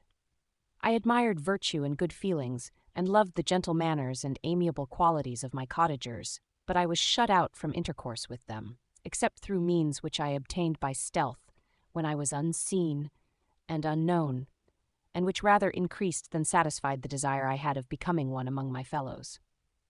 The gentle words of Agatha and the animated smiles of the charming Arabian were not for me. The mild exhortations of the old man and the lively conversation of the loved Felix were not for me. Miserable, unhappy wretch! other lessons were impressed upon me even more deeply. I heard of the difference of sexes and the birth and growth of children, how the father doted on the smiles of the infant and the lively sallies of the older child, how all the life and cares of the mother were wrapped up in the precious charge, how the mind of youth expanded and gained knowledge of brother, sister, and all the various relationships which bind one human being to another in mutual bonds. But where were my friends and relations? No father had watched my infant days, no mother had blessed me with smiles and caresses. Or if they had, all my past life was now a blot, a blind vacancy in which I distinguished nothing. From my earliest remembrance I had been as I then was in height and proportion. I had never yet seen a being resembling me or who claimed any intercourse with me. What was I? The question again recurred, to be answered only with groans.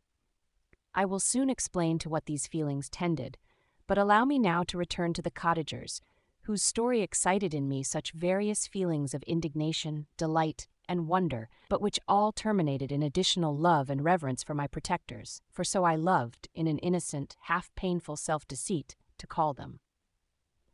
Chapter 14. Some time elapsed before I learned the history of my friends. It was one which could not fail to impress itself deeply on my mind, unfolding as it did a number of circumstances, each interesting and wonderful to one so utterly inexperienced as I was. The name of the old man was de Lacy. He was descended from a good family in France, where he had lived for many years in affluence, respected by his superiors and beloved by his equals. His son was bred in the service of his country, and Agatha had ranked with ladies of the highest distinction. A few months before my arrival, they had lived in a large and luxurious city called Paris, surrounded by friends and possessed of every enjoyment which virtue, refinement of intellect, or taste, accompanied by a moderate fortune, could afford. The father of Saville had been the cause of their ruin. He was a Turkish merchant and had inhabited Paris for many years, when, for some reason which I could not learn, he became obnoxious to the government. He was seized and cast into prison the very day that Saville arrived from Constantinople to join him. He was tried and condemned to death. The injustice of his sentence was very flagrant. All Paris was indignant, and it was judged that his religion and wealth, rather than the crime alleged against him, had been the cause of his condemnation. Felix had accidentally been present at the trial. His horror and indignation were uncontrollable when he heard the decision of the court. He made, at that moment, a solemn vow to deliver him, and then looked around for the means. After many fruitless attempts to gain admittance to the prison, he found a strongly grated window in an unguarded part of the building, which lighted the dungeon of the unfortunate Mohammedan, who, loaded with chains, waited in despair the execution of the barbarous sentence. Felix visited the grate at night and made known to the prisoner his intentions in his favor. The Turk, amazed and delighted, endeavored to kindle the zeal of his deliverer by promises of reward and wealth. Felix rejected his offers with contempt, yet when he saw the lovely Saville, who was allowed to visit her father, and who by her gestures expressed her lively gratitude, the youth could not help owning to his own mind that the captive possessed a treasure which would fully reward his toil and hazard. The Turk quickly perceived the impression that his daughter had made on the heart of Felix, and endeavored to secure him more entirely in his interests by the promise of her hand in marriage, so soon as he should be conveyed to a place of safety. Felix was too delicate to accept this offer, yet he looked forward to the probability of the event as to the consummation of his happiness. During the ensuing days, while the preparations were going forward for the escape of the merchant, the zeal of Felix was warmed by several letters that he received from this lovely girl, who found means to express her thoughts in the language of her lover by the aid of an old man, a servant of her father, who understood French. She thanked him in the most ardent terms for his intended services towards her parent, and at the same time she gently deplored her own fate. I have copies of these letters, for I found means, during my residence in the hovel, to procure the implements of writing, and the letters were often in the hands of Felix or Agatha. Before I depart, I will give them to you. They will prove the truth of my tale, but at present, as the sun is already far declined, I shall only have time to repeat the substance of them to you. Saville related that her mother was a Christian Arab, seized and made a slave by the Turks. Recommended by her beauty, she had won the heart of the father of Saville, who married her. The young girl spoke in high and enthusiastic terms of her mother, who, born in freedom, spurned the bondage to which she was now reduced. She instructed her daughter in the tenets of her religion, and taught her to aspire to higher powers of intellect and an independence of spirit forbidden to the female followers of Muhammad.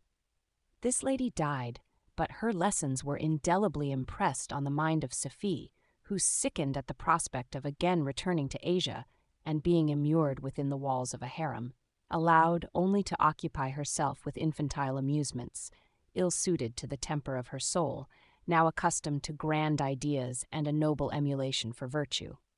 The prospect of marrying a Christian and remaining in a country where women were allowed to take a rank in society was enchanting to her. The day for the execution of the Turk was fixed, but on the night previous to it he quitted his prison and before morning was distant many leagues from Paris. Felix had procured passports in the name of his father, sister, and himself. He had previously communicated his plan to the former, who aided the deceit by quitting his house under the pretense of a journey and concealed himself, with his daughter, in an obscure part of Paris.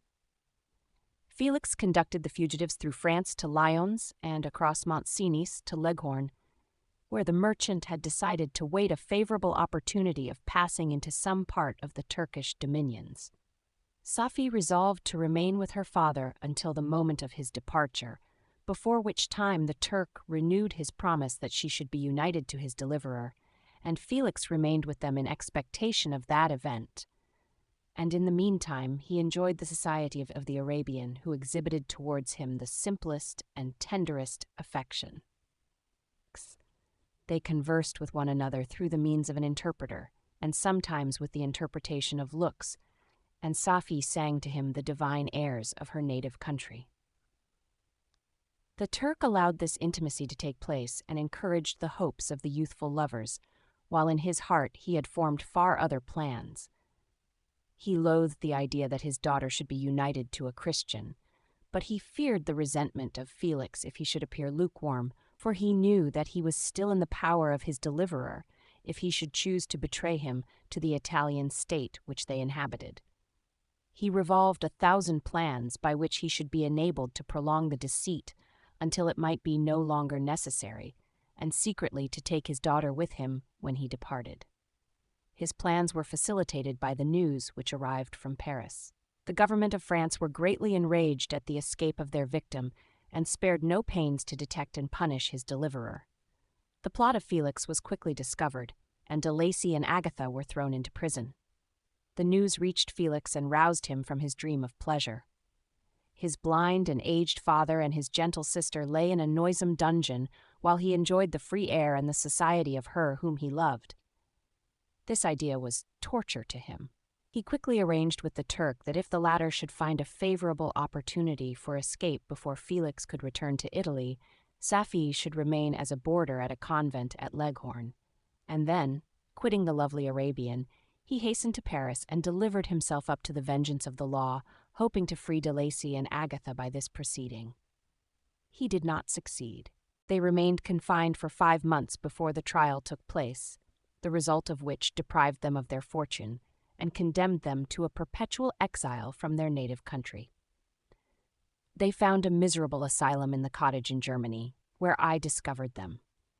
Felix soon learned that the treacherous Turk, for whom he and his family endured such unheard-of oppression, on discovering that his deliverer was thus reduced to poverty and ruin, became a traitor to good feeling and honor and had quitted Italy with his daughter, insultingly sending Felix a pittance of money to aid him, as he said, in some plan of future maintenance.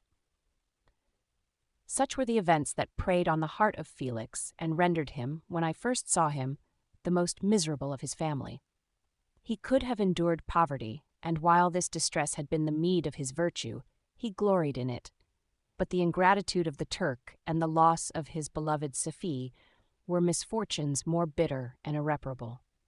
The arrival of the Arabian now infused new life into his soul.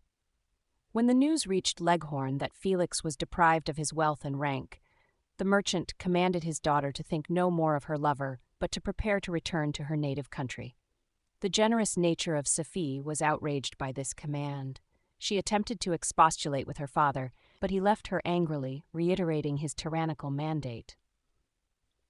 A few days after, the Turk entered his daughter's apartment and told her hastily that he had reason to believe that his residence at Leghorn had been divulged and that he should speedily be delivered up to the French government. He had consequently hired a vessel to convey him to Constantinople, for which city he should sail in a few hours. He intended to leave his daughter under the care of a confidential servant, to follow at her leisure with the greater part of his property, which had not yet arrived at Leghorn.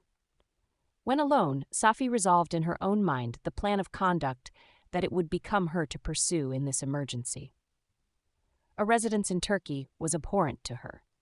Her religion and her feelings were alike averse to it. By some papers of her father which fell into her hands, she heard of the exile of her lover and learnt the name of the spot where he then resided.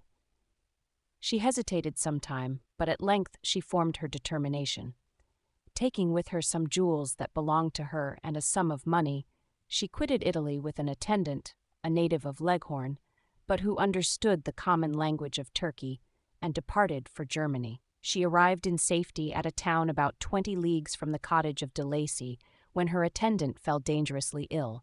Safi nursed her with the most devoted affection, but the poor girl died, and the Arabian was left alone, unacquainted with the language of the country and utterly ignorant of the customs of the world. She fell, however, into good hands. The Italian had mentioned the name of the spot for which they were bound, and after her death the woman of the house in which they had lived took care that Safi should arrive in safety at the cottage of her lover. Chapter 15. Such was the history of my beloved cottagers. It impressed me deeply. I learned from the views of social life which it developed to admire their virtues and to deprecate the vices of mankind. As yet, I looked upon crime as a distant evil. Benevolence and generosity were ever present before me, inciting within me a desire to become an actor in the busy scene where so many admirable qualities were called forth and displayed. But in giving an account of the progress of my intellect, I must not omit a circumstance which occurred in the beginning of the month of August of the same year. One night, during my accustomed visit to the neighboring wood, where I collected my own food and brought home firing for my protectors, I found on the ground a leathern portmanteau containing several articles of dress and some books. I eagerly seized the prize and returned with it to my hovel. Fortunately, the books were written in the language, the elements of which I had acquired at the cottage. They consisted of Paradise Lost, a volume of Plutarch's Lives, and the Sorrows of Werter. The possession of these treasures gave me extreme delight. I now continually studied and exercised my mind upon these histories, whilst my friends were employed in their ordinary occupations. I can hardly describe to you the effect of these books. They produced in me an infinity of new images and feelings that sometimes raised me to ecstasy, but more frequently sunk me into the lowest dejection. In the Sorrows of Werter, besides the interest of its simple and affecting story, so many opinions are canvassed and so many lights thrown upon what had hitherto been to me obscure subjects that I found in it a never-ending source of speculation and astonishment. The gentle and domestic manners it described, combined with lofty sentiments and feelings, which had for their object something out of self, accorded well with my experience among my protectors, and with the wants which were forever alive in my own bosom. But I thought Werter himself a more divine being than I had ever beheld or imagined. His character contained no pretension, but it sank deep. The disquisitions upon death and suicide were calculated to fill me with wonder. I did not pretend to enter into the merits of the case, yet I inclined towards the opinions of the hero whose extinction I wept, without precisely understanding it. As I read, however, I applied much personally to my own feelings and condition. I found myself similar, yet at the same time strangely unlike to the beings concerning whom I read, and to whose conversation I was a listener. I sympathized with and partly understood them, but I was unformed in mind. I was dependent on none, and related to none. The path of my departure was free, and there was none to lament my annihilation. My person was hideous, and my stature gigantic. What did this mean? Who was I? What was I? Whence did I come? What was my destination? These questions continually recurred, but I was unable to solve them. The volume of Plutarch's Lives which I possessed contained the histories of the first founders of the ancient republics. This book had a far different effect upon me from the sorrows of Werter. I learned from Werter's imaginations despondency and gloom, but Plutarch taught me high thoughts. He elevated me above the wretched sphere of my own reflections to admire and love the heroes of past ages. Many things I read surpassed my understanding and experience. I had a very confused knowledge of kingdoms, wide extensive country, mighty rivers, and boundless seas. But I was perfectly unacquainted with towns and large assemblages of men. The cottage of my protectors had been the only school in which I had studied human nature, but this book developed new and mightier scenes of action. I read of men concerned in public affairs, governing or massacring their species. I felt the greatest ardor for virtue rise within me, and abhorrence for vice, as far as I understood the signification of those terms, relative as they were, as I applied them, to pleasure and pain alone. Induced by these feelings, I was of course led to admire peaceable lawgivers, Numa, Solon, and Lycurgus, in preference to Romulus and Theseus. The patriarchal lives of my protectors caused these impressions to take a firm hold on my mind. Perhaps, if my first introduction to humanity had been made by a young soldier, burning for glory and slaughter, I should have been imbued with different sensations. But Paradise Lost excited different and far deeper emotions. I read it, as I had read the other volumes which had fallen into my hands, as a true history. It moved every feeling of wonder and awe that the picture of an omnipotent God warring with his creatures was capable of exciting. I often referred the several situations, as their similarity struck me, to my own. Like Adam, I was apparently united by no link to any other being in existence, but his state was far different from mine in every other respect. He had come forth from the hands of God a perfect creature, happy and prosperous, guarded by the especial care of his Creator. He was allowed to converse with and acquire knowledge from beings of a superior nature, but I was wretched, helpless, and alone. Many times I considered Satan as the fitter emblem of my condition, for often, like him, when I viewed the bliss of my protectors, the bitter gall of envy rose within me. Another circumstance strengthened and confirmed these feelings. Soon after my arrival in the hovel, I discovered some papers in the pocket of the dress which I had taken from your laboratory.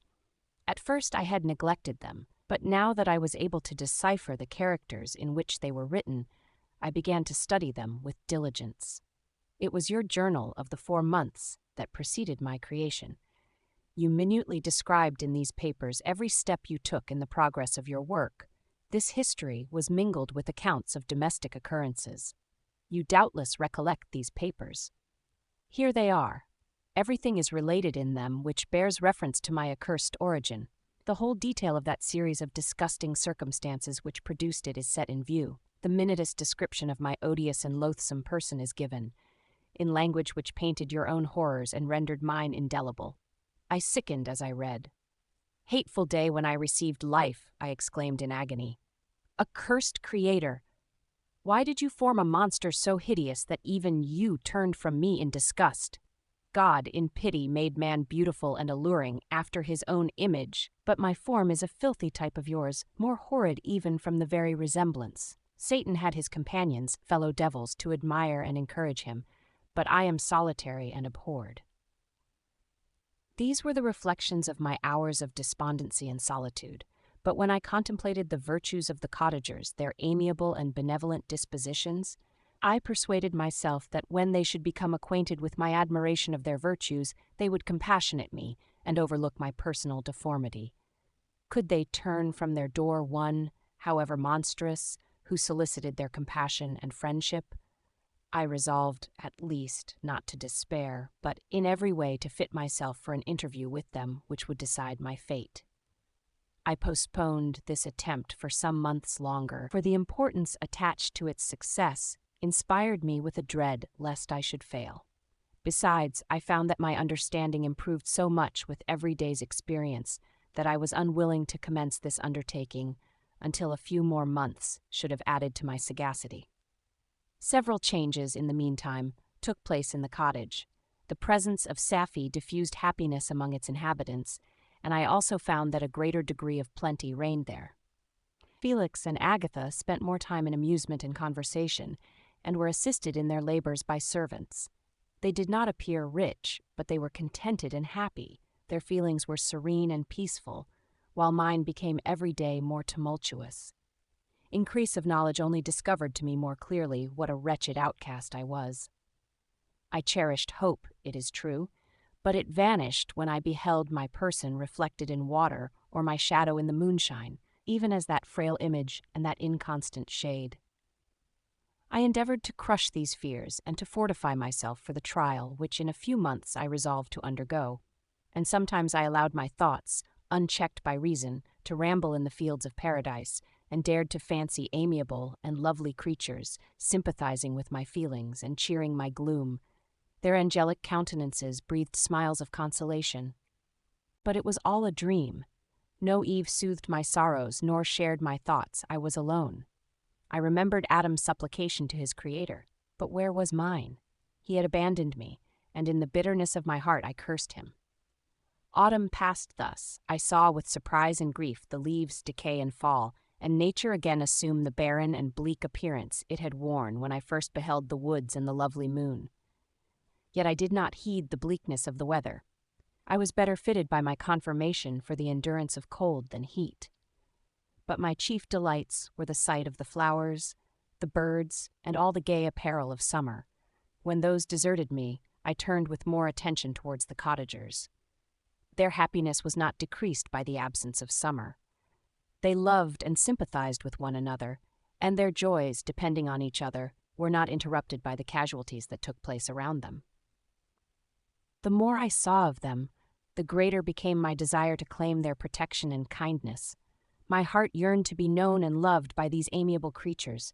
To see their sweet looks directed towards me with affection was the utmost limit of my ambition. I dared not think that they would turn them from me with disdain and horror. The poor that stopped at their door were never driven away. I asked, it is true, for greater treasures than a little food or rest. I required kindness and sympathy, but I did not believe myself utterly unworthy of it. The winter advanced, and an entire revolution of the seasons had taken place since I awoke into life. My attention at this time was solely directed towards my plan of introducing myself into the cottage of my protectors. I revolved many projects, but that on which I finally fixed was to enter the dwelling when the blind old man should be alone. I had sagacity enough to discover that the unnatural hideousness of my person was the chief object of horror with those who had formerly beheld me. My voice, although harsh, had nothing terrible in it. I thought, therefore, that if in the absence of his children I could gain the goodwill and mediation of the old de Lacy, I might by his means be tolerated by my younger protectors. One day, when the sun shone on the red leaves that strewed the ground and diffused cheerfulness, although it denied warmth, Saville, Agatha, and Felix departed on a long country walk, and the old man, at his own desire, was left alone in the cottage. When his children had departed, he took up his guitar and played several mournful but sweet airs, more sweet and mournful than I had ever heard him play before. At first his countenance was illuminated with pleasure, but as he continued, thoughtfulness and sadness succeeded. At length, laying aside the instrument, he sat absorbed in reflection. My heart beat quick. This was the hour and moment of trial, which would decide my hopes or realize my fears. The servants were gone to a neighboring fair. All was silent in and around the cottage. It was an excellent opportunity. Yet, when I proceeded to execute my plan, my limbs failed me and I sank to the ground. Again I rose, and exerting all the firmness of which I was master, removed the planks which I had placed before my hovel to conceal my retreat.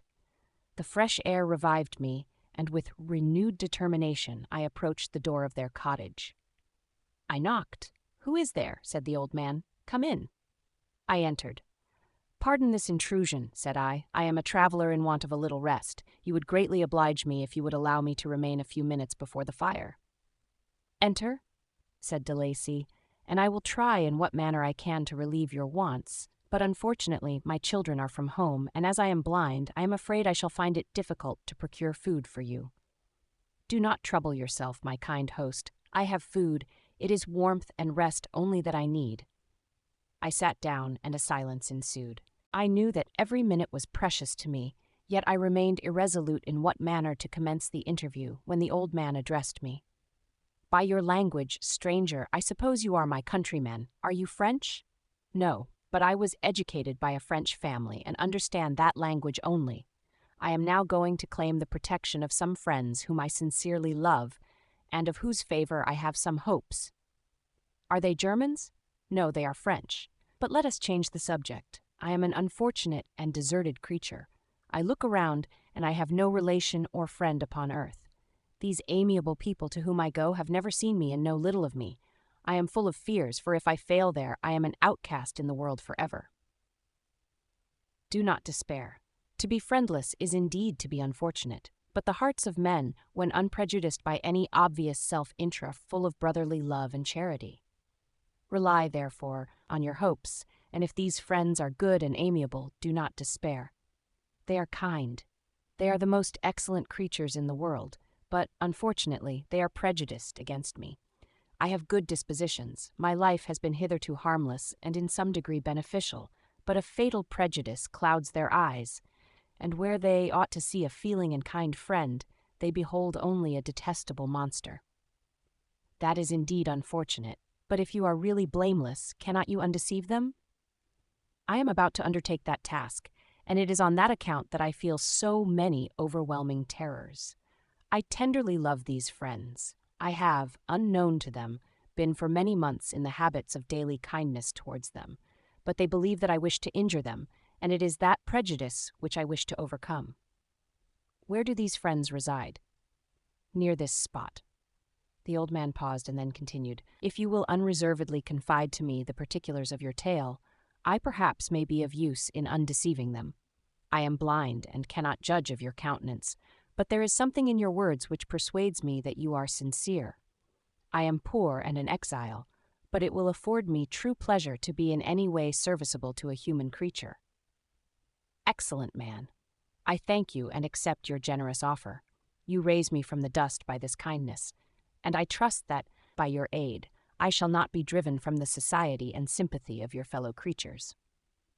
"Heaven forbid, even if you were really criminal, for that can only drive you to desperation and not instigate you to virtue. I also am unfortunate. I and my family have been condemned, although innocent. Judge, therefore, if I do not feel for your misfortunes." "How can I thank you, my best and only benefactor? From your lips first have I heard the voice of kindness directed towards me. I shall be forever grateful, and your present humanity assures me of success with those friends whom I am on the point of meeting." "May I know the names and residence of those friends?" I paused. This, I thought, was the moment of decision, which was to rob me of or bestow happiness on me forever. I struggled vainly for firmness sufficient to answer him, but the effort destroyed all my remaining strength. I sank on the chair and sobbed aloud. At that moment I heard the steps of my younger protectors. I had not a moment to lose, but seizing the hand of the old man, I cried, "Now is the time. Save and protect me. You and your family are the friends whom I seek. Do not you desert me in the hour of trial." "Great God!" exclaimed the old man. "Who are you?" At that instant the cottage door was opened, and Felix, Safie, and Agatha entered. Who can describe their horror and consternation on beholding me? Agatha fainted, and Safie, unable to attend to her friend, rushed out of the cottage. Felix darted forward, and with supernatural force tore me from his father, to whose knees I clung. In a transport of fury, he dashed me to the ground and struck me violently with a stick. I could have torn him limb from limb, as the lion rends the antelope. But my heart sank within me as with bitter sickness, and I refrained. I saw him on the point of repeating his blow, when, overcome by pain and anguish, I quitted the cottage and in the general tumult escaped unperceived to my hovel. Chapter 16. Cursed, cursed Creator, why did I live? Why, in that instant, did I not extinguish the spark of existence which you had so wantonly bestowed? I know not. Despair had not yet taken possession of me. My feelings were those of rage and revenge. I could with pleasure have destroyed the cottage and its inhabitants, and have glutted myself with their shrieks and misery. When night came, I quitted my retreat and wandered in the wood, and now, no longer restrained by the fear of discovery, I gave vent to my anguish in fearful howlings. I was like a wild beast that had broken the toils, destroying the objects that obstructed me, and ranging through the wood with a stag-like swiftness. Oh, what a miserable night I passed! The cold stars shone in mockery, and the bare trees waved their branches above me. Now and then the sweet voice of a bird burst forth amidst the universal stillness. All save I were at rest or in enjoyment. I, like the archfiend, bore a hell within me, and finding myself unsympathized with, wished to tear up the trees, spread havoc and destruction around me, and then to have sat down and enjoyed the ruin. But this was a luxury of sensation that could not endure. I became fatigued with excess of bodily exertion and sank on the damp grass in the sick impotence of despair. There was none among the myriads of men that existed who would pity or assist me, and should I feel kindness towards my enemies? No, from that moment I declared everlasting war against the species, and more than all, against him who had formed me and sent me forth to this insupportable misery. The sun rose. I heard the voices of men, and knew that it was impossible to return to my retreat during that day. Accordingly, I hid myself in some thick underwood, determining to devote the ensuing hours to reflection on my situation. The pleasant sunshine and the pure air of day restored me to some degree of tranquillity. And when I considered what had passed at the cottage, I could not help believing that I had been too hasty in my conclusions. I had certainly acted imprudently. It was apparent that my conversation had interested the father in my behalf, and I was a fool in having exposed my person to the horror of his children. I ought to have familiarized the old de Lacy to me, and by degrees to have discovered myself to the rest of his family, when they should have been prepared for my approach. But I did not believe my errors to be irretrievable, and after much consideration I resolved to return to the cottage, seek the old man, and by my representations win him to my party. These thoughts calmed me, and in the afternoon I sank into a profound sleep, but the fever of my blood did not allow me to be visited by peaceful dreams. The horrible scene of the preceding day was forever acting before my eyes. The females were flying, and the enraged Felix tearing me from his father's feet. I awoke exhausted, and finding that it was already night, I crept forth from my hiding place and went in search of food. When my hunger was appeased, I directed my steps towards the well-known path that conducted to the cottage. All there was at peace. I crept into my hovel and remained in silent expectation of the accustomed hour when the family arose. That hour passed, the sun mounted high in the heavens, but the cottagers did not appear. I trembled violently, apprehending some dreadful misfortune. The inside of the cottage was dark, and I heard no motion. I cannot describe the agony of this suspense. Presently, 2 countrymen passed by, but pausing near the cottage, they entered into conversation, using violent gesticulations, but I did not understand what they said, as they spoke the language of the country, which differed from that of my protectors. Soon after, however, Felix approached with another man. I was surprised, as I knew that he had not quitted the cottage that morning, and waited anxiously to discover from his discourse the meaning of these unusual appearances. "Do you consider," said his companion to him, "that you will be obliged to pay 3 months' rent and to lose the produce of your garden? I do not wish to take any unfair advantage, and I beg therefore that you will take some days to consider of your determination." "It is utterly useless," replied Felix. "We can never again inhabit your cottage. The life of my father is in the greatest danger, owing to the dreadful circumstance that I have related. My wife and my sister will never recover from their horror. I entreat you not to reason with me any more. Take possession of your tenement, and let me fly from this place." Felix trembled violently as he said this. He and his companion entered the cottage, in which they remained for a few minutes, and then departed. I never saw any of the family of de Lacy more. I continued for the remainder of the day in my hovel in a state of utter and stupid despair. My protectors had departed and had broken the only link that held me to the world. For the first time, the feelings of revenge and hatred filled my bosom, and I did not strive to control them, but allowing myself to be borne away by the stream, I bent my mind towards injury and death. When I thought of my friends, of the mild voice of De Lacy, the gentle eyes of Agatha, and the exquisite beauty of the Arabian, these thoughts vanished, and a gush of tears somewhat soothed me. But again, when I reflected that they had spurned and deserted me, anger returned, a rage of anger, and unable to injure anything human, I turned my fury towards inanimate objects. As night advanced, I placed a variety of combustibles around the cottage, and after having destroyed every vestige of cultivation in the garden, I waited with forced impatience until the moon had sunk to commence my operations. As the night advanced, a fierce wind arose from the woods and quickly dispersed the clouds that had loitered in the heavens. The blast tore along like a mighty avalanche and produced a kind of insanity in my spirits that burst all bounds of reason and reflection. I lighted the dry branch of a tree and danced with fury around the devoted cottage, my eyes still fixed on the western horizon, the edge of which the moon nearly touched. A part of its orb was at length hid, and I waved my brand. It sank, and with a loud scream I fired the straw and heath and bushes which I had collected.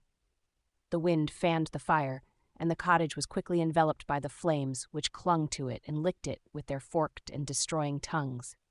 As soon as I was convinced that no assistance could save any part of the habitation, I quitted the scene and sought for refuge in the woods. And now, with the world before me, whither should I bend my steps? I resolved to fly far from the scene of my misfortunes, but to me, hated and despised, every country must be equally horrible. At length, the thought of you crossed my mind.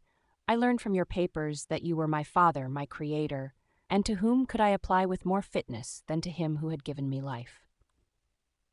Among the lessons that Felix had bestowed upon Saville, geography had not been omitted. I had learned from these the relative situations of the different countries of the earth. You had mentioned Geneva as the name of your native town, and towards this place I resolved to proceed. But how was I to direct myself? I knew that I must travel in a southwesterly direction to reach my destination, but the sun was my only guide. I did not know the names of the towns that I was to pass through, nor could I ask information from a single human being, but I did not despair. From you only could I hope for succor, although towards you I felt no sentiment but that of hatred. Unfeeling, heartless creator, you had endowed me with perceptions and passions, and then cast me abroad, an object for the scorn and horror of mankind. But on you only had I any claim for pity and redress, and from you I determined to seek that justice which I vainly attempted to gain from any other being that wore the human form. My travels were long, and the sufferings I endured intense. It was late in autumn when I quitted the district where I had so long resided. I traveled only at night, fearful of encountering the visage of a human being. Nature decayed around me, and the sun became heatless. Rain and snow poured around me, mighty rivers were frozen, the surface of the earth was hard and chill and bare, and I found no shelter. O earth, how often did I imprecate curses on the cause of my being! The mildness of my nature had fled, and all within me was turned to gall and bitterness. The nearer I approached to your habitation, the more deeply did I feel the spirit of revenge enkindled in my heart. Snow fell, and the waters were hardened, but I rested not. A few incidents now and then directed me, and I possessed a map of the country, but I often wandered wide from my path. The agony of my feelings allowed me no respite. No incident occurred from which my rage and misery could not extract its food. But a circumstance that happened when I arrived on the confines of Switzerland, when the sun had recovered its warmth and the earth again began to look green, confirmed in an especial manner the bitterness and horror of my feelings. I generally rested during the day and traveled only when I was secured by night from the view of man. One morning, however, finding that my path lay through a deep wood, I ventured to continue my journey after the sun had risen. The day, which was one of the first of spring, cheered even me by the loveliness of its sunshine and the balminess of the air. I felt emotions of gentleness and pleasure that had long appeared dead revive within me. Half surprised by the novelty of these sensations, I allowed myself to be borne away by them, and forgetting my solitude and deformity, dared to be happy. Soft tears again bedewed my cheeks, and I even raised my humid eyes with thankfulness towards the blessed sun, which bestowed such joy upon me. I continued to wind among the paths of the wood until I came to its boundary, which was skirted by a deep and rapid river, into which many of the trees bent their branches, now budding with the fresh spring. Here I paused, not exactly knowing what path to pursue, when I heard the sound of voices that induced me to conceal myself under the shade of a cypress. I was scarcely hid when a young girl came running towards the spot where I was concealed, laughing as if she ran from someone in sport. She continued her course along the precipitous sides of the river, when suddenly her foot slipped, and she fell into the rapid stream. I rushed from my hiding place and with extreme labor, from the force of the current, saved her and dragged her to shore. She was senseless, and I endeavored by every means in my power to restore animation when I was suddenly interrupted by the approach of a rustic, who was probably the person from whom she had playfully fled. On seeing me, he darted towards me, and tearing the girl from my arms, hastened towards the deeper parts of the wood. I followed speedily, I hardly knew why. But when the man saw me draw near, he aimed a gun, which he carried at my body, and fired. I sank to the ground, and my injurer with increased swiftness escaped into the wood. This was then the reward of my benevolence. I had saved a human being from destruction, and as a recompense I now writhed under the miserable pain of a wound which shattered the flesh and bone. The feelings of kindness and gentleness which I had entertained but a few moments before gave place to hellish rage and gnashing of teeth. Inflamed by pain, I vowed eternal hatred and vengeance to all mankind. But the agony of my wound overcame me. My pulses paused, and I fainted. For some weeks I led a miserable life in the woods, endeavoring to cure the wound which I had received. The ball had entered my shoulder, and I knew not whether it had remained there or passed through. At any rate, I had no means of extracting it. My sufferings were augmented also by the oppressive sense of the injustice and ingratitude of their infliction. My daily vows rose for revenge, a deep and deadly revenge, such as would alone compensate for the outrages and anguish I had endured. After some weeks, my wound healed, and I continued my journey. The labors I endured were no longer to be alleviated by the bright sun or gentle breezes of spring. All joy was but a mockery which insulted my desolate state, and made me feel more painfully that I was not made for the enjoyment of pleasure. But my toils now drew near a close, and in 2 months from this time I reached the environs of Geneva. It was evening when I arrived, and I retired to a hiding place among the fields that surround it, to meditate in what manner I should apply to you. I was oppressed by fatigue and hunger, and far too unhappy to enjoy the gentle breezes of evening or the prospect of the sun setting behind the stupendous mountains of Jura.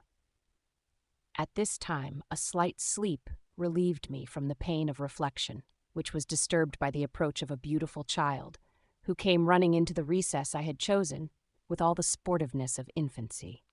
Suddenly, as I gazed on him, an idea seized me that this little creature was unprejudiced and had lived too short a time to have imbibed a horror of deformity. If, therefore, I could seize him and educate him as my companion and friend, I should not be so desolate in this peopled earth. Urged by this impulse, I seized on the boy as he passed and drew him towards me. As soon as he beheld my form, he placed his hands before his eyes and uttered a shrill scream. I drew his hand forcibly from his face and said, "Child, what is the meaning of this? I do not intend to hurt you. Listen to me." He struggled violently. "Let me go," he cried. "Monster, ugly wretch, you wish to eat me and tear me to pieces. You are an ogre. Let me go, or I will tell my papa." "Boy, you will never see your father again. You must come with me." "Hideous monster, let me go. My papa is a syndic. He is Frankenstein. He will punish you. You dare not keep me." "Frankenstein, you belong then to my enemy, to him towards whom I have sworn eternal revenge. You shall be my first victim." The child still struggled and loaded me with epithets which carried despair to my heart. I grasped his throat to silence him, and in a moment he lay dead at my feet. I gazed on my victim, and my heart swelled with exultation and hellish triumph. Clapping my hands, I exclaimed, "I too can create desolation. My enemy is not invulnerable. This death will carry despair to him, and 1,000 other miseries shall torment and destroy him." As I fixed my eyes on the child, I saw something glittering on his breast. I took it. It was a portrait of a most lovely woman. In spite of my malignity, it softened and attracted me. For a few moments I gazed with delight on her dark eyes, fringed by deep lashes, and her lovely lips. But presently my rage returned. I remembered that I was forever deprived of the delights that such beautiful creatures could bestow, and that she whose resemblance I contemplated would, in regarding me, have changed that air of divine benignity to one expressive of disgust and affright. Can you wonder that such thoughts transported me with rage? I only wonder that at that moment, instead of venting my sensations in exclamations and agony, I did not rush among mankind and perish in the attempt to destroy them. While I was overcome by these feelings, I left the spot where I had committed the murder, and seeking a more secluded hiding place, I entered a barn which had appeared to me to be empty. A woman was sleeping on some straw. She was young, not indeed so beautiful as her whose portrait I held, but of an agreeable aspect, and blooming in the loveliness of youth and health. Here, I thought, is one of those whose joy-imparting smiles are bestowed on all but me. And then I bent over her and whispered, "Awake, fairest, thy lover is near. He who would give his life but to obtain one look of affection from thine eyes. My beloved, awake!" The sleeper stirred. A thrill of terror ran through me. Should she indeed awake and see me and curse me and denounce the murderer? Thus would she assuredly act if her darkened eyes opened and she beheld me. The thought was madness. It stirred the fiend within me. Not I, but she shall suffer. The murder I have committed, because I am forever robbed of all that she could give me, she shall atone. The crime had its source in her. Be hers the punishment. Thanks to the lessons of Felix and the sanguinary laws of man, I had learned now to work mischief. I bent over her and placed the portrait securely in one of the folds of her dress. She moved again, and I fled. For some days I haunted the spot where these scenes had taken place, sometimes wishing to see you, sometimes resolved to quit the world and its miseries forever. At length I wandered towards these mountains and have ranged through their immense recesses, consumed by a burning passion which you alone can gratify. We may not part until you have promised to comply with my requisition. I am alone and miserable. Man will not associate with me, but one as deformed and horrible as myself would not deny herself to me. My companion must be of the same species and have the same defects. This being you must create. Chapter 17. The being finished speaking and fixed his looks upon me in the expectation of a reply. But I was bewildered, perplexed, and unable to arrange my ideas sufficiently to understand the full extent of his proposition. He continued, "You must create a female for me, with whom I can live in the interchange of those sympathies necessary for my being. This you alone can do, and I demand it of you as a right which you must not refuse to concede." The latter part of his tale had kindled anew in me the anger that had died away while he narrated his peaceful life among the cottagers, and as he said this, I could no longer suppress the rage that burned within me. "I do refuse it," I replied, "and no torture shall ever extort a consent from me. You may render me the most miserable of men, but you shall never make me base in my own eyes. Shall I create another like yourself, whose joint wickedness might desolate the world? Begone, I have answered you. You may torture me, but I will never consent." "You are in the wrong," replied the fiend, "and instead of threatening, I am content to reason with you. I am malicious because I am miserable. Am I not shunned and hated by all mankind?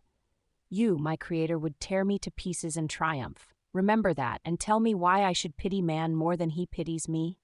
You would not call it murder if you could precipitate me into one of those ice rifts and destroy my frame, the work of your own hands. Shall I respect man when he condemns me? Let him live with me in the interchange of kindness, and instead of injury, I would bestow every benefit upon him with tears of gratitude at his acceptance. But that cannot be. The human senses are insurmountable barriers to our union, yet mine shall not be the submission of abject slavery. I will revenge my injuries. If I cannot inspire love, I will cause fear, and chiefly towards you, my arch-enemy, because my Creator, do I swear inextinguishable hatred. Have a care. I will work at your destruction, nor finish until I desolate your heart, so that you shall curse the hour of your birth." A fiendish rage animated him as he said this. His face was wrinkled into contortions too horrible for human eyes to behold, but presently he calmed himself and proceeded. I intended to reason. This passion is detrimental to me, for you do not reflect that you are the cause of its excess. If any being felt emotions of benevolence towards me, I should return them 100 and 100-fold. For that one creature's sake I would make peace with the whole kind. But I now indulge in dreams of bliss that cannot be realized. What I ask of you is reasonable and moderate. I demand a creature of another sex, but as hideous as myself. The gratification is small, but it is all that I can receive, and it shall content me. It is true we shall be monsters, cut off from all the world, but on that account we shall be more attached to one another. Our lives will not be happy, but they will be harmless and free from the misery I now feel. O my Creator, make me happy. Let me feel gratitude towards you for one benefit. Let me see that I excite the sympathy of some existing thing. Do not deny me my request. I was moved. I shuddered when I thought of the possible consequences of my consent, but I felt that there was some justice in his argument. His tale and the feelings he now expressed proved him to be a creature of fine sensations, and did I not as his maker owe him all the portion of happiness that it was in my power to bestow? He saw my change of feeling and continued, "If you consent, neither you nor any other human being shall ever see us again. I will go to the vast wilds of South America. My food is not that of man. I do not destroy the lamb and the kid to glut my appetite. Acorns and berries afford me sufficient nourishment. My companion will be of the same nature as myself, and will be content with the same fare. We shall make our bed of dried leaves, the sun will shine on us as on man, and will ripen our food. The picture I present to you is peaceful and human, and you must feel that you could deny it only in the wantonness of power and cruelty.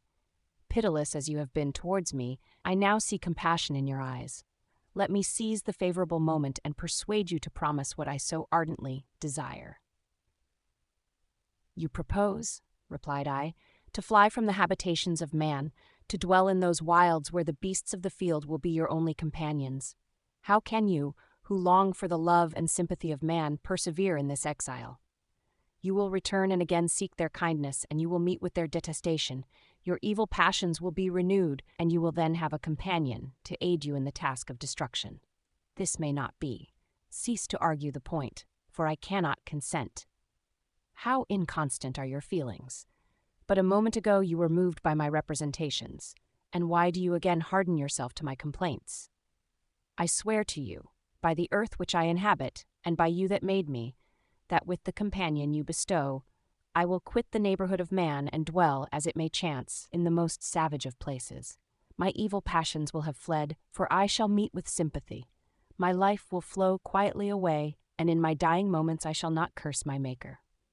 His words had a strange effect upon me. I compassionated him and sometimes felt a wish to console him, but when I looked upon him, when I saw the filthy mass that moved and talked, my heart sickened and my feelings were altered to those of horror and hatred. I tried to stifle these sensations.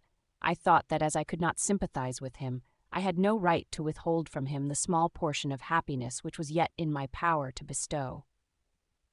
"You swear," I said, "to be harmless, but have you not already shown a degree of malice that should reasonably make me distrust you? May not even this be a feint that will increase your triumph by affording a wider scope for your revenge?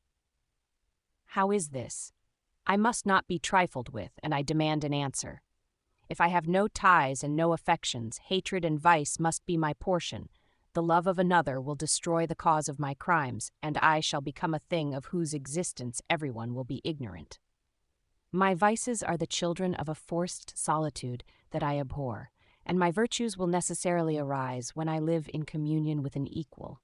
I shall feel the affections of a sensitive being and become linked to the chain of existence and events from which I am now excluded." I paused some time to reflect on all he had related and the various arguments which he had employed.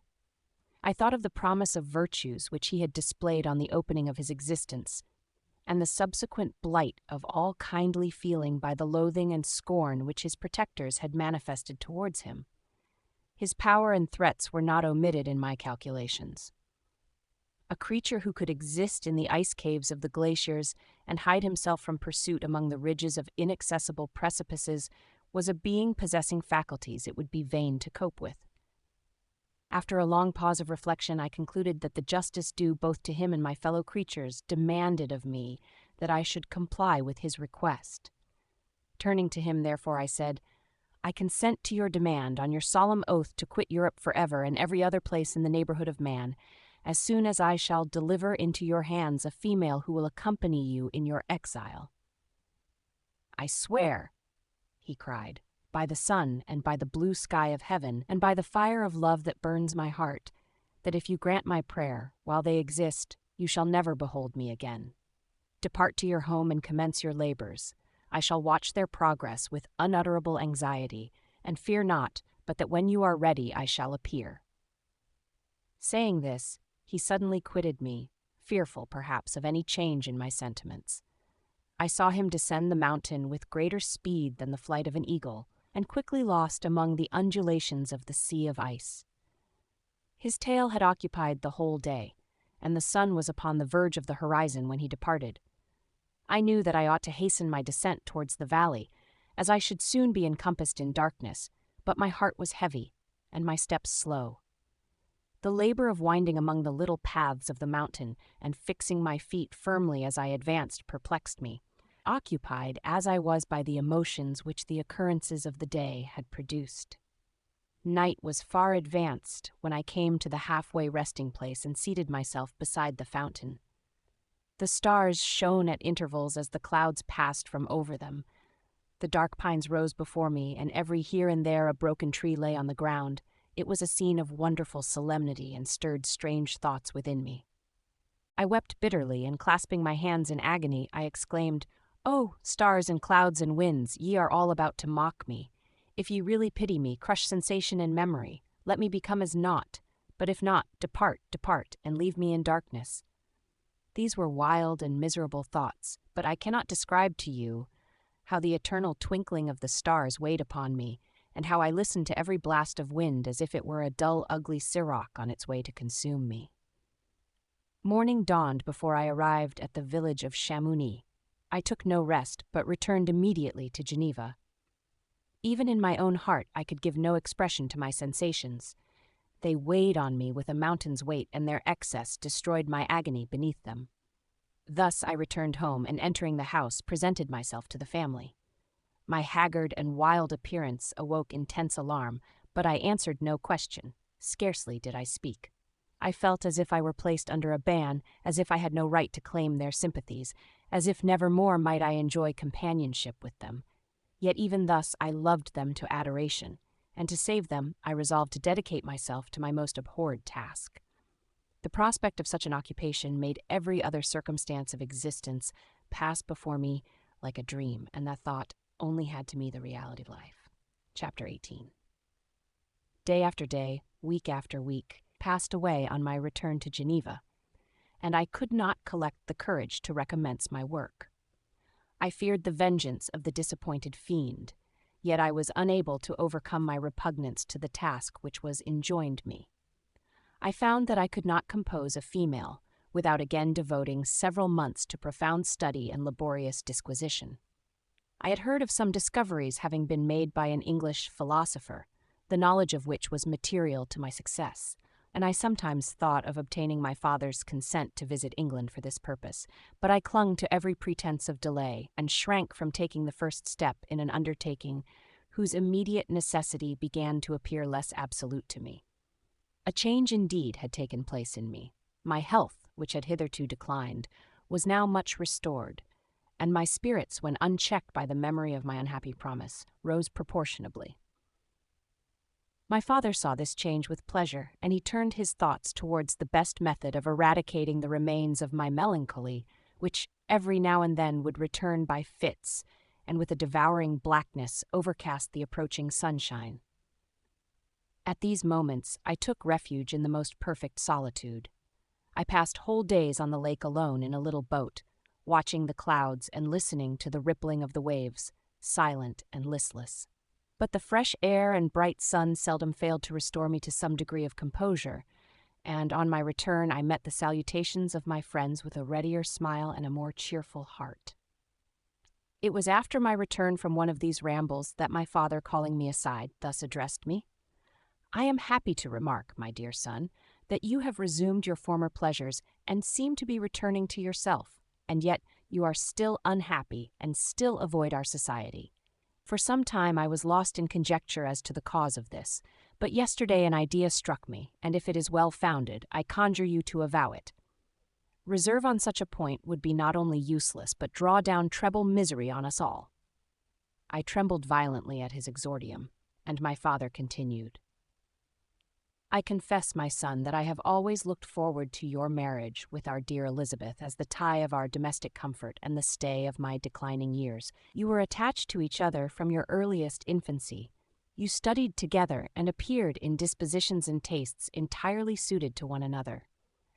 But so blind is the experience of man that what I conceived to be the best assistance to my plan may have entirely destroyed it. You, perhaps, regard her as your sister, without any wish that she might become your wife. Nay, you may have met with another whom you may love, and considering yourself as bound in honor to Elizabeth, this struggle may occasion the poignant misery which you appear to feel. My dear father, reassure yourself. I love my cousin tenderly and sincerely. I never saw any woman who excited, as Elizabeth does, my warmest admiration and affection. My future hopes and prospects are entirely bound up in the expectation of our union. The expression of your sentiments of this subject, my dear Victor, gives me more pleasure than I have for some time experienced. If you feel thus, we shall assuredly be happy, however present events may cast a gloom over us. But it is this gloom which appears to have taken so strong a hold of your mind that I wish to dissipate. Tell me, therefore, whether you object to an immediate solemnization of the marriage.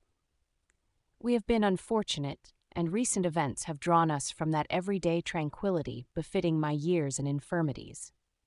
You are younger, yet I do not suppose, possessed as you are of a competent fortune, that an early marriage would at all interfere with any future plans of honor and utility that you may have formed. Do not suppose, however, that I wish to dictate happiness to you, or that a delay on your part would cause me any serious uneasiness. Interpret my words with candor and answer me, I conjure you, with confidence and sincerity." I listened to my father in silence and remained for some time incapable of offering any reply. I revolved rapidly in my mind a multitude of thoughts and endeavored to arrive at some conclusion. Alas! To me the idea of an immediate union with my Elizabeth was one of horror and dismay. I was bound by a solemn promise which I had not yet fulfilled and dared not break, or if I did, what manifold miseries might not impend over me and my devoted family. Could I enter into a festival with this deadly weight yet hanging round my neck and bowing me to the ground? I must perform my engagement and let the monster depart with his mate before I allowed myself to enjoy the delight of a union from which I expected peace. I remembered also the necessity imposed upon me of either journeying to England or entering into a long correspondence with those philosophers of that country whose knowledge and discoveries were of indispensable use to me in my present undertaking. The latter method of obtaining the desired intelligence was dilatory and unsatisfactory. Besides, I had an insurmountable aversion to the idea of engaging myself in my loathsome task in my father's house while in habits of familiar intercourse with those I loved. I knew that 1,000 fearful accidents might occur, the slightest of which would disclose a tale to thrill all connected with me with horror. I was aware also that I should often lose all self-command, all capacity of hiding the harrowing sensations that would possess me during the progress of my unearthly occupation. I must absent myself from all I loved while thus employed. Once commenced, it would quickly be achieved, and I might be restored to my family in peace and happiness. My promise fulfilled, the monster would depart forever. Or, so my fond fancy imaged, some accident might meanwhile occur to destroy him and put an end to my slavery forever. These feelings dictated my answer to my father. I expressed a wish to visit England, but concealing the true reasons of this request, I clothed my desires under a guise which excited no suspicion, while I urged my desire with an earnestness that easily induced my father to comply. After so long a period of an absorbing melancholy that resembled madness in its intensity and effects, he was glad to find that I was capable of taking pleasure in the idea of such a journey, and he hoped that change of scene and varied amusement would, before my return, have restored me entirely to myself. The duration of my absence was left to my own choice. A few months, or at most a year, was the period contemplated. One paternal kind precaution he had taken to ensure my having a companion. Without previously communicating with me, he had, in concert with Elizabeth, arranged that Clerval should join me at Strasbourg. This interfered with the solitude I coveted for the prosecution of my task. Yet at the commencement of my journey, the presence of my friend could in no way be an impediment, and truly I rejoiced that thus I should be saved many hours of lonely, maddening reflection. Nay, Henry might stand between me and the intrusion of my foe. If I were alone, would he not at times force his abhorred presence on me to remind me of my task or to contemplate its progress? To England, therefore, I was bound, and it was understood that my union with Elizabeth should take place immediately on my return. My father's age rendered him extremely averse to delay. For myself, there was one reward I promised myself for my detested toils, one consolation for my unparalleled sufferings. It was the prospect of that day when, enfranchised from my miserable slavery, I might claim Elizabeth and forget the past in my union with her. I now made arrangements for my journey, but one feeling haunted me, which filled me with fear and agitation. During my absence, I should leave my friends unconscious of the existence of their enemy and unprotected from his attacks, exasperated as he might be by my departure. But he had promised to follow me wherever I might go, and would he not accompany me to England? This imagination was dreadful in itself, but soothing inasmuch as it supposed the safety of my friends. I was agonized with the idea of the possibility that the reverse of this might happen. But through the whole period during which I was the slave of my creature, I allowed myself to be governed by the impulses of the moment, and my present sensations strongly intimated that the fiend would follow me and exempt my family from the danger of his machinations. It was in the latter end of September that I again quitted my native country. My journey had been my own suggestion, and Elizabeth therefore acquiesced, but she was filled with disquiet at the idea of my suffering, away from her, the inroads of misery and grief. It had been her care which provided me a companion in Clerval, and yet a man is blind to 1,000-minute circumstances which call forth a woman's sedulous attention. She longed to bid me hasten my return. 1,000 conflicting emotions rendered her mute as she bade me a tearful, silent farewell. I threw myself into the carriage that was to convey me away, hardly knowing whither I was going, and careless of what was passing around. I remembered only, and it was with a bitter anguish that I reflected on it, to order that my chemical instruments should be packed to go with me. Filled with dreary imaginations, I passed through many beautiful and majestic scenes, but my eyes were fixed and unobserving. I could only think of the bourne of my travels and the work which was to occupy me whilst they endured. After some days spent in listless indolence, during which I traversed many leagues, I arrived at Strasbourg, where I waited 2 days for Clerval. He came. Alas, how great was the contrast between us! He was alive to every new scene, joyful when he saw the beauties of the setting sun, and more happy when he beheld it rise and recommence a new day. He pointed out to me the shifting colors of the landscape and the appearances of the sky. "This is what it is to live," he cried. "Now I enjoy existence. But you, my dear Frankenstein, wherefore are you desponding and sorrowful?" In truth, I was occupied by gloomy thoughts, and neither saw the descent of the evening star nor the golden sunrise reflected in the Rhine. And you, my friend, would be far more amused with the journal of Clerval, who observed the scenery with an eye of feeling and delight, than in listening to my reflections. I, a miserable wretch, haunted by a curse that shut up every avenue to enjoyment.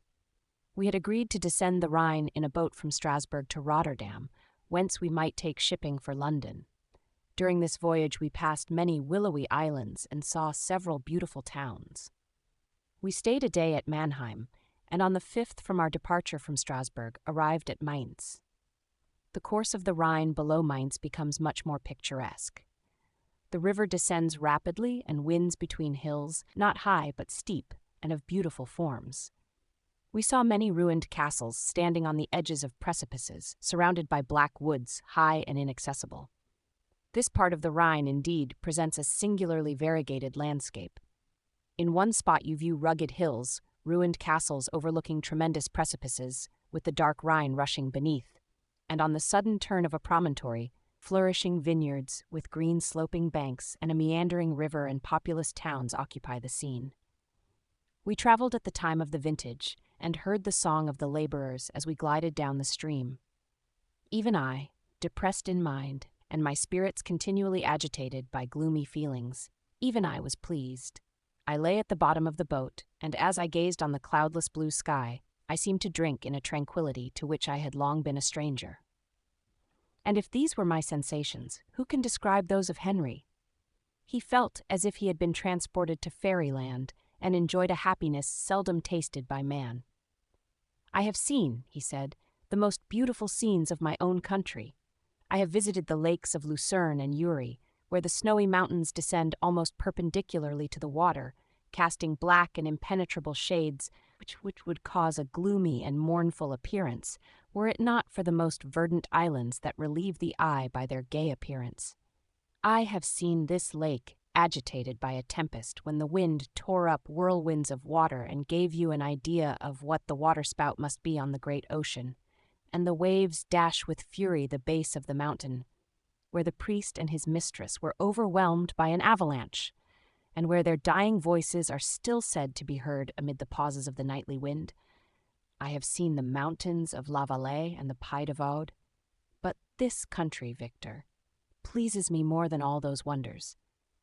The mountains of Switzerland are more majestic and strange, but there is a charm in the banks of this divine river that I never before saw equaled. Look at that castle which overhangs yon precipice, and that also on the island almost concealed amongst the foliage of those lovely trees, and now that group of laborers coming from among their vines, and that village half hid in the recess of the mountain.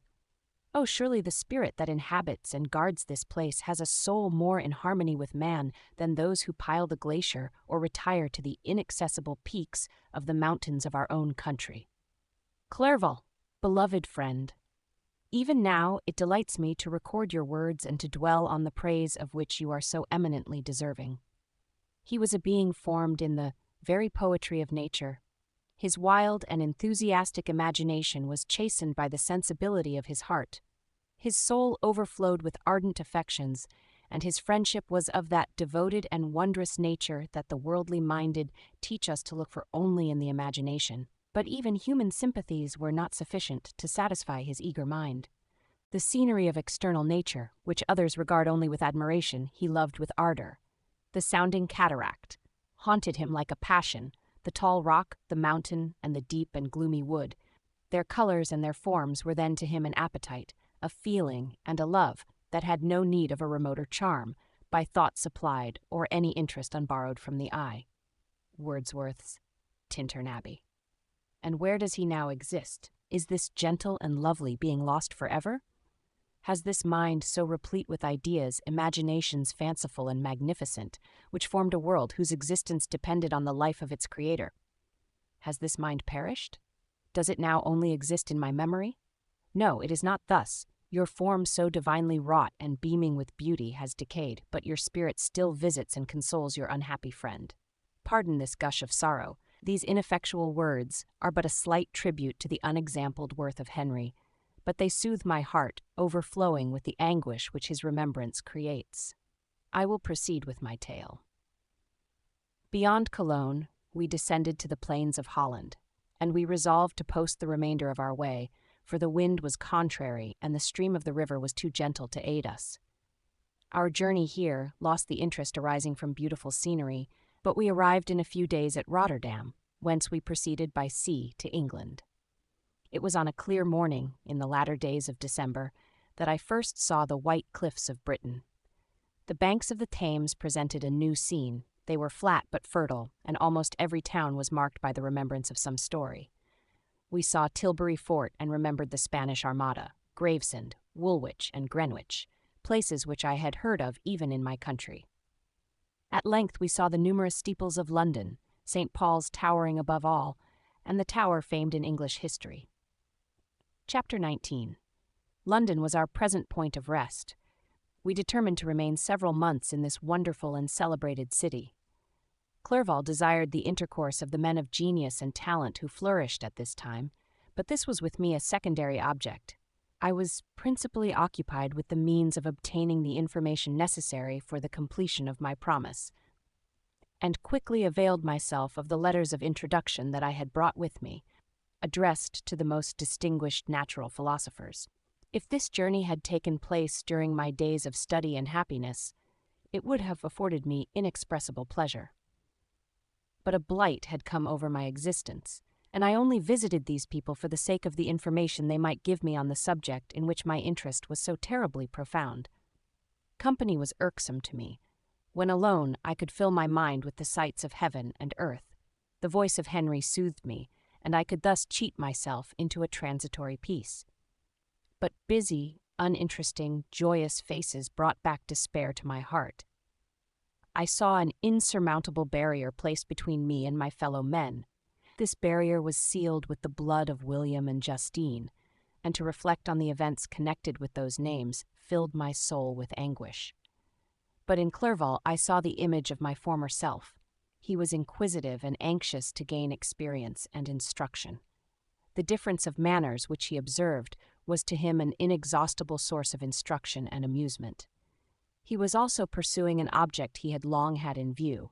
His design was to visit India, in the belief that he had in his knowledge of its various languages, and in the views he had taken of its society, the means of materially assisting the progress of European colonization and trade.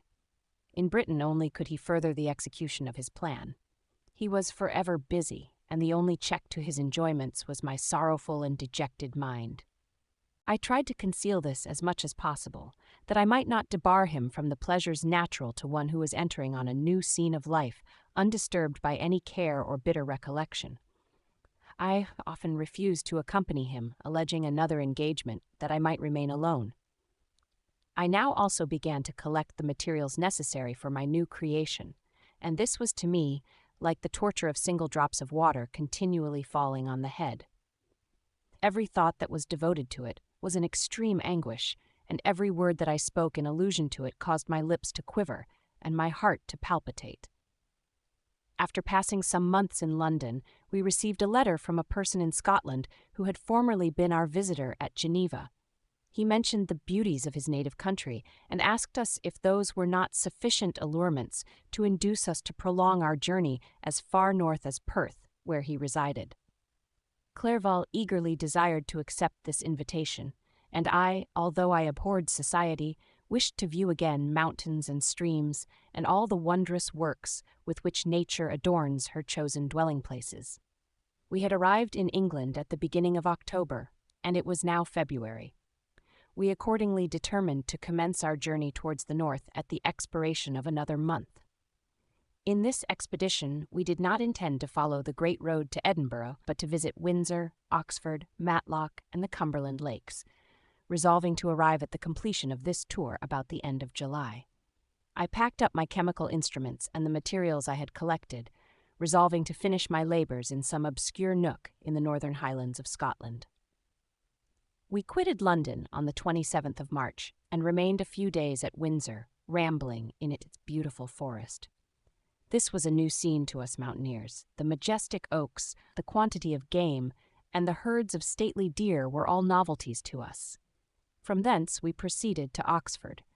As we entered this city, our minds were filled with the remembrance of the events that had been transacted there more than a century and a half before.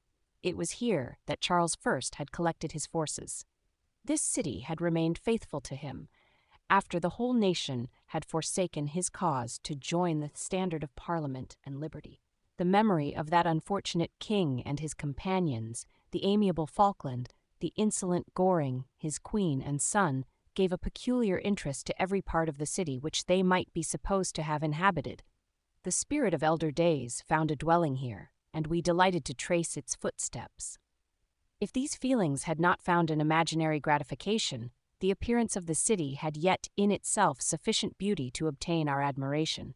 The colleges are ancient and picturesque, the streets are almost magnificent, and the lovely Isis, which flows beside it through meadows of exquisite verdure, is spread forth into a placid expanse of waters, which reflects its majestic assemblage of towers and spires and domes embosomed among aged trees.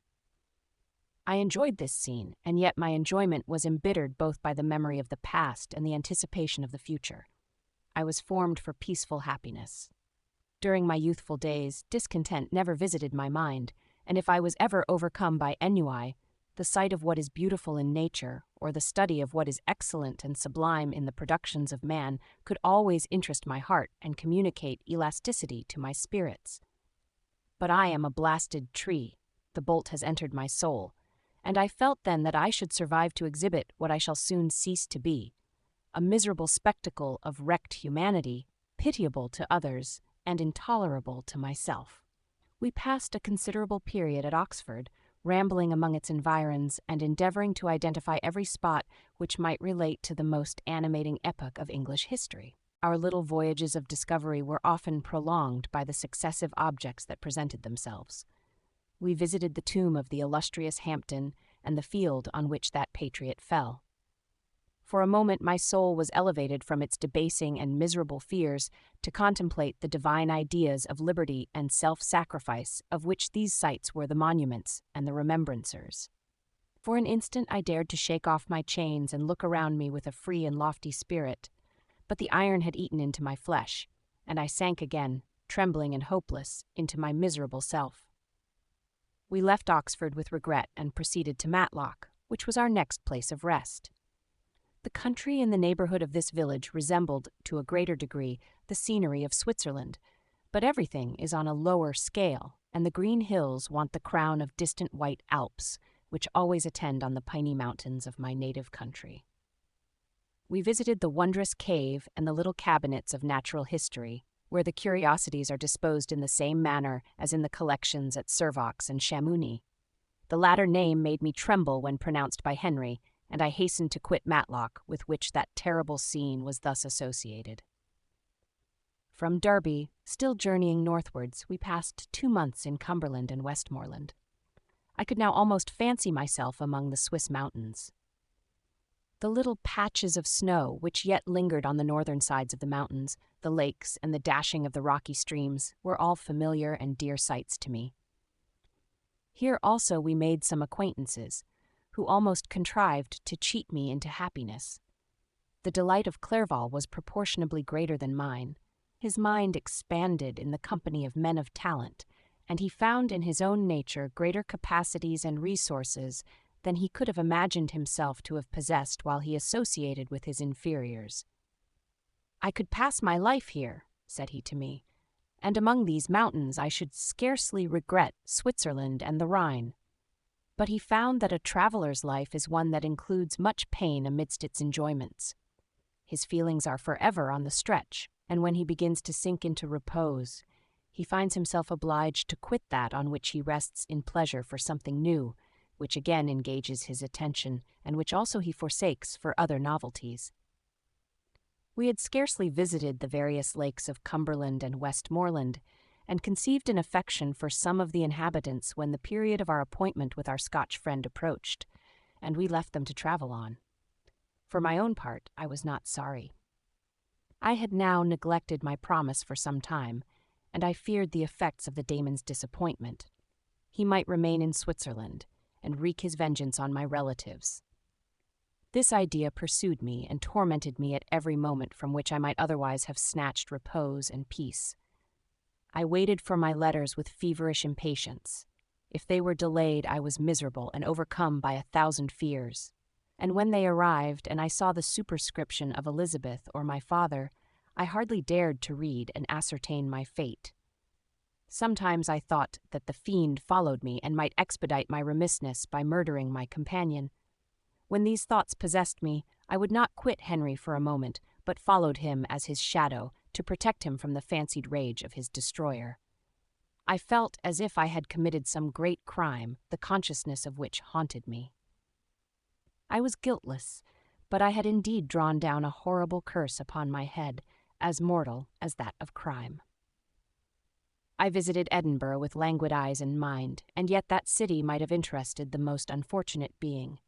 Clerval did not like it so well as Oxford, for the antiquity of the latter city was more pleasing to him. But the beauty and regularity of the new town of Edinburgh, its romantic castle and its environs, the most delightful in the world, Arthur's Seat, St. Bernard's Well, and the Pentland Hills, compensated him for the change and filled him with cheerfulness and admiration. But I was impatient to arrive at the termination of my journey. We left Edinburgh in a week, passing through Cupar, St. Andrews, and along the banks of the Tay, to Perth, where our friend expected us. But I was in no mood to laugh and talk with strangers, or enter into their feelings or plans with the good humor expected from a guest, and accordingly I told Clerval that I wished to make the tour of Scotland alone. "Do you," said I, "enjoy yourself, and let this be our rendezvous.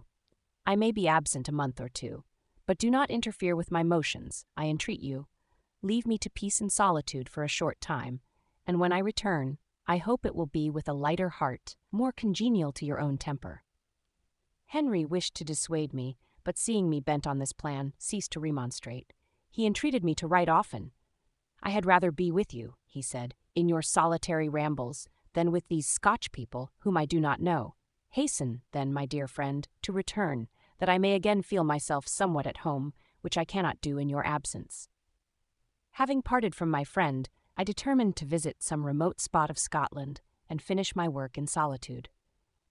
I did not doubt but that the monster followed me and would discover himself to me when I should have finished, that he might receive his companion.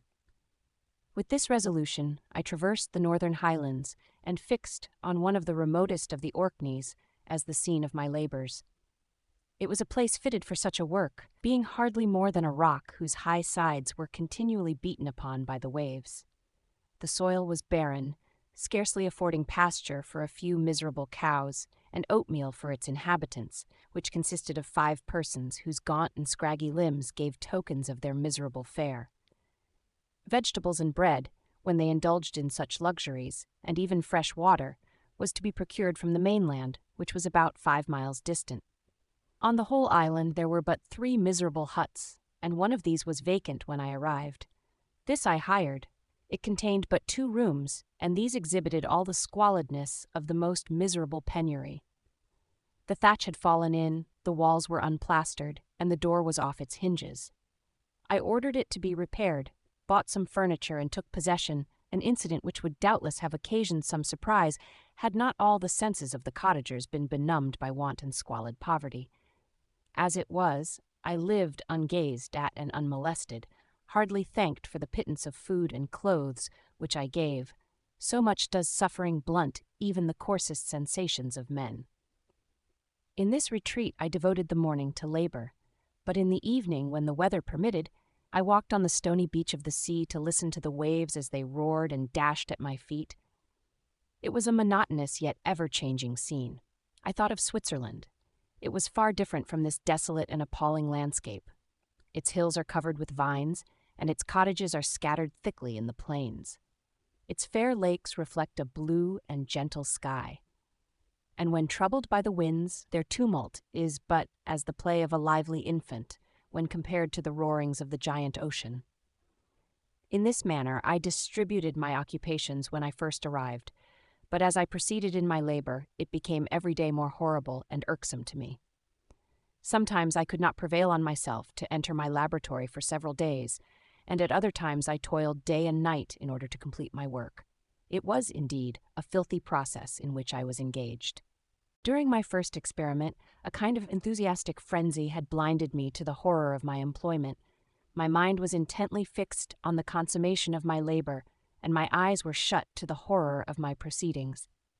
But now I went to it in cold blood, and my heart often sickened at the work of my hands. Thus situated, employed in the most detestable occupation, immersed in a solitude where nothing could for an instant call my attention from the actual scene in which I was engaged, my spirits became unequal. I grew restless and nervous. Every moment I feared to meet my persecutor. Sometimes I sat with my eyes fixed on the ground, fearing to raise them, lest they should encounter the object which I so much dreaded to behold. I feared to wander from the sight of my fellow creatures, lest when alone he should come to claim his companion. In the meantime I worked on, and my labor was already considerably advanced. I looked towards its completion with a tremulous and eager hope, which I dared not trust myself to question, but which was intermixed with obscure forebodings of evil that made my heart sicken in my bosom. Chapter 20. I sat one evening in my laboratory. The sun had set, and the moon was just rising from the sea. I had not sufficient light for my employment, and I remained idle, in a pause of consideration of whether I should leave my labor for the night, or hasten its conclusion by an unremitting attention to it. As I sat, a train of reflection occurred to me, which led me to consider the effects of what I was now doing. 3 years before, I was engaged in the same manner, and had created a fiend whose unparalleled barbarity had desolated my heart and filled it forever with the bitterest remorse. I was now about to form another being of whose dispositions I was alike ignorant. She might become 10,000 times more malignant than her mate, and delight, for its own sake, in murder and wretchedness. He had sworn to quit the neighborhood of man and hide himself in deserts. But she had not, and she, who in all probability was to become a thinking and reasoning animal, might refuse to comply with a compact made before her creation.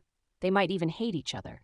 The creature who already lived loathed his own deformity, and might he not conceive a greater abhorrence for it when it came before his eyes in the female form?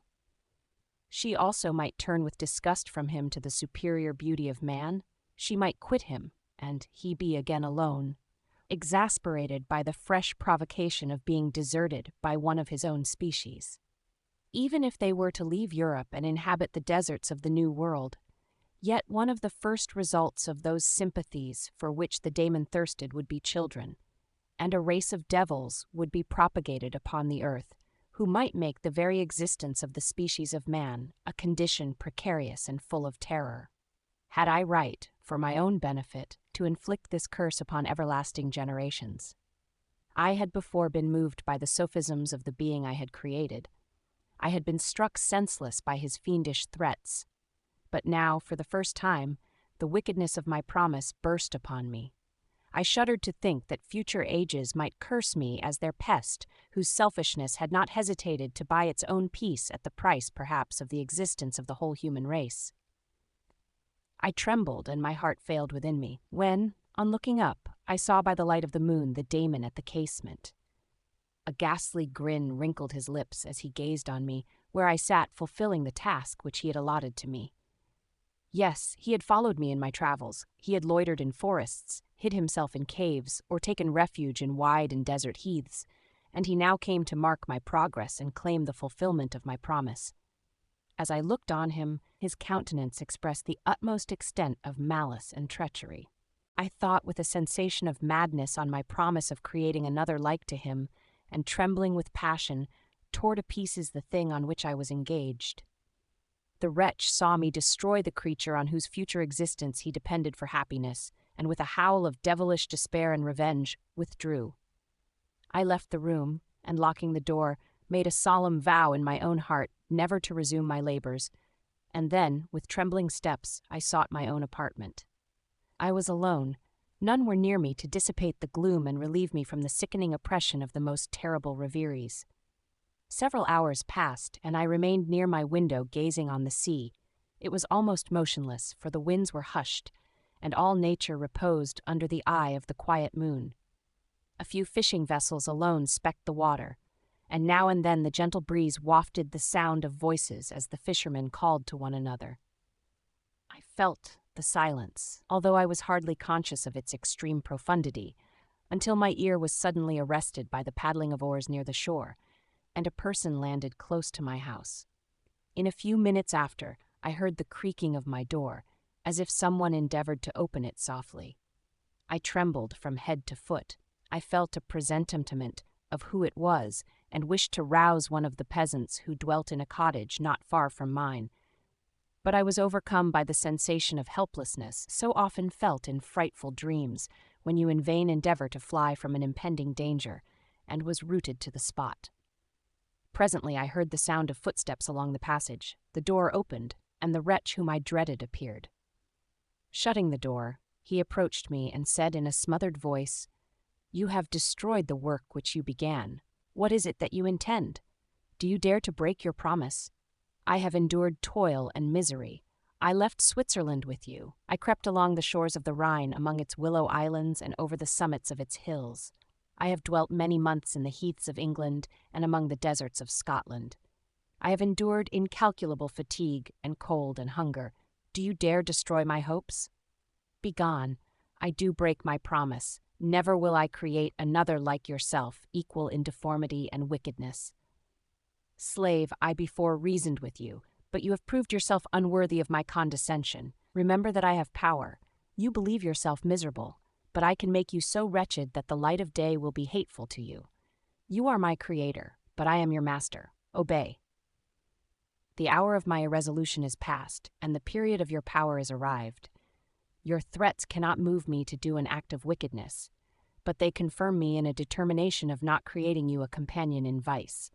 Shall I, in cool blood, set loose upon the earth a daemon whose delight is in death and wretchedness? Begone! I am firm, and your words will only exasperate my rage." The monster saw my determination in my face and gnashed his teeth in the impotence of anger. "Shall each man," cried he, "find a wife for his bosom, and each beast have his mate, and I be alone?" I had feelings of affection, and they were requited by detestation and scorn. "Man, you may hate, but beware. Your hours will pass in dread and misery, and soon the bolt will fall, which must ravish from you your happiness forever. Are you to be happy while I grovel in the intensity of my wretchedness? You can blast my other passions, but revenge remains. Revenge henceforth dearer than light or food. I may die, but first you, my tyrant and tormentor, shall curse the sun that gazes on your misery. Beware, for I am fearless and therefore powerful. I will watch with the wiliness of a snake, that I may sting with its venom. Man, you shall repent of the injuries you inflict. Devil, cease, and do not poison the air with these sounds of malice. I have declared my resolution to you, and I am no coward to bend beneath words. Leave me, I am inexorable. It is well, I go, but remember, I shall be with you on your wedding night." I started forward and exclaimed, "Villain, before you sign my death warrant, be sure that you are yourself safe." I would have seized him, but he eluded me and quitted the house with precipitation. In a few moments I saw him in his boat, which shot across the waters with an arrowy swiftness and was soon lost amidst the waves. All was again silent, but his words rang in my ears. I burned with rage to pursue the murderer of my peace and precipitate him into the ocean. I walked up and down my room hastily and perturbed, while my imagination conjured up 1,000 images to torment and sting me. Why had I not followed him and closed with him in mortal strife? But I had suffered him to depart, and he had directed his course towards the mainland. I shuddered to think who might be the next victim, sacrificed to his insatiate revenge. And then I thought again of his words, "I will be with you on your wedding night." That, then, was the period fixed for the fulfillment of my destiny. In that hour I should die and at once satisfy and extinguish his malice. The prospect did not move me to fear, yet when I thought of my beloved Elizabeth, of her tears and endless sorrow, when she should find her lover so barbarously snatched from her, tears, the first I had shed for many months, streamed from my eyes, and I resolved not to fall before my enemy without a bitter struggle. The night passed away, and the sun rose from the ocean. My feelings became calmer, if it may be called calmness when the violence of rage sinks into the depths of despair. I left the house, the horrid scene of the last night's contention, and walked on the beach of the sea, which I almost regarded as an insuperable barrier between me and my fellow creatures. Nay, a wish that such should prove the fact stole across me. I desired that I might pass my life on that barren rock, warily, it is true, but uninterrupted by any sudden shock of misery. If I returned, it was to be sacrificed or to see those whom I most loved die under the grasp of a daemon whom I had myself created. I walked about the isle like a restless spectre, separated from all it loved and miserable in the separation. When it became noon and the sun rose higher, I lay down on the grass and was overpowered by a deep sleep. I had been awake the whole of the preceding night. My nerves were agitated, and my eyes inflamed by watching and misery. The sleep into which I now sank refreshed me, and when I awoke, I again felt as if I belonged to a race of human beings like myself, and I began to reflect upon what had passed with greater composure. Yet still the words of the fiend rang in my ears like a death knell. They appeared like a dream, yet distinct and oppressive as a reality. The sun had far descended, and I still sat on the shore, satisfying my appetite, which had become ravenous, with an oaten cake, when I saw a fishing boat land close to me, and one of the men brought me a packet. It contained letters from Geneva, and one from Clerval, entreating me to join him. He said that he was wearing away his time fruitlessly where he was, that letters from the friends he had formed in London desired his return to complete the negotiation they had entered into for his Indian enterprise. He could not any longer delay his departure, but as his journey to London might be followed, even sooner than he now conjectured, by his longer voyage, he entreated me to bestow as much of my society on him as I could spare. He besought me, therefore, to leave my solitary isle and to meet him at Perth, that we might proceed southwards together. This letter in a degree recalled me to life, and I determined to quit my island at the expiration of 2 days. Yet, before I departed, there was a task to perform, on which I shuddered to reflect. I must pack up my chemical instruments, and for that purpose I must enter the room which had been the scene of my odious work, and I must handle those utensils, the sight of which was sickening to me. The next morning, at daybreak, I summoned sufficient courage and unlocked the door of my laboratory. The remains of the half-finished creature, whom I had destroyed, lay scattered on the floor, and I almost felt as if I had mangled the living flesh of a human being. I paused to collect myself, and then entered the chamber. With trembling hand, I conveyed the instruments out of the room, but I reflected that I ought not to leave the relics of my work to excite the horror and suspicion of the peasants, and I accordingly put them into a basket with a great quantity of stones, and laying them up, determined to throw them into the sea that very night, and in the meantime I sat upon the beach, employed in cleaning and arranging my chemical apparatus. Nothing could be more complete than the alteration that had taken place in my feelings since the night of the appearance of the daemon. I had before regarded my promise with a gloomy despair as a thing that, with whatever consequences, must be fulfilled, but I now felt as if a film had been taken from before my eyes, and that I for the first time saw clearly. The idea of renewing my labors did not for one instant occur to me. The threat I had heard weighed on my thoughts, but I did not reflect that a voluntary act of mine could avert it. I had resolved in my own mind that to create another like the fiend I had first made would be an act of the basest and most atrocious selfishness, and I banished from my mind every thought that could lead to a different conclusion.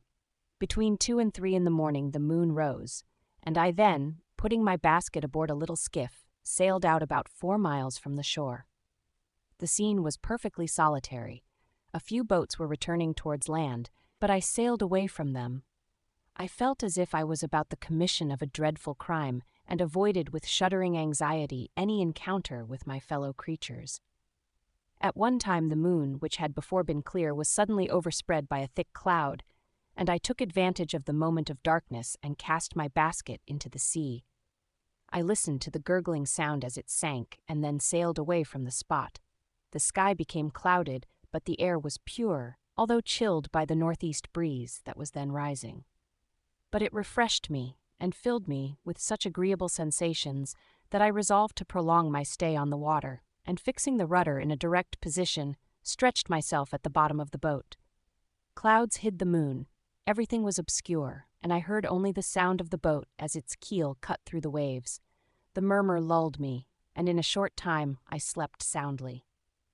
I do not know how long I remained in this situation, but when I awoke I found that the sun had already mounted considerably. The wind was high, and the waves continually threatened the safety of my little skiff. I found that the wind was northeast, and must have driven me far from the coast from which I had embarked. I endeavored to change my course, but quickly found that if I again made the attempt, the boat would be instantly filled with water. Thus situated, my only resource was to drive before the wind. I confess that I felt a few sensations of terror. I had no compass with me, and was so slenderly acquainted with the geography of this part of the world that the sun was of little benefit to me. I might be driven into the wide Atlantic and feel all the tortures of starvation, or be swallowed up in the immeasurable waters that roared and buffeted around me. I had already been out many hours and felt the torment of a burning thirst, a prelude to my other sufferings.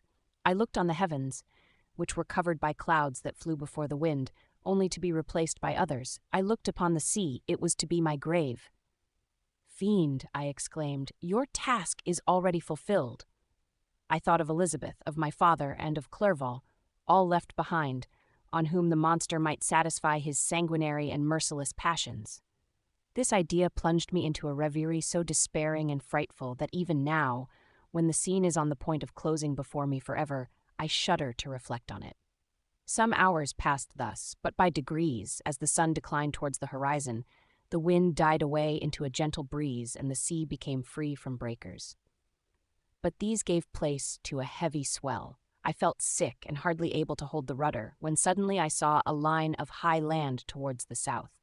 Almost spent as I was by fatigue and the dreadful suspense I endured for several hours, this sudden certainty of life rushed like a flood of warm joy to my heart, and tears gushed from my eyes.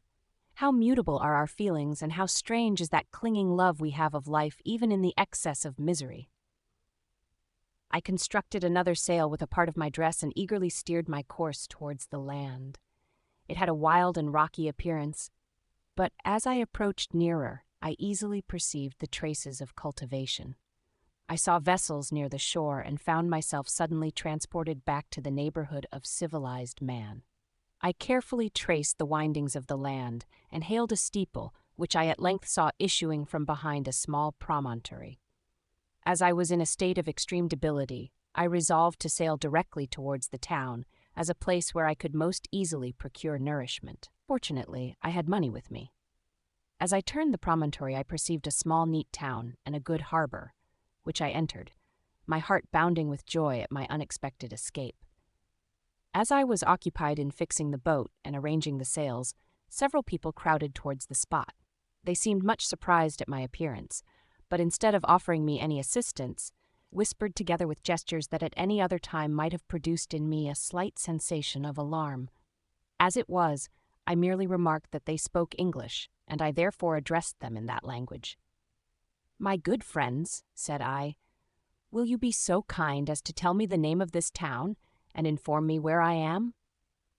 "You will know that soon enough," replied a man with a hoarse voice. "Maybe you are come to a place that will not prove much to your taste, but you will not be consulted as to your quarters, I promise you." I was exceedingly surprised on receiving so rude an answer from a stranger, and I was also disconcerted on perceiving the frowning and angry countenances of his companions. "Why do you answer me so roughly?" I replied. "Surely it is not the custom of Englishmen to receive strangers so inhospitably." "I do not know," said the man, "what the custom of the English may be, but it is the custom of the Irish to hate villains." While this strange dialogue continued, I perceived the crowd rapidly increase. Their faces expressed a mixture of curiosity and anger which annoyed and in some degree alarmed me. I inquired the way to the inn, but no one replied.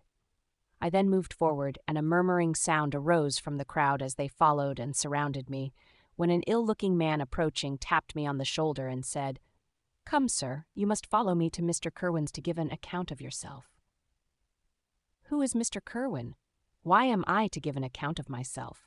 Is not this a free country?" "Ay, sir, free enough for honest folks. Mr. Kerwin is a magistrate, and you are to give an account of the death of a gentleman who was found murdered here last night." This answer startled me, but I presently recovered myself. I was innocent. That could easily be proved. Accordingly, I followed my conductor in silence, and was led to one of the best houses in the town.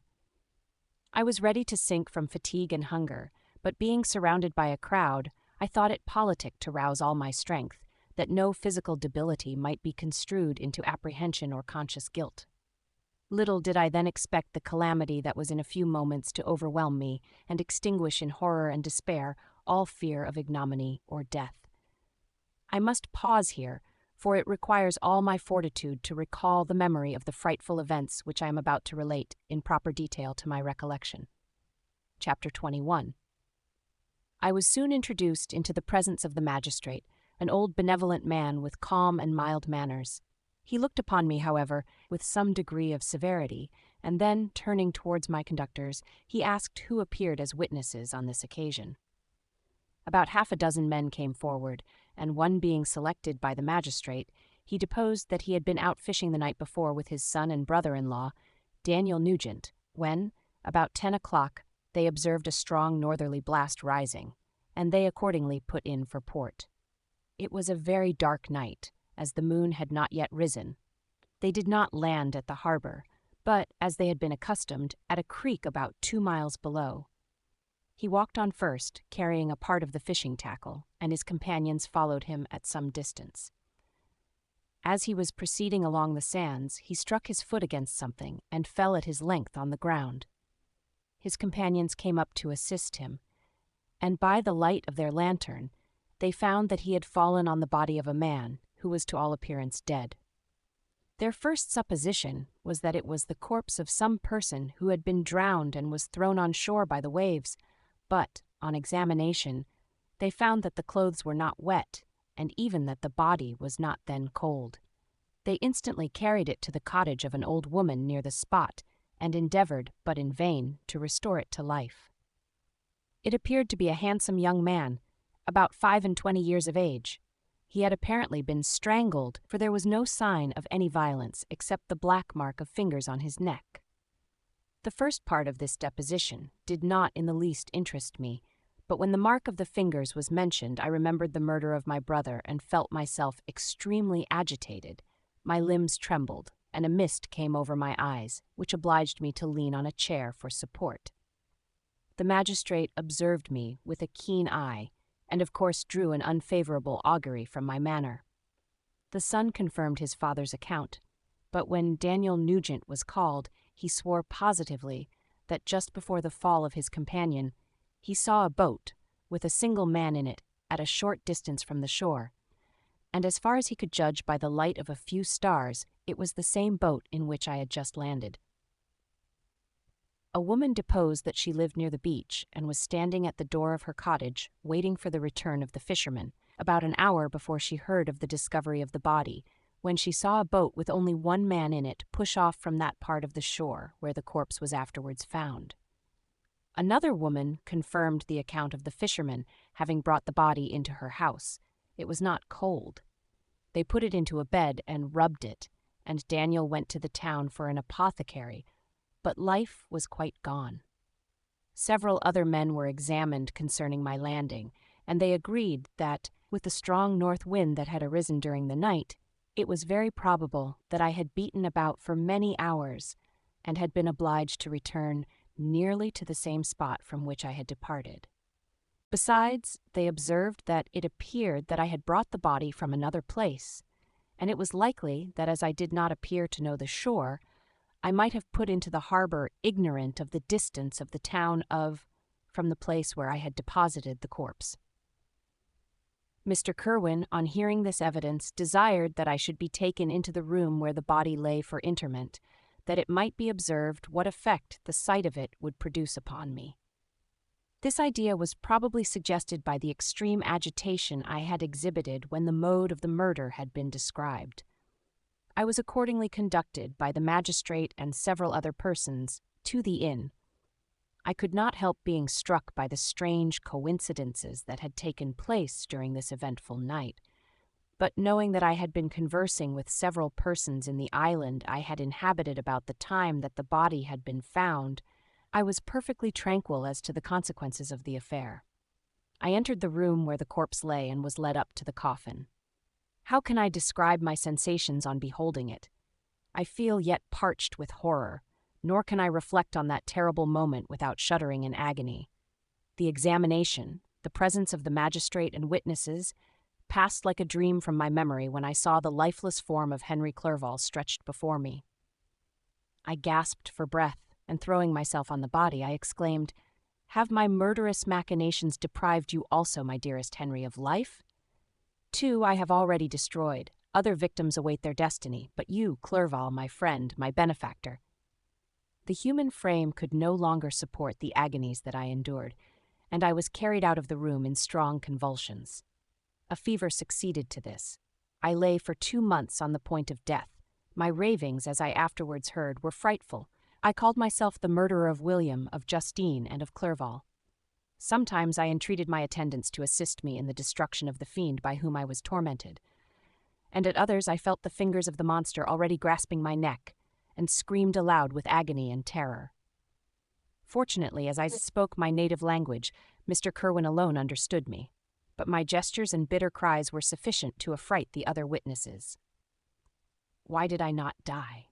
More miserable than man ever was before, why did I not sink into forgetfulness and rest? Death snatches away many blooming children, the only hopes of their doting parents. How many brides and youthful lovers have been one day in the bloom of health and hope, and the next a prey for worms and the decay of the tomb? Of what materials was I made that I could thus resist so many shocks, which, like the turning of the wheel, continually renewed the torture?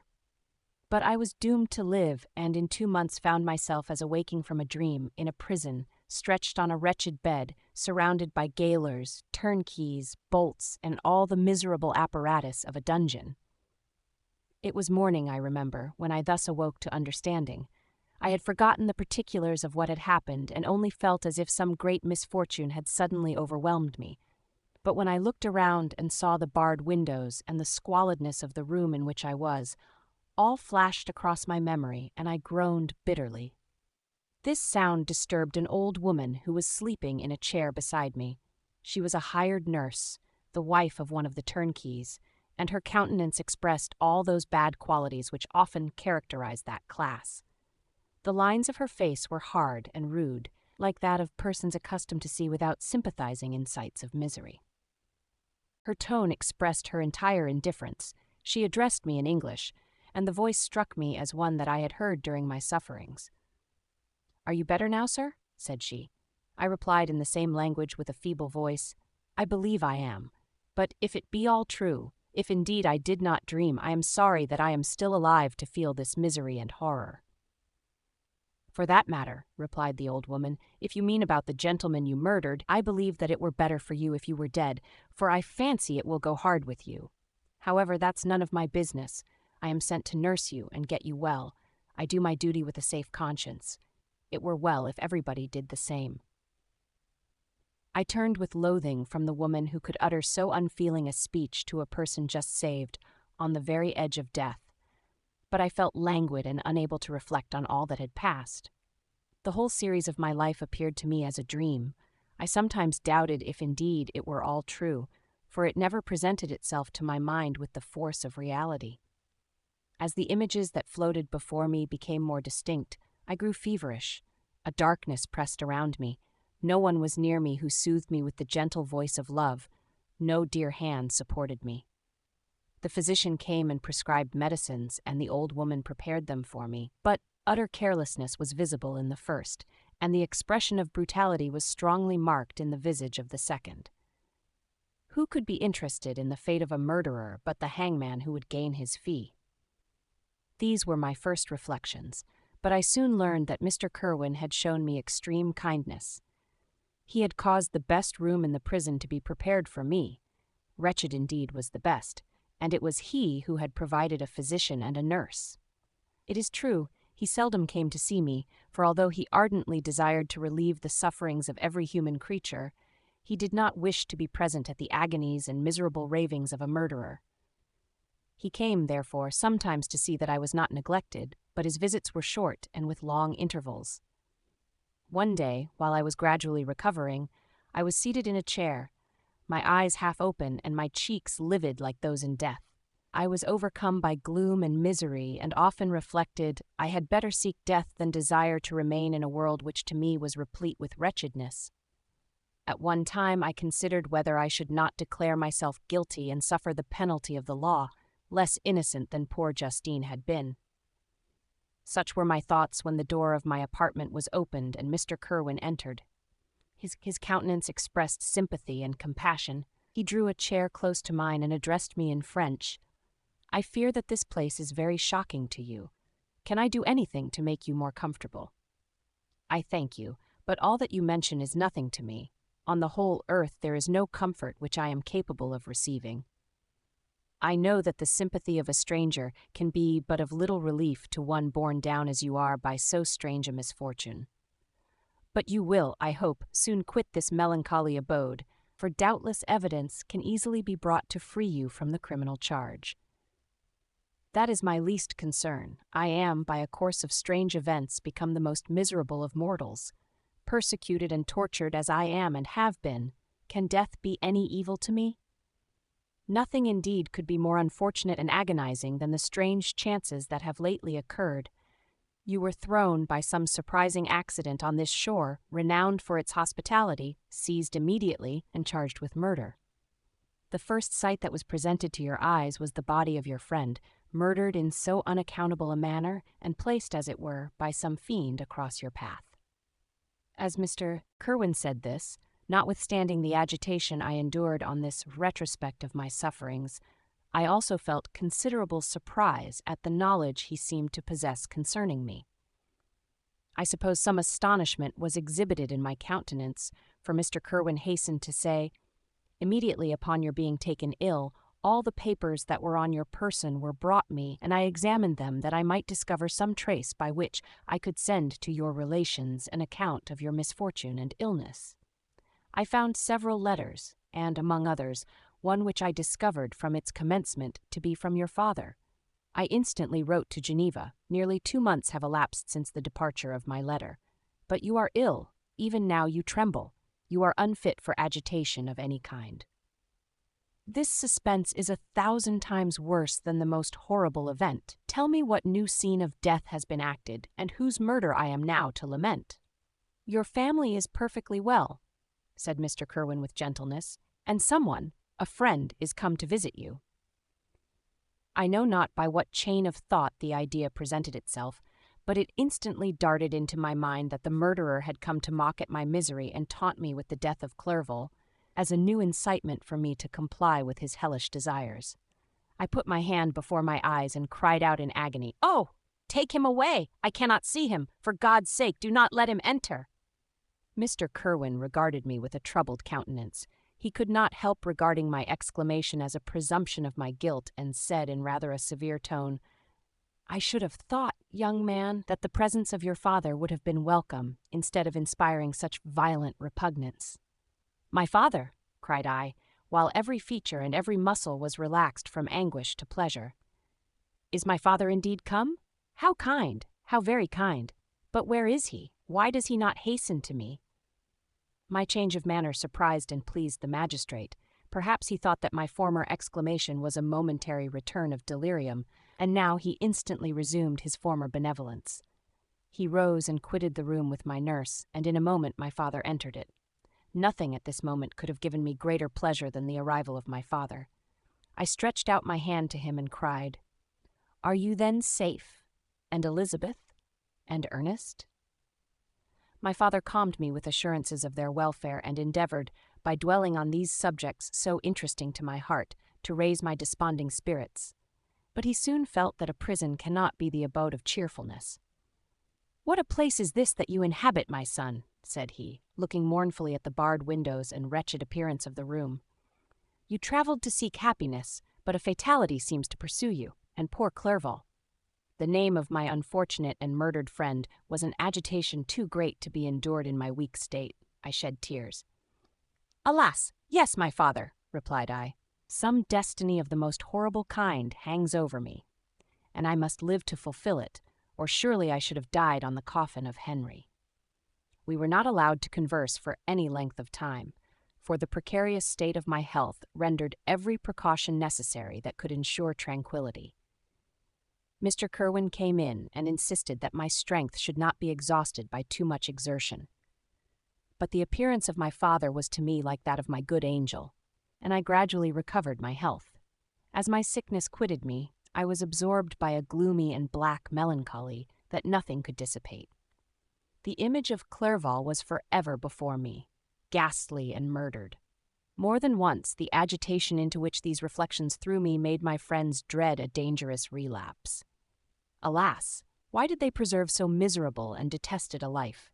It was surely that I might fulfill my destiny, which is now drawing to a close. Soon, oh, very soon, will death extinguish these throbbings and relieve me from the mighty weight of anguish that bears me to the dust, and in executing the award of justice I shall also sink to rest. Then the appearance of death was distant, although the wish was ever present to my thoughts, and I often sat for hours motionless and speechless, wishing for some mighty revolution that might bury me and my destroyer in its ruins. The season of the assizes approached. I had already been 3 months in prison, and although I was still weak and in continual danger of a relapse, I was obliged to travel nearly 100 miles to the country town where the court was held. Mr. Kerwin charged himself with every care of collecting witnesses and arranging my defense. I was spared the disgrace of appearing publicly as a criminal, as the case was not brought before the court that decides on life and death. The grand jury rejected the bill, on its being proved that I was on the Orkney Islands at the hour the body of my friend was found, and a fortnight after my removal I was liberated from prison. My father was enraptured on finding me freed from the vexations of a criminal charge, that I was again allowed to breathe the fresh atmosphere and permitted to return to my native country. I did not participate in these feelings, for to me the walls of a dungeon or a palace were alike hateful. The cup of life was poisoned forever, and although the sun shone upon me as upon the happy and gay of heart, I saw around me nothing but a dense and frightful darkness, penetrated by no light but the glimmer of 2 eyes that glared upon me. Sometimes they were the expressive eyes of Henry, languishing in death, the dark orbs nearly covered by the lids and the long black lashes that fringed them. Sometimes it was the watery, clouded eyes of the monster, as I first saw them in my chamber at Ingolstadt. My father tried to awaken in me the feelings of affection. He talked of Geneva, which I should soon visit, of Elizabeth and Ernest, but these words only drew deep groans from me. Sometimes, indeed, I felt a wish for happiness, and thought with melancholy delight of my beloved cousin, or longed, with a devouring malady du pays, to see once more the blue lake and rapid Rhone that had been so dear to me in early childhood. But my general state of feeling was a torpor in which a prison was as welcome a residence as the divinest scene in nature, and these fits were seldom interrupted but by paroxysms of anguish and despair. At these moments I often endeavored to put an end to the existence I loathed, and it required unceasing attendance and vigilance to restrain me from committing some dreadful act of violence. Yet one duty remained to me, the recollection of which finally triumphed over my selfish despair. It was necessary that I should return without delay to Geneva, there to watch over the lives of those I so fondly loved, and to lie in wait for the murderer, that if any chance led me to the place of his concealment, or if he dared again to blast me by his presence, I might, with unfailing aim, put an end to the existence of the monstrous image which I had endued with the mockery of a soul still more monstrous. My father still desired to delay our departure, fearful that I could not sustain the fatigues of a journey, for I was a shattered wreck, the shadow of a human being. My strength was gone. I was a mere skeleton, and fever night and day preyed upon my wasted frame. Still, as I urged our leaving Ireland with such inquietude and impatience, my father thought it best to yield. We took our passage on board a vessel bound for Havre de Grace, and sailed with a fair wind from the Irish shores. It was midnight. I lay on the deck looking at the stars and listening to the dashing of the waves. I hailed the darkness that shut Ireland from my sight, and my pulse beat with a feverish joy when I reflected that I should soon see Geneva. The past appeared to me in the light of a frightful dream, yet the vessel in which I was, the wind that blew me from the detested shore of Ireland, and the sea which surrounded me told me too forcibly that I was deceived by no vision, and that Clerval, my friend and dearest companion, had fallen a victim to me and the monster of my creation. I repassed in my memory my whole life, my quiet happiness while residing with my family in Geneva, the death of my mother, and my departure for Ingolstadt. I remembered, shuddering, the mad enthusiasm that hurried me on to the creation of my hideous enemy, and I called to mind the night in which he first lived. I was unable to pursue the train of thought. 1,000 feelings pressed upon me, and I wept bitterly. Ever since my recovery from the fever, I had been in the custom of taking every night a small quantity of laudanum, for it was by means of this drug only that I was enabled to gain the rest necessary for the preservation of life. Oppressed by the recollection of my various misfortunes, I now swallowed double my usual quantity, and soon slept profoundly. But sleep did not afford me respite from thought and misery. My dreams presented 1,000 objects that scared me. Towards morning, I was possessed by a kind of nightmare. I felt the fiend's grasp in my neck and could not free myself from it. Groans and cries rang in my ears. My father, who was watching over me, perceiving my restlessness, awoke me. The dashing waves were around, the cloudy sky above. The fiend was not here. A sense of security, a feeling that a truce was established between the present hour and the irresistible, disastrous future, imparted to me a kind of calm forgetfulness, of which the human mind is by its structure peculiarly susceptible. Chapter 22. The voyage came to an end. We landed and proceeded to Paris. I soon found that I had overtaxed my strength and that I must repose before I could continue my journey. My father's care and attentions were indefatigable, but he did not know the origin of my sufferings and sought erroneous methods to remedy the incurable ill. He wished me to seek amusement in society. I abhorred the face of man. Oh, not abhorred. They were my brethren, my fellow beings, and I felt attracted even to the most repulsive among them, as to creatures of an angelic nature and celestial mechanism. But I felt that I had no right to share their intercourse. I had unchained an enemy among them whose joy it was to shed their blood and to revel in their groans. How they would, each and all, abhor me and hunt me from the world, did they know my unhallowed acts and the crimes which had their source in me.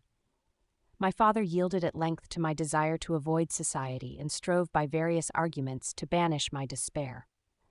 Sometimes he thought that I felt deeply the degradation of being obliged to answer a charge of murder, and he endeavored to prove to me the futility of pride. "Alas, my father," said I, "how little do you know me?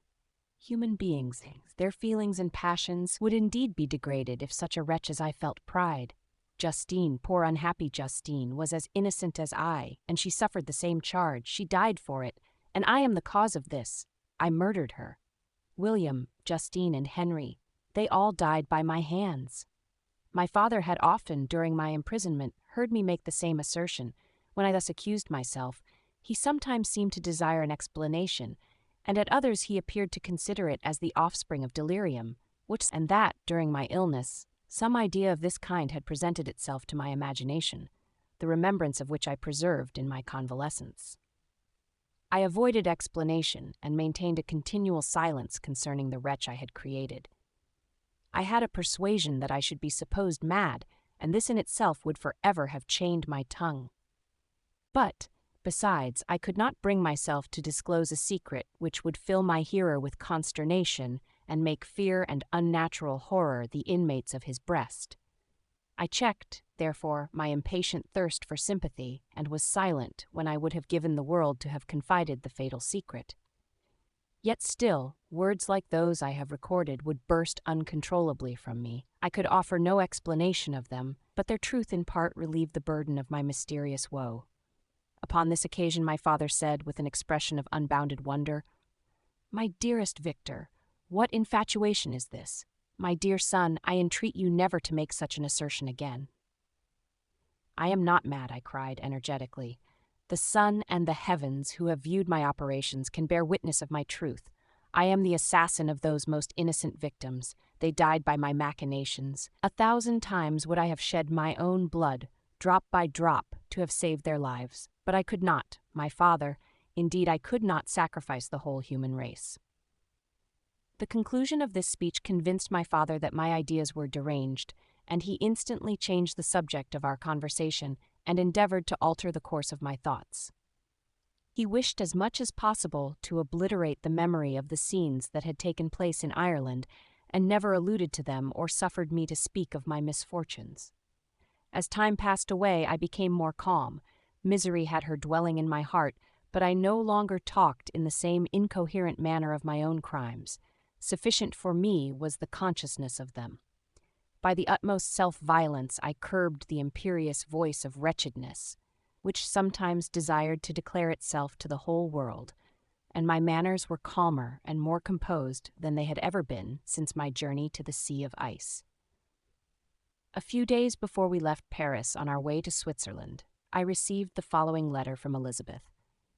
My dear friend, it gave me the greatest pleasure to receive a letter from my uncle dated at Paris. You are no longer at a formidable distance, and I may hope to see you in less than a fortnight. My poor cousin, how much you must have suffered. I expect to see you looking even more ill than when you quitted Geneva. This winter has been passed most miserably, tortured as I have been by anxious suspense, yet I hope to see peace in your countenance and to find that your heart is not totally void of comfort and tranquility. Yet I fear that the same feelings now exist that made you so miserable a year ago, even perhaps augmented by time. I would not disturb you at this period when so many misfortunes weigh upon you, but a conversation that I had with my uncle previous to his departure renders some explanation necessary before we meet. Explanation. You may possibly say, what can Elizabeth have to explain? If you really say this, my questions are answered and all my doubts satisfied. But you are distant from me, and it is possible that you may dread and yet be pleased with this explanation, and in a probability of this being the case, I dare not any longer postpone writing what, during your absence, I have often wished to express to you, but have never had the courage to begin. You well know, Victor, that our union had been the favorite plan of your parents ever since our infancy. We were told this when young, and taught to look forward to it as an event that would certainly take place. We were affectionate playfellows during childhood, and, I believe, dear and valued friends to one another as we grew older. But as brother and sister often entertain a lively affection towards each other without desiring a more intimate union, may not such also be our case? Tell me, dearest Victor. Answer me, I conjure you by our mutual happiness with simple truth. Do you not love another? You have traveled. You have spent several years of your life at Ingolstadt, and I confess to you, my friend, that when I saw you last autumn so unhappy, flying to solitude from the society of every creature, I could not help supposing that you might regret our connection, and believe yourself bound in honor to fulfill the wishes of your parents, although they opposed themselves to your inclinations. But this is false reasoning. I confess to you, my friend, that I love you, and that in my airy dreams of futurity you have been my constant friend and companion. But it is your happiness I desire, as well as my own, when I declare to you that our marriage would render me eternally miserable unless it were the dictate of your own free choice. Even now I weep to think that, borne down as you are by the cruelest misfortunes, you may stifle, by the word honor, all hope of that love and happiness which would alone restore you to yourself. I, who have so disinterested an affection for you, may increase your miseries tenfold by being an obstacle to your wishes. Ah, Victor, be assured that your cousin and playmate has too sincere a love for you not to be made miserable by this supposition. Be happy, my friend, and if you obey me in this one request, remain satisfied that nothing on earth will have the power to interrupt my tranquility. Do not let this letter disturb you. Do not answer tomorrow or the next day or even until you come, if it will give you pain. My uncle will send me news of your health, and if I see but one smile on your lips when we meet, occasioned by this or any other exertion of mine, I shall need no other happiness. Elizabeth Lavenza. Geneva, May 18th, sometime in the 18th century. This letter revived in my memory what I had before forgotten, the threat of the fiend. I will be with you on your wedding night. Such was my sentence. And on that night would the daemon employ every art to destroy me and tear me from the glimpse of happiness which promised partly to console my sufferings. On that night he had determined to consummate his crimes by my death. Well, be it so.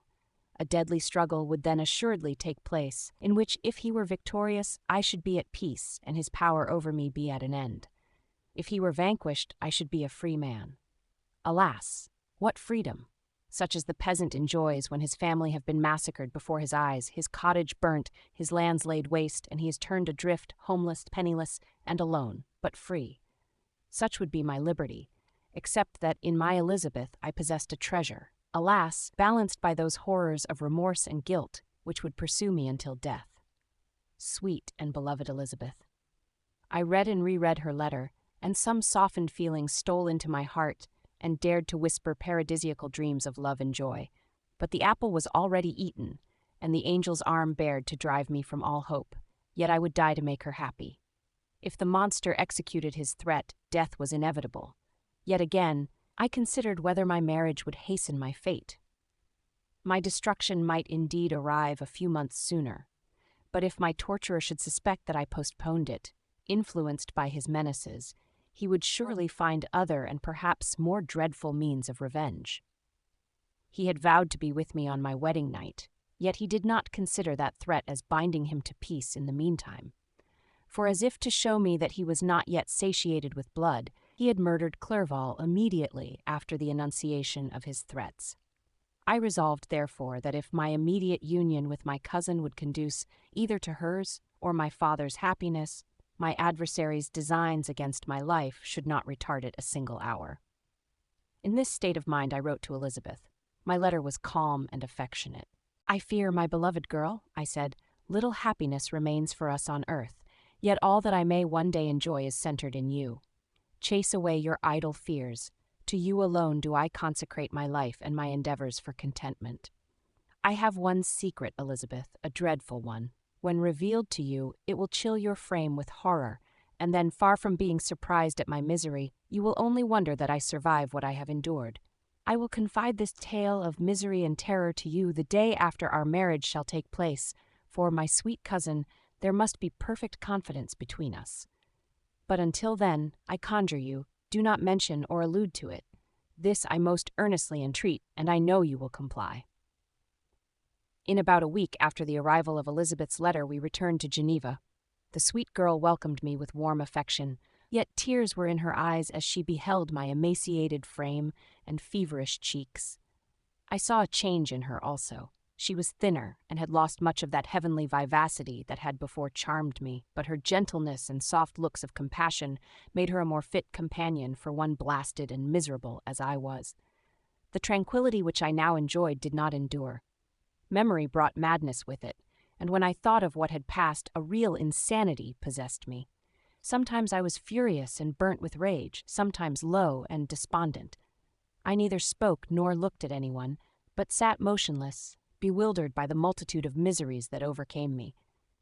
Elizabeth alone had the power to draw me from these fits. Her gentle voice would soothe me when transported by passion and inspire me with human feelings when sunk in torpor. She wept with me and for me. When reason returned, she would remonstrate and endeavor to inspire me with resignation. It is well for the unfortunate to be resigned, but for the guilty there is no peace.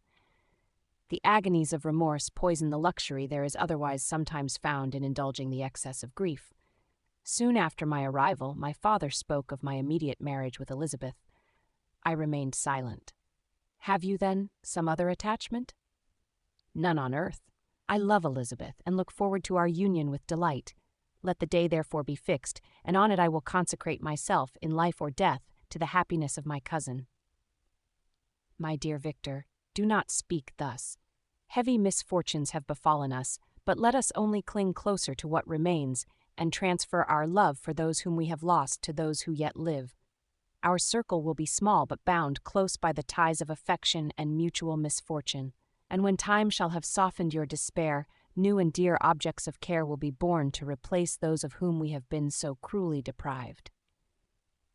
Such were the lessons of my father. But to me the remembrance of the threat returned, nor can you wonder that, omnipotent as the fiend had yet been in his deeds of blood, I should almost regard him as invincible, and that when he had pronounced the words, "I shall be with you on your wedding night," I should regard the threatened fate as unavoidable. But death was no evil to me if the loss of Elizabeth were balanced with it, and I therefore, with a contented and even cheerful countenance, agreed with my father that if my cousin would consent, the ceremony should take place in 10 days, and thus put, as I imagined, the seal to my fate. Great God! If for one instant I had thought what might be the hellish intention of my fiendish adversary, I would rather have banished myself forever from my native country and wandered a friendless outcast over the earth than have consented to this miserable marriage. But as if possessed of magic powers, the monster had blinded me to his real intentions. And when I thought that I had prepared only my own death, I hastened that of a far dearer victim. As the period fixed for our marriage drew nearer, whether from cowardice or a prophetic feeling, I felt my heart sink within me, but I concealed my feelings by an appearance of hilarity that brought smiles and joy to the countenance of my father, but hardly deceived the ever-watchful and nicer eye of Elizabeth. She looked forward to our union with placid contentment, not unmingled with a little fear, which past misfortunes had impressed, that what now appeared certain and tangible happiness might soon dissipate into an airy dream and leave no trace but deep and everlasting regret. Preparations were made for the event, congratulatory visits were received, and all wore a smiling appearance. I shut up, as well as I could, in my own heart, the anxiety that preyed there and entered with seeming earnestness into the plans of my father, although they might only serve as the decorations of my tragedy. Through my father's exertions, a part of the inheritance of Elizabeth had been restored to her by the Austrian government. A small possession on the shores of Como belonged to her. It was agreed that, immediately after our union, we should proceed to Villa Lavenza and spend our first days of happiness beside the beautiful lake near which it stood. In the meantime, I took every precaution to defend my person in case the fiend should openly attack me. I carried pistols and a dagger constantly about me and was ever on the watch to prevent artifice, and by these means gained a greater degree of tranquillity. Indeed, as the period approached, the threat appeared more as a delusion, not to be regarded as worthy to disturb my peace, while the happiness I hoped for in my marriage wore a greater appearance of certainty as the day fixed for its solemnization drew nearer, and I heard it continually spoken of as an occurrence which no accident could possibly prevent. Elizabeth seemed happy. My tranquil demeanor contributed greatly to calm her mind. But on the day that was to fulfill my wishes and my destiny, she was melancholy, and a presentiment of evil pervaded her. And perhaps also she thought of the dreadful secret which I had promised to reveal to her on the following day. My father was in the meantime overjoyed, and, in the bustle of preparation, only recognized in the melancholy of his niece the diffidence of a bride. After the ceremony was performed, a large party assembled at my father's, but it was agreed that Elizabeth and I should commence our journey by water, sleeping that night at Evian, and continuing our voyage on the following day. The day was fair, the wind favorable, all smiled on our nuptial embarkation. Those were the last moments of my life during which I enjoyed the feeling of happiness. We passed rapidly along. The sun was hot, but we were sheltered from its rays by a kind of canopy while we enjoyed the beauty of the scene, sometimes on one side of the lake, where we saw Mont-Salève, the pleasant banks of Montalegre, and at a distance, surmounting all, the beautiful Mont Blanc, and the assemblage of snowy mountains that in vain endeavor to emulate her. Sometimes coasting the opposite banks, we saw the mighty Jura opposing its dark side to the ambition that would quit its native country, and an almost insurmountable barrier to the invader who should wish to enslave it. I took the hand of Elizabeth. "You are sorrowful, my love. Ah, if you knew what I have suffered and what I may yet endure, you would endeavor to let me taste the quiet and freedom from despair that this one day at least permits me to enjoy." "Be happy, my dear Victor," replied Elizabeth. "There is, I hope, nothing to distress you, and be assured that if a lively joy is not painted in my face, my heart is contented. Something whispers to me not to depend too much on the prospect that is opened before us, but I will not listen to such a sinister voice. Observe how fast we move along, and how the clouds, which sometimes obscure and sometimes rise above the dome of Mont Blanc, render this scene of beauty still more interesting. Look also at the innumerable fish that are swimming in the clear waters, where we can distinguish every pebble that lies at the bottom. What a divine day! How happy and serene all nature appears!" Thus Elizabeth endeavored to divert her thoughts and mine from all reflection upon melancholy subjects.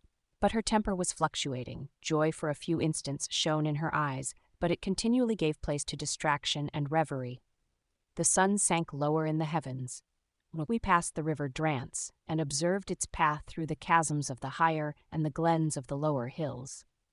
The Alps here come closer to the lake, and we approached the amphitheater of mountains, which forms its eastern boundary. The spire of Avion shone under the woods that surrounded it, and the range of mountain above mountain by which it was overhung. The wind, which had hitherto carried us along with amazing rapidity, sank at sunset to a light breeze. The soft air just ruffled the water and caused a pleasant motion among the trees as we approached the shore, from which it wafted the most delightful scent of flowers and hay. The sun sank beneath the horizon as we landed, and as I touched the shore, I felt those cares and fears revive which soon were to clasp me and cling to me forever. Chapter 23.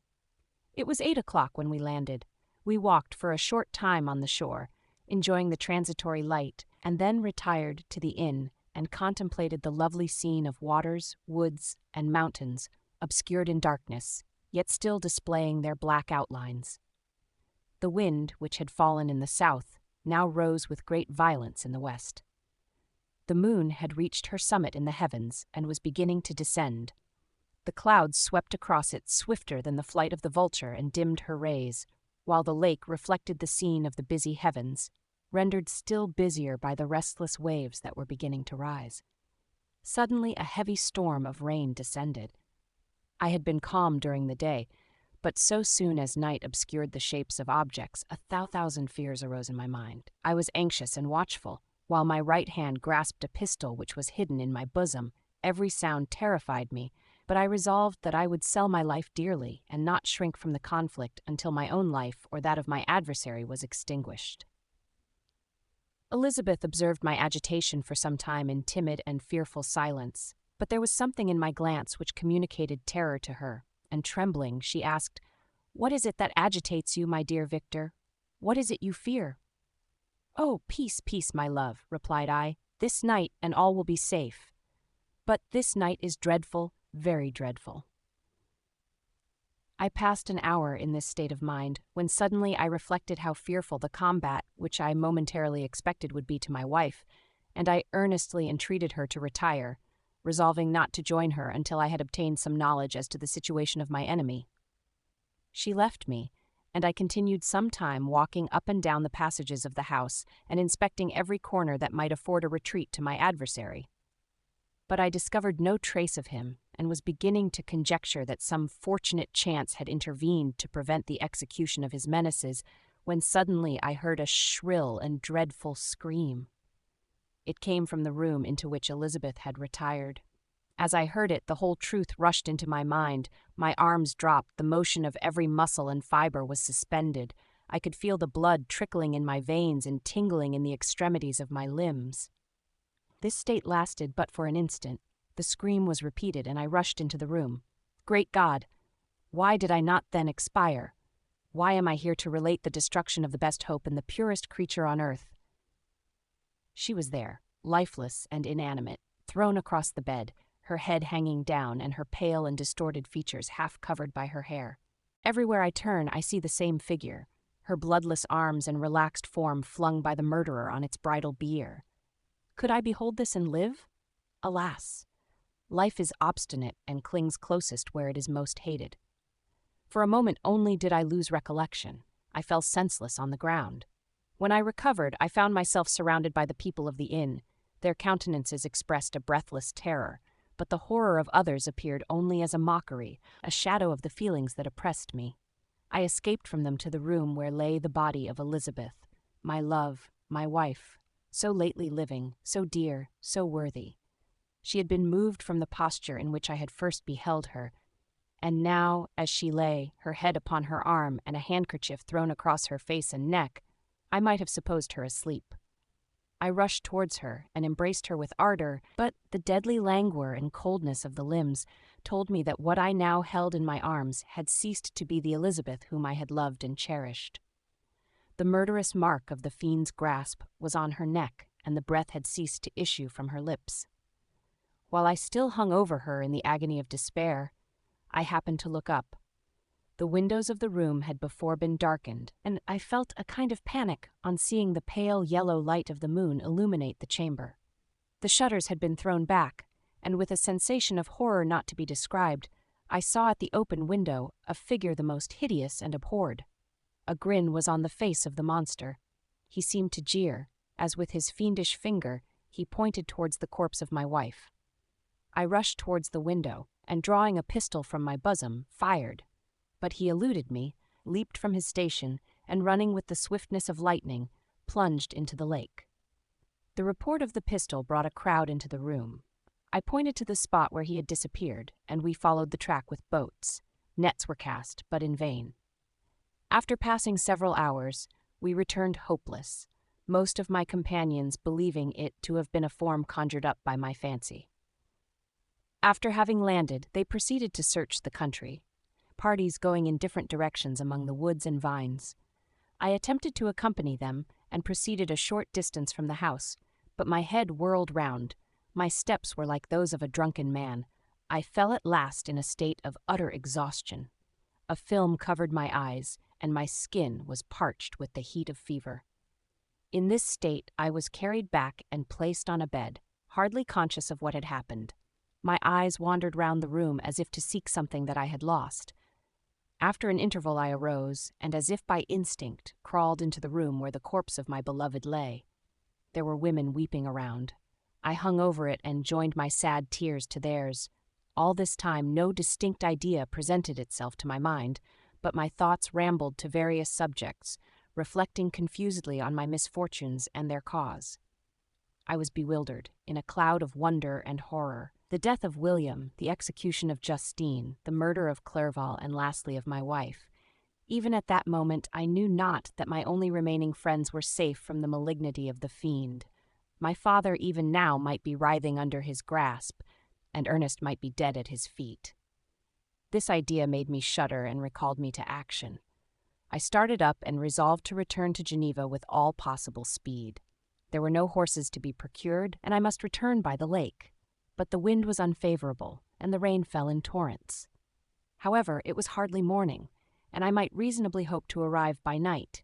I hired men to row and took an oar myself, for I had always experienced relief from mental torment in bodily exercise. But the overflowing misery I now felt, and the excess of agitation that I endured, rendered me incapable of any exertion. I threw down the oar, and leaning my head upon my hands, gave way to every gloomy idea that arose.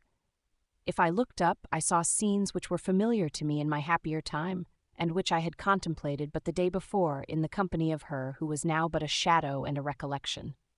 Tears streamed from my eyes. The rain had ceased for a moment, and I saw the fish play in the waters as they had done a few hours before. They had then been observed by Elizabeth. Nothing is so painful to the human mind as a great and sudden change. The sun might shine or the clouds might lower, but nothing could appear to me as it had done the day before. A fiend had snatched from me every hope of future happiness. No creature had ever been so miserable as I was. So frightful an event is single in the history of man. But why should I dwell upon the incidents that followed this last overwhelming event? Mine has been a tale of horrors. I have reached their acme, and what I must now relate can but be tedious to you. Know that, one by one, my friends were snatched away. I was left desolate. My own strength is exhausted, and I must tell, in a few words, what remains of my hideous narration. I arrived at Geneva. My father and Ernest yet lived, but the former sunk under the tidings that I bore. I see him now, excellent and venerable old man. His eyes wandered in vacancy, for they had lost their charm and their delight. His Elizabeth, his more than daughter, whom he doted on with all that affection which a man feels, who in the decline of life, having few affections, clings more earnestly to those that remain. Cursed, cursed be the fiend that brought misery on his gray hairs, and doomed him to waste in wretchedness. He could not live under the horrors that were accumulated around him. The springs of existence suddenly gave way. He was unable to rise from his bed, and in a few days he died in my arms. What then became of me? I know not. I lost sensation, and chains and darkness were the only objects that pressed upon me. Sometimes, indeed, I dreamt that I wandered in flowery meadows and pleasant vales with the friends of my youth, But I awoke and found myself in a dungeon. Melancholy followed, but by degrees I gained a clear conception of my miseries and situation, and was then released from my prison. For they had called me mad, and during many months, as I understood, a solitary cell had been my habitation. Liberty, however, had been a useless gift to me, had I not, as I awakened to reason, at the same time awakened to revenge. As the memory of past misfortunes pressed upon me, I began to reflect on their cause, the monster whom I had created, the miserable daemon whom I had sent abroad into the world for my destruction. I was possessed by a maddening rage when I thought of him, and desired and ardently prayed that I might have him within my grasp to wreak a great and signal revenge on his cursed head. Nor did my hate long confine itself to useless wishes. I began to reflect on the best means of securing him, and for this purpose, about a month after my release, I repaired to a criminal judge in the town and told him that I had an accusation to make, that I knew the destroyer of my family, and that I required him to exert his whole authority for the apprehension of the murderer. The magistrate listened to me with attention and kindness.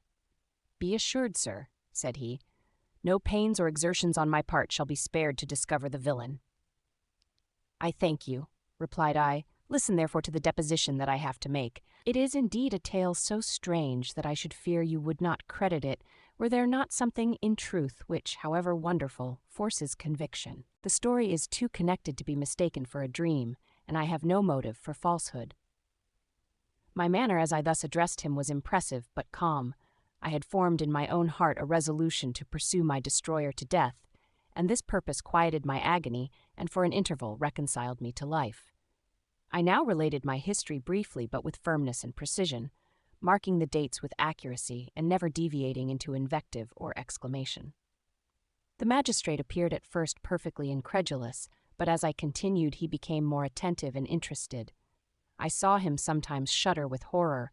At others, a lively surprise, unmingled with disbelief, was painted on his countenance. When I had concluded my narration, I said, "This is the being whom I accuse and for whose seizure and punishment I call upon you to exert your whole power.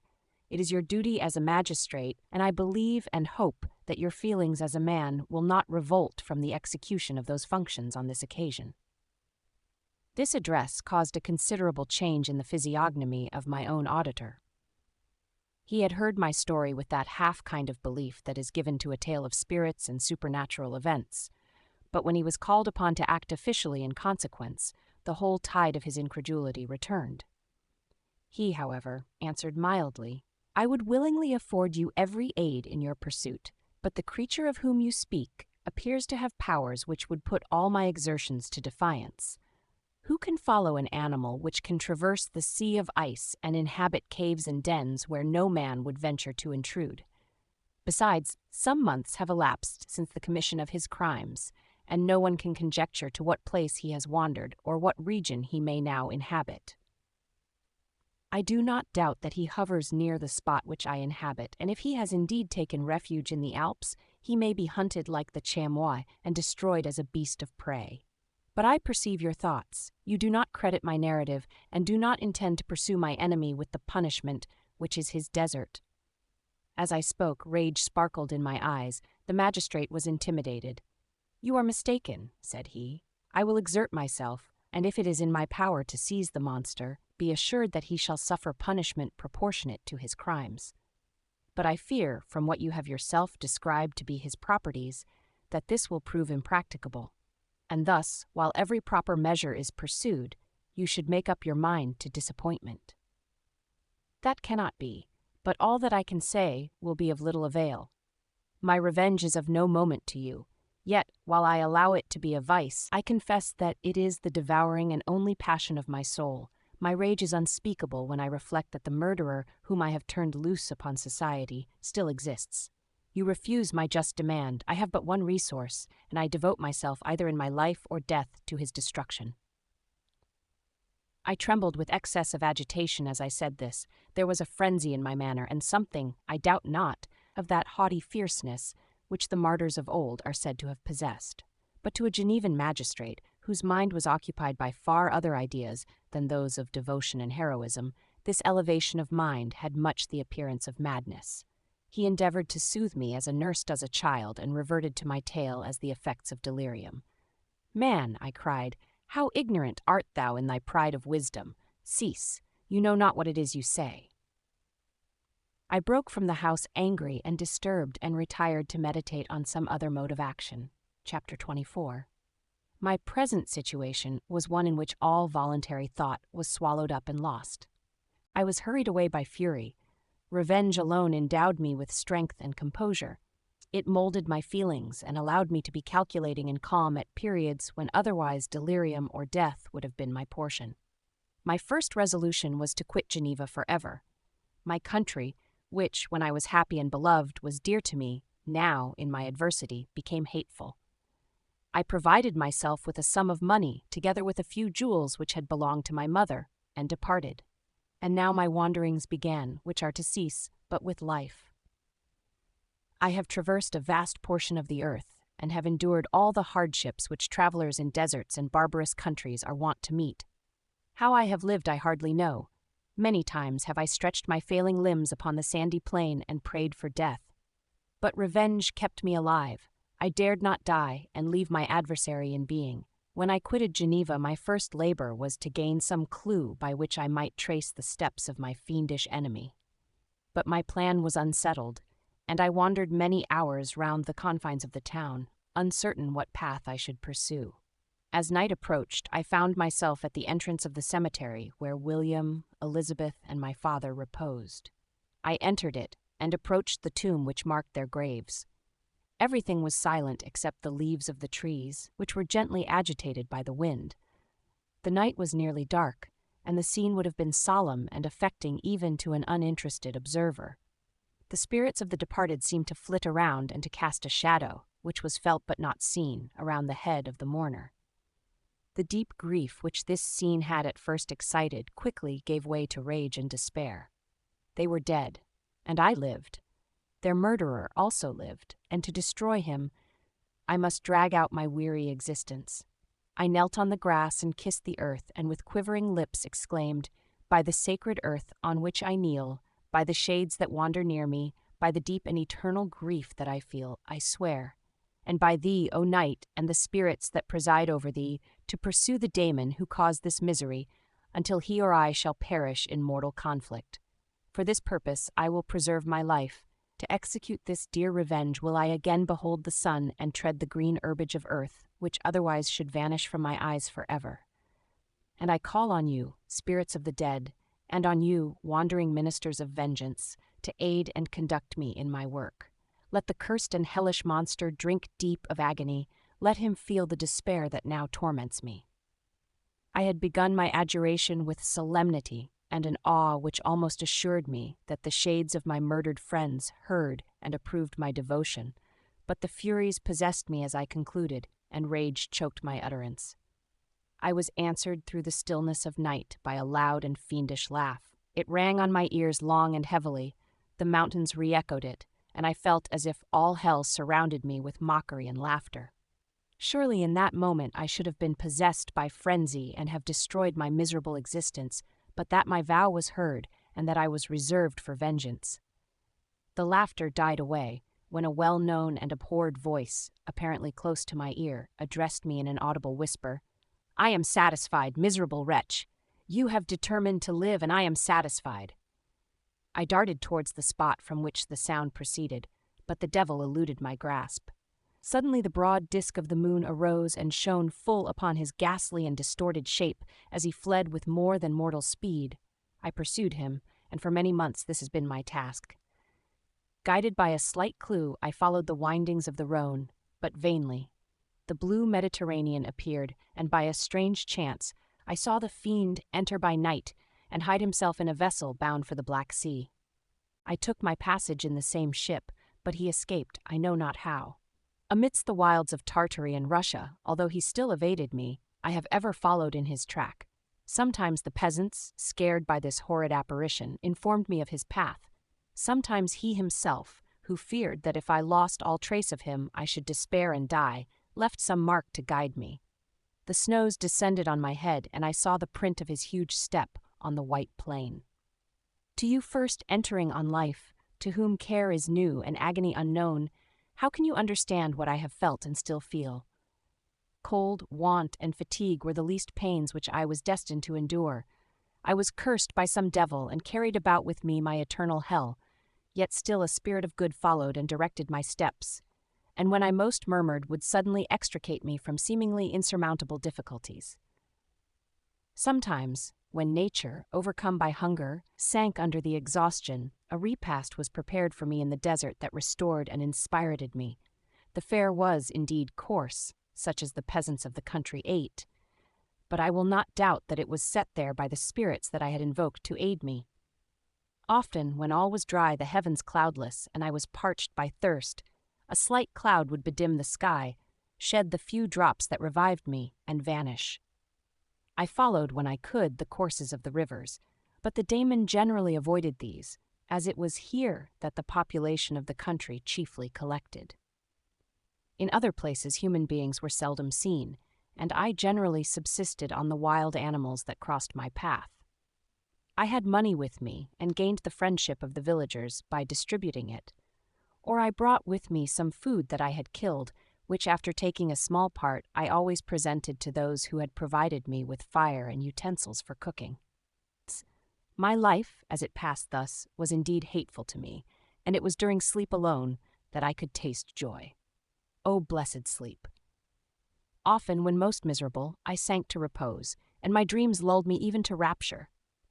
The spirits that guarded me had provided these moments, or rather hours of happiness, that I might retain strength to fulfill my pilgrimage. Deprived of this respite, I should have sunk under my hardships. During the day, I was sustained and inspirited by the hope of night, for in sleep I saw my friends, my wife, and my beloved country. Again I saw the benevolent countenance of my father, heard the silver tones of my Elizabeth's voice, and beheld Clerval enjoying health and youth. Often, when wearied by a toilsome march, I persuaded myself that I was dreaming until night should come, and that I should then enjoy reality in the arms of my dearest friends. What agonizing fondness did I feel for them! How did I cling to their dear forms, as sometimes they haunted even my waking hours, and persuade myself that they still lived! At such moments vengeance that burned within me died in my heart, and I pursued my path towards the destruction of the Damon, more as a task enjoined by heaven, as the mechanical impulse of some power of which I was unconscious, than as the ardent desire of my soul. What his feelings were whom I pursued I cannot know. Sometimes, indeed, he left marks in writing on the barks of the trees or cut in stone that guided me and instigated my fury. My reign is not yet over. These words were legible in one of these inscriptions. You live, and my power is complete. Follow me. I seek the everlasting ices of the north, where you will feel the misery of cold and frost, to which I am impassive. You will find near this place, if you follow not too tardily, a dead hare. Eat and be refreshed. Come on, my enemy. We have yet to wrestle for our lives, but many hard and miserable hours must you endure until that period shall arrive. Scoffing devil! Again do I vow vengeance. Again do I devote thee, miserable fiend, to torture and death. Never will I give up my search until he or I perish. And then with what ecstasy shall I join my Elizabeth and my departed friends, who even now prepare for me the reward of my tedious toil and horrible pilgrimage.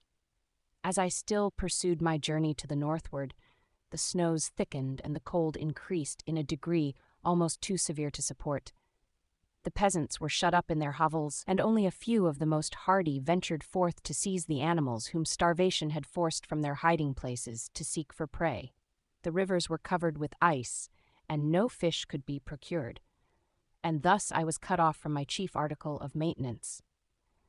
The triumph of my enemy increased with the difficulty of my labors.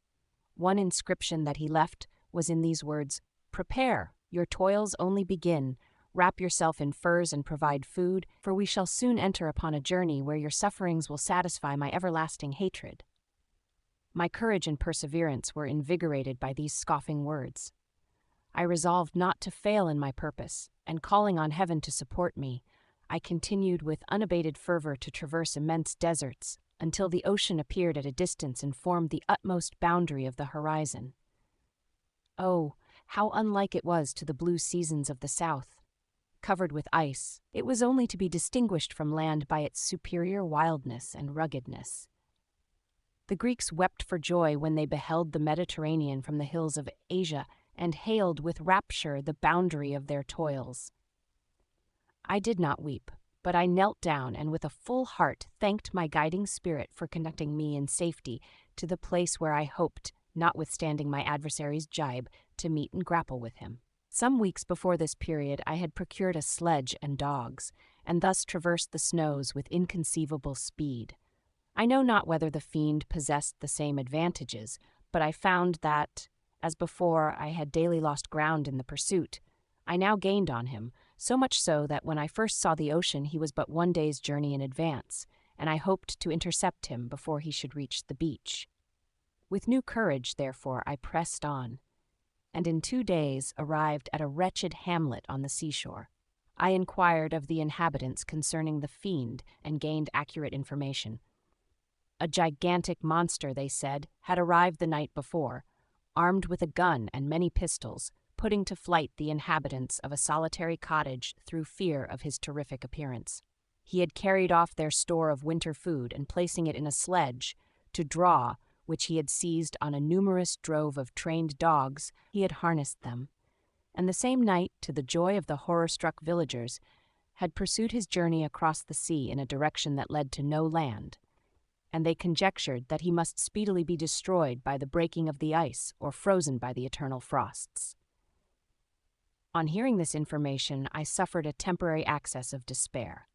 He had escaped me, and I must commence a destructive and almost endless journey across the mountainous ices of the ocean, amidst cold that few of the inhabitants could long endure, and which I, the native of a genial and sunny climate, could not hope to survive. Yet at the idea that the fiend should live and be triumphant, my rage and vengeance returned, and like a mighty tide, overwhelmed every other feeling. After a slight repose, during which the spirits of the dead hovered round and instigated me to toil and revenge, I prepared for my journey. I exchanged my land sledge for one fashioned for the inequalities of the frozen ocean, and purchasing a plentiful stock of provisions, I departed from land. I cannot guess how many days have passed since then, but I have endured misery which nothing but the eternal sentiment of a just retribution burning within my heart could have enabled me to support. Immense and rugged mountains of ice often barred up my passage, and I often heard the thunder of the ground sea, which threatened my destruction. But again the frost came and made the paths of the sea secure. By the quantity of provision which I had consumed, I should guess that I had passed 3 weeks in this journey, and the continual protraction of hope, returning back upon the heart, often wrung bitter drops of despondency and grief from my eyes. Despair had indeed almost secured her prey, and I should soon have sunk beneath this misery.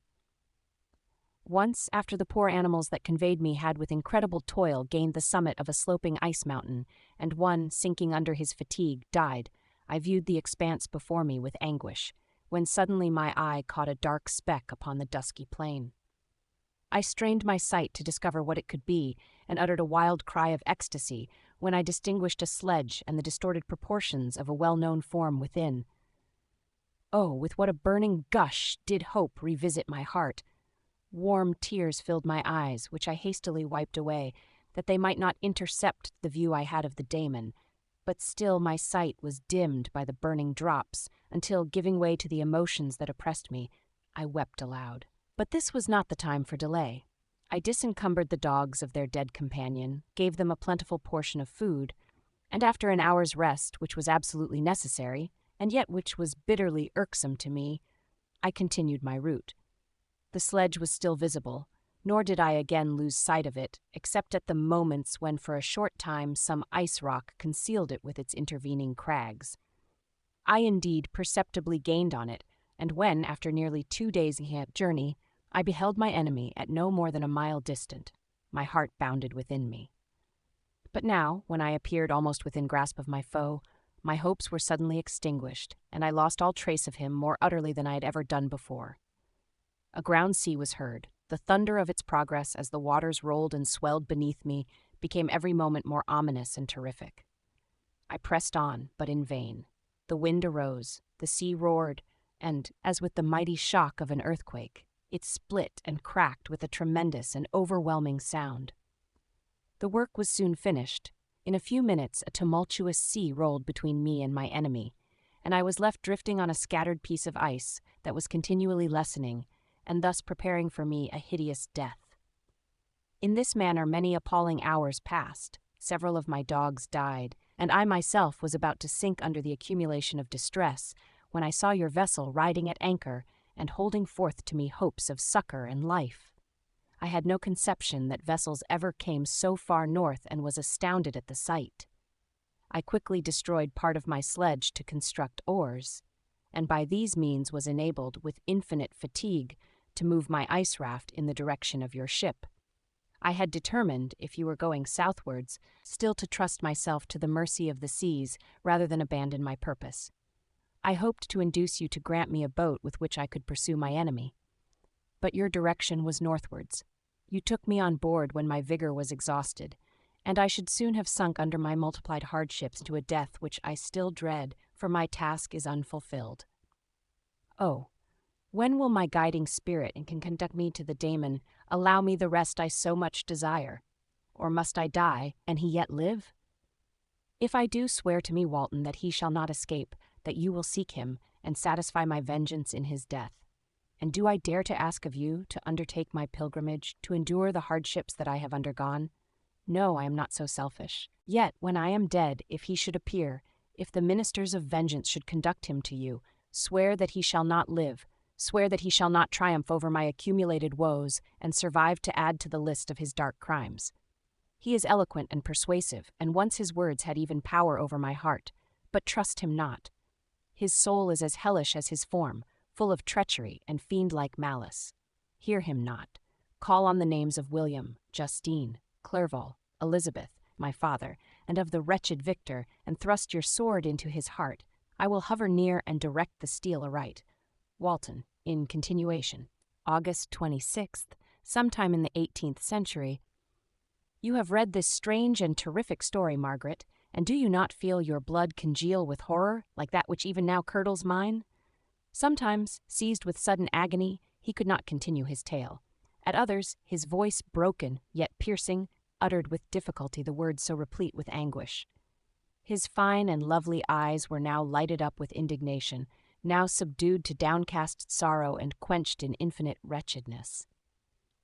Sometimes he commanded his countenance and tones and related the most horrible incidents with a tranquil voice, suppressing every mark of agitation.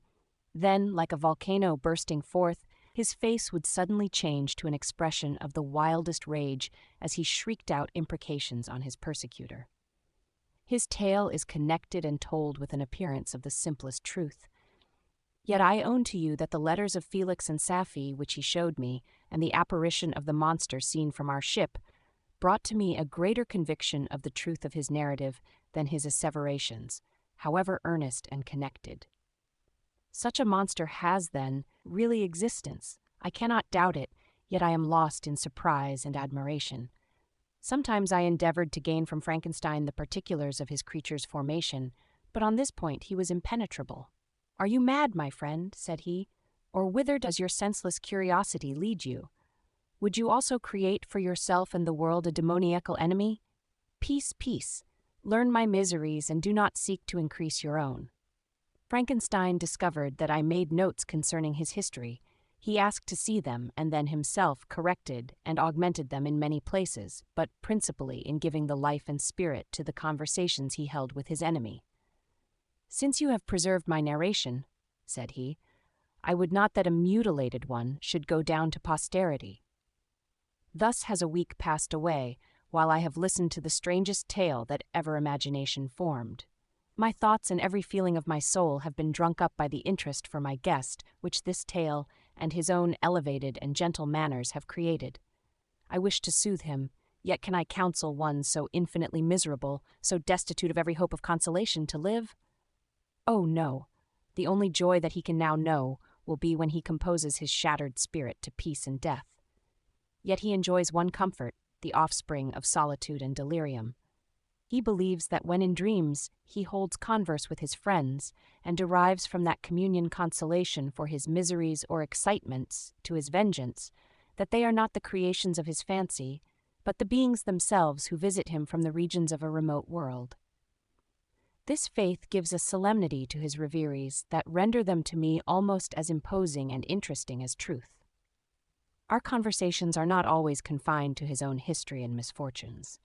On every point of general literature, he displays unbounded knowledge and a quick and piercing apprehension. His eloquence is forcible and touching, nor can I hear him, when he relates a pathetic incident or endeavors to move the passions of pity or love, without tears. What a glorious creature must he have been in the days of his prosperity when he is thus noble and godlike in ruin. He seems to feel his own worth and the greatness of his fall. "When younger," said he, "I believed myself destined for some great enterprise. My feelings are profound, but I possessed a coolness of judgment that fitted me for illustrious achievements. This sentiment of the worth of my nature supported me when others would have been oppressed, for I deemed it criminal to throw away in useless grief those talents that might be useful to my fellow creatures. When I reflected on the work I had completed, no less a one than the creation of a sensitive and rational animal, I could not rank myself with a herd of common projectors. But this thought, which supported me in the commencement of my career, now serves only to plunge me lower in the dust. All my speculations and hopes are as nothing, and like the archangel who aspired to omnipotence, I am chained in an eternal hell. My imagination was vivid, yet my powers of analysis and application were intense. By the union of these qualities, I conceived the idea and executed the creation of a man. Even now I cannot recollect without passion my reveries while the work was incomplete. I trod heaven in my thoughts, now exulting in my powers, now burning with the idea of their effects. From my infancy I was imbued with high hopes and a lofty ambition, but how am I sunk? Oh, my friend, if you had known me as I once was, you would not recognize me in this state of degradation. Despondency rarely visited my heart, a high destiny seemed to bear me on, until I fell, never, never again to rise. Must I then lose this admirable being? I have longed for a friend, I have sought one who would sympathize with and love me. Behold, on these desert seas, I have found such a one, but I fear I have gained him only to know his value and lose him. I would reconcile him to life, but he repulses the idea. I thank you, Walton, he said, for your kind intentions towards so miserable a wretch, but when you speak of new ties and fresh affections, think you that any can replace those who are gone? Can any man be to me as Clerval was, or any woman another Elizabeth? Even where the affections are not strongly moved by any superior excellence, the companions of our childhood always possess a certain power over our minds which hardly any later friend can obtain. They know our infantine dispositions, which, however they may be afterwards modified, are never eradicated, and they can judge of our actions with more certain conclusions as to the integrity of our motives. A sister or a brother can never, unless indeed such symptoms have been shown early, suspect the other of fraud or false dealing, when another friend, however strongly he may be attached, may, in spite of himself, be contemplated with suspicion. But I enjoyed friends, dear not only through habit and association, but from their own merits, and wherever I am, the soothing voice of my Elizabeth and the conversation of Clerval will be ever whispered in my ear. They are dead, and but one feeling in such a solitude can persuade me to preserve my life. If I were engaged in any high undertaking or design, fraught with extensive utility to my fellow creatures, then could I live to fulfill it. But such is not my destiny. I must pursue and destroy the being to whom I gave existence. Then my lot on earth will be fulfilled, and I may die. My beloved sister, September 2nd, I write to you, encompassed by peril and ignorant whether I am ever doomed to see again dear England and the dearer friends that inhabit it. I am surrounded by mountains of ice which admit of no escape and threaten every moment to crush my vessel. The brave fellows whom I have persuaded to be my companions look towards me for aid, but I have none to bestow. There is something terribly appalling in our situation, yet my courage and hopes do not desert me. Yet it is terrible to reflect that the lives of all these men are endangered through me. If we are lost, my mad schemes are the cause. And what, Margaret, will be the state of your mind? You will not hear of my destruction, and you will anxiously await my return.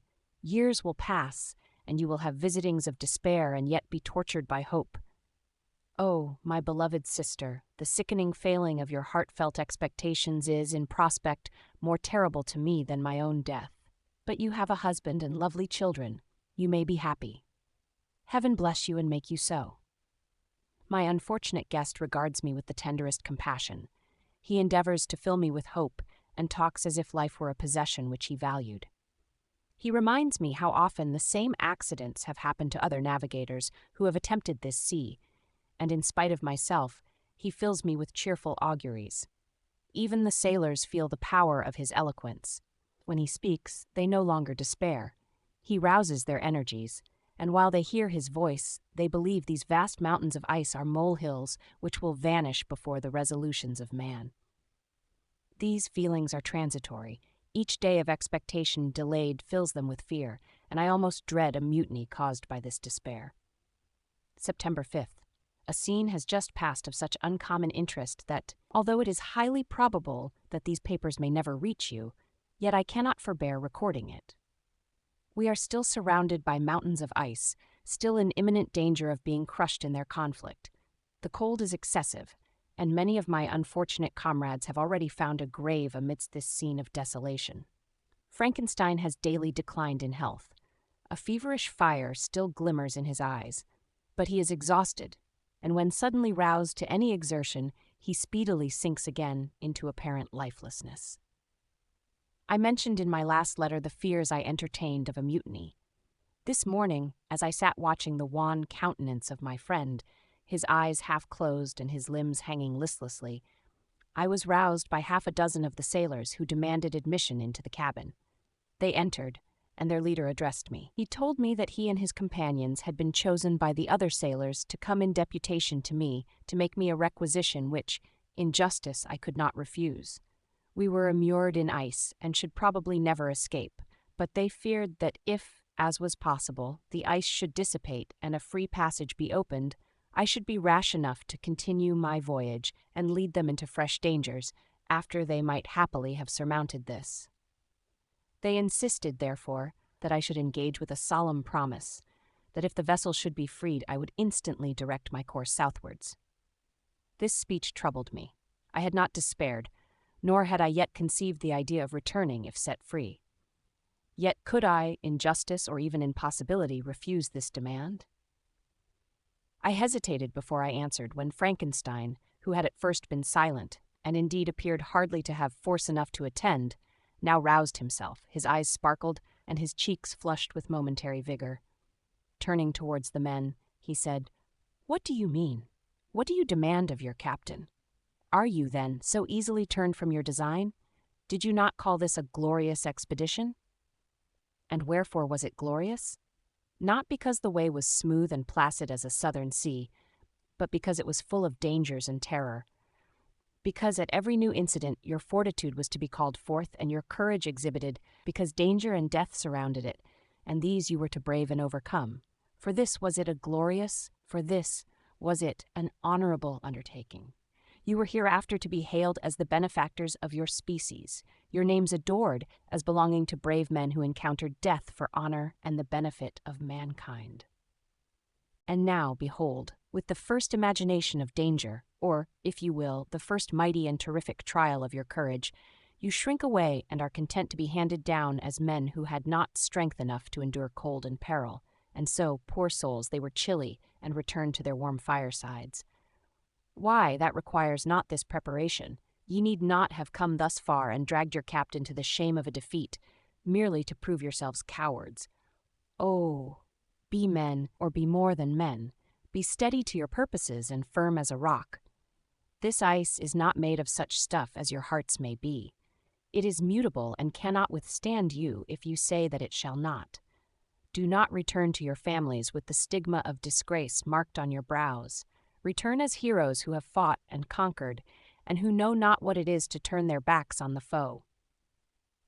He spoke this with a voice so modulated to the different feelings expressed in his speech, with an eye so full of lofty design and heroism, that can you wonder that these men were moved? They looked at one another and were unable to reply. I spoke.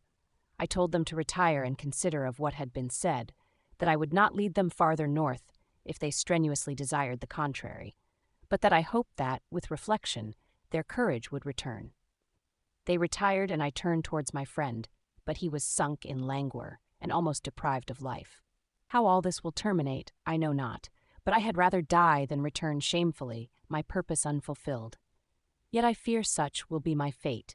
The men, unsupported by ideas of glory and honor, can never willingly continue to endure their present hardships. September 7th. The die is cast. I have consented to return if we are not destroyed. Thus are my hopes blasted by cowardice and indecision. I come back ignorant and disappointed. It requires more philosophy than I possess to bear this injustice with patience. September 12th. It is past. I am returning to England. I have lost my hopes of utility and glory. I have lost my friend. But I will endeavor to detail these bitter circumstances to you, my dear sister, and while I am wafted towards England and towards you, I will not despond. September 9th. The ice began to move, and roarings like thunder were heard at a distance as the islands split and cracked in every direction.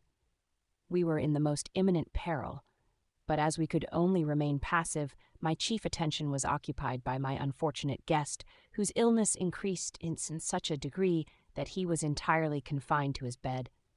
The ice cracked behind us and was driven with force towards the north. A breeze sprang from the west, and on the 11th the passage towards the south became perfectly free.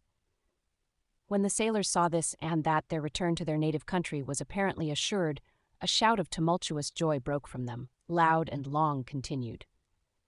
Frankenstein, who was dozing, awoke and asked the cause of the tumult. "They shout," I said, "because they will soon return to England." "Do you, then, really return?" "Alas, yes. I cannot withstand their demands. I cannot lead them unwillingly to danger, and I must return." "Do so if you will, but I will not. You may give up your purpose, but mine is assigned to me by heaven, and I dare not. I am weak, but surely the spirits who assist my vengeance will endow me with sufficient strength." Saying this, he endeavored to spring from the bed, but the exertion was too great for him. He fell back and fainted. It was long before he was restored, and I often thought that life was entirely extinct. At length he opened his eyes. He breathed with difficulty and was unable to speak. The surgeon gave him a composing draught and ordered us to leave him undisturbed. In the meantime, he told me that my friend had certainly not many hours to live. His sentence was pronounced, and I could only grieve and be patient. I sat by his bed watching him. His eyes were closed, and I thought he slept. But presently he called to me in a feeble voice, and bidding me come near, said, "Alas, the strength I relied on is gone. I feel that I shall soon die, and he, my enemy and persecutor, may still be in being. Think not, Walton, that in the last moments of my existence I feel that burning hatred and ardent desire of revenge I once expressed, but I feel myself justified in desiring the death of my adversary. During these last days I have been occupied in examining my past conduct, nor do I find it blamable. In a fit of enthusiastic madness, I created a rational creature, and was bound towards him to assure, as far as was in my power, his happiness and well-being. This was my duty, but there was another still paramount to that. My duties towards the beings of my own species had greater claims to my attention, because they included a greater proportion of happiness or misery. Urged by this view, I refused, and I did right in refusing, to create a companion for the first creature. He showed unparalleled malignity and selfishness in evil. He destroyed my friends. He devoted to destruction beings who possessed exquisite sensations, happiness, and wisdom. Nor do I know where this thirst for vengeance may end. Miserable himself that he may render no other wretched, he ought to die. The task of his destruction was mine, but I have failed. When actuated by selfish and vicious motives, I asked you to undertake my unfinished work, and I renew this request now, when I am only induced by reason and virtue. Yet I cannot ask you to renounce your country and friends to fulfill this task, and now that you are returning to England, you will have little chance of meeting with him. But the consideration of these points, and the well-balancing of what you may esteem your duties, I leave to you. My judgment and ideas are already disturbed by the near approach of death. I dare not ask you to do what I think right, for I may still be misled by passion. That he should live to be an instrument of mischief disturbs me. In other respects, this hour, when I momentarily expect my release, is the only happy one which I have enjoyed for several years. The forms of the beloved dead flit before me, and I hasten to their arms. Farewell, Walton. Seek happiness in tranquility and avoid ambition, even if it be only the apparently innocent one of distinguishing yourself in science and discoveries. Yet why do I say this? I have myself been blasted in these hopes, yet another may succeed. His voice became fainter as he spoke, and at length, exhausted by his effort, he sank into silence. About half an hour afterwards he attempted again to speak, but was unable. He pressed my hand feebly, and his eyes closed forever, while the irradiation of a gentle smile passed away from his lips. Margaret, what comment can I make on the untimely extinction of this glorious spirit? What can I say that will enable you to understand the depth of my sorrow?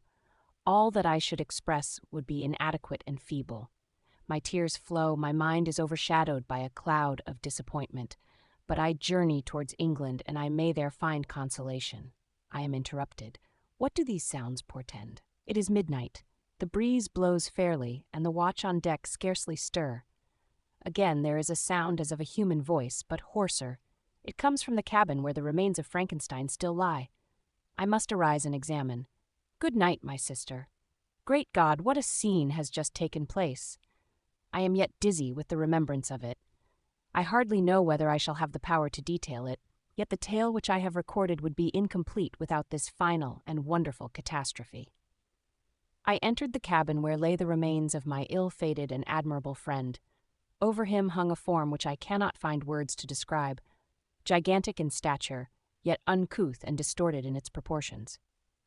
As he hung over the coffin, his face was concealed by long locks of ragged hair, but one vast hand was extended, in color and apparent texture like that of a mummy.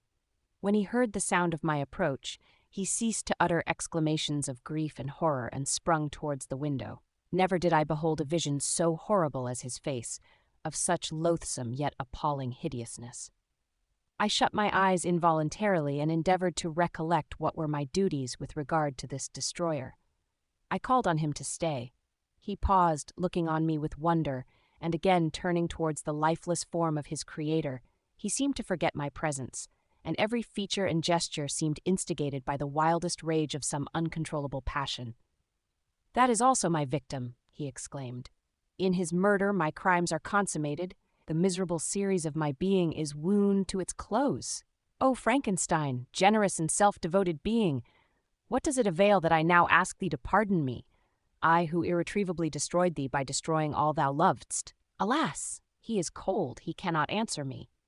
His voice seemed suffocated, and my first impulses, which had suggested to me the duty of obeying the dying request of my friend in destroying his enemy, were now suspended by a mixture of curiosity and compassion. I approached this tremendous being. I dared not again raise my eyes to his face. There was something so scaring and unearthly in his ugliness. I attempted to speak, but the words died away on my lips. The monster continued to utter wild and incoherent self-reproaches. At length I gathered resolution to address him in a pause of the tempest of his passion. "Your repentance," I said, "is now superfluous. If you had listened to the voice of conscience and heeded the stings of remorse before you had urged your diabolical vengeance to this extremity, Frankenstein would yet have lived." "And do you dream?" said the daemon. "Do you think that I was then dead to agony and remorse? He continued, pointing to the corpse, he suffered not in the consummation of the deed. Oh, not the 10,000th portion of the anguish that was mine during the lingering detail of its execution. A frightful selfishness hurried me on, while my heart was poisoned with remorse. Think you that the groans of Clerval were music to my ears? My heart was fashioned to be susceptible of love and sympathy, and when wrenched by misery to vice and hatred, it did not endure the violence of the change without torture such as you cannot even imagine. After the murder of Clerval, I returned to Switzerland, heartbroken and overcome. I pitied Frankenstein. My pity amounted to horror. I abhorred myself. But when I discovered that he, the author at once of my existence and of its unspeakable torments, dared to hope for happiness, that while he accumulated wretchedness and despair upon me, he sought his own enjoyment in feelings and passions from the indulgence of which I was forever barred. Then impotent envy and bitter indignation filled me with an insatiable thirst for vengeance. I recollected my threat and resolved that it should be accomplished. I knew that I was preparing for myself a deadly torture, but I was the slave, not the master, of an impulse which I detested yet could not disobey. Yet when she died, nay, then I was not miserable. I had cast off all feelings, subdued all anguish, to riot in the excess of my despair. Evil thenceforth became my good. Urged thus far, I had no choice but to adapt my nature to an element which I had willingly chosen. The completion of my demoniacal design became an insatiable passion, and now it is ended. There is my last victim. I was at first touched by the expressions of his misery, yet when I called to mind what Frankenstein had said of his powers of eloquence and persuasion, and when I again cast my eyes on the lifeless form of my friend, indignation was rekindled within me. "Wretch," I said, "it is well that you come here to whine over the desolation that you have made. You throw a torch into a pile of buildings, and when they are consumed, you sit among the ruins and lament the fall. Hypocritical fiend! If he whom you mourn still lived, still would he be the object. Again would he become the prey of your accursed vengeance. It is not pity that you feel. You lament only because the victim of your malignity is withdrawn from your power." "Oh, it is not thus, interrupted the being. "Yet such must be the impression conveyed to you by what appears to be the purport of my actions. Yet I seek not a fellow feeling in my misery. No sympathy may I ever find. When I first sought it, it was the love of virtue, the feelings of happiness and affection with which my whole being overflowed, that I wished to be participated. But now that virtue has become to me a shadow, and that happiness and affection are turned into bitter and loathing despair, in what should I seek for sympathy? I am content to suffer alone while my sufferings shall endure. When I die, I am well satisfied that abhorrence and opprobrium should load my memory. Once my fancy was soothed with dreams of virtue, of fame, and of enjoyment. Once I falsely hoped to meet with beings who, pardoning my outward form, would love me for the excellent qualities which I was capable of unfolding. I was nourished with high thoughts of honor and devotion. But now crime has degraded me beneath the meanest animal. No guilt, no mischief, no malignity, no misery can be found comparable to mine. When I run over the frightful catalogue of my sins, I cannot believe that I am the same creature whose thoughts were once filled with sublime and transcendent visions of the beauty and the majesty of goodness. But it is even so, the fallen angel becomes a malignant devil. Yet even that enemy of God and man had friends and associates in his desolation. I am alone. You, who call Frankenstein your friend, seem to have a knowledge of my crimes and his misfortunes, but in the detail which he gave you of them, he could not sum up the hours and months of misery which I endured wasting in impotent passions. For while I destroyed his hopes, I did not satisfy my own desires. They were forever ardent and craving. Still I desired love and fellowship, and I was still spurned. Was there no injustice in this? Am I to be thought the only criminal when all humankind sinned against me? Why do you not hate Felix, who drove his friend from his door with contumely? Why do you not execrate the rustic who sought to destroy the savior of his child? Nay, these are virtuous and immaculate beings. I, the miserable and the abandoned, am an abortion, to be spurned at and kicked and trampled on. Even now my blood boils at the recollection of this injustice. But it is true that I am a wretch. I have murdered the lovely and the helpless. I have strangled the innocent as they slept and grasped to death his throat, who never injured me or any other living thing. I have devoted my Creator, the select specimen of all that is worthy of love and admiration among men, to misery. I have pursued him even to that irremediable ruin. There he lies, white and cold in death. You hate me, but your abhorrence cannot equal that with which I regard myself. I look on the hands which executed the deed. I think on the heart in which the imagination of it was conceived, and long for the moment when these hands will meet my eyes, when that imagination will haunt my thoughts no more. Fear not that I shall be the instrument of future mischief. My work is nearly complete. Neither yours nor any man's death is needed to consummate the series of my being, and accomplish that which must be done. but it requires my own. Do not think that I shall be slow to perform this sacrifice. I shall quit your vessel on the ice raft which brought me thither, and shall seek the most northern extremity of the globe. I shall collect my funeral pile and consume to ashes this miserable frame, that its remains may afford no light to any curious and unhallowed wretch who would create such another as I have been. I shall die. I shall no longer feel the agonies which now consume me, or be the prey of feelings unsatisfied, yet unquenched. He is dead who called me into being, and when I shall be no more, the very remembrance of us both will speedily vanish. I shall no longer see the sun or stars, or feel the winds play on my cheeks.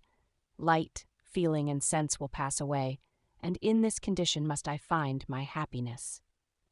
Some years ago, when the images which this world affords first opened upon me, when I felt the cheering warmth of summer, and heard the rustling of the leaves and the warbling of the birds, and these were all to me, I should have wept to die. Now it is my only consolation. Polluted by crimes and torn by the bitterest remorse, where can I find rest but in death? Farewell, I leave you, and in you the last of humankind whom these eyes will ever behold. Farewell, Frankenstein. If thou wert yet alive and yet cherished a desire of revenge against me, it would be better satiated in my life than in my destruction. But it was not so. Thou didst seek my extinction, that I might not cause greater wretchedness. And if yet, in some mode unknown to me, thou hadst not ceased to think and feel, thou wouldst not desire against me a vengeance greater than that which I feel. Blasted as thou wert, my agony was still superior to thine, for the bitter sting of remorse will not cease to rankle in my wounds until death shall close them forever. But soon, he cried with sad and solemn enthusiasm, I shall die, and what I now feel be no longer felt. Soon these burning miseries will be extinct. I shall ascend my funeral pile triumphantly and exult in the agony of the torturing flames.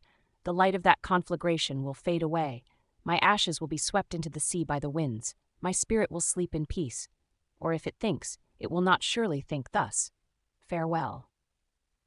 He sprang from the cabin window as he said this upon the ice raft which lay close to the vessel. He was soon borne away by the waves and lost in darkness and distance. Thank you for listening to Frankenstein or The Modern Prometheus by Mary Wollstonecraft Godwin Shelley. We hope you enjoyed this reading. Leave a like to support the channel and share your thoughts and suggestions in the comments below. Be sure to subscribe so you won't miss the next book upload.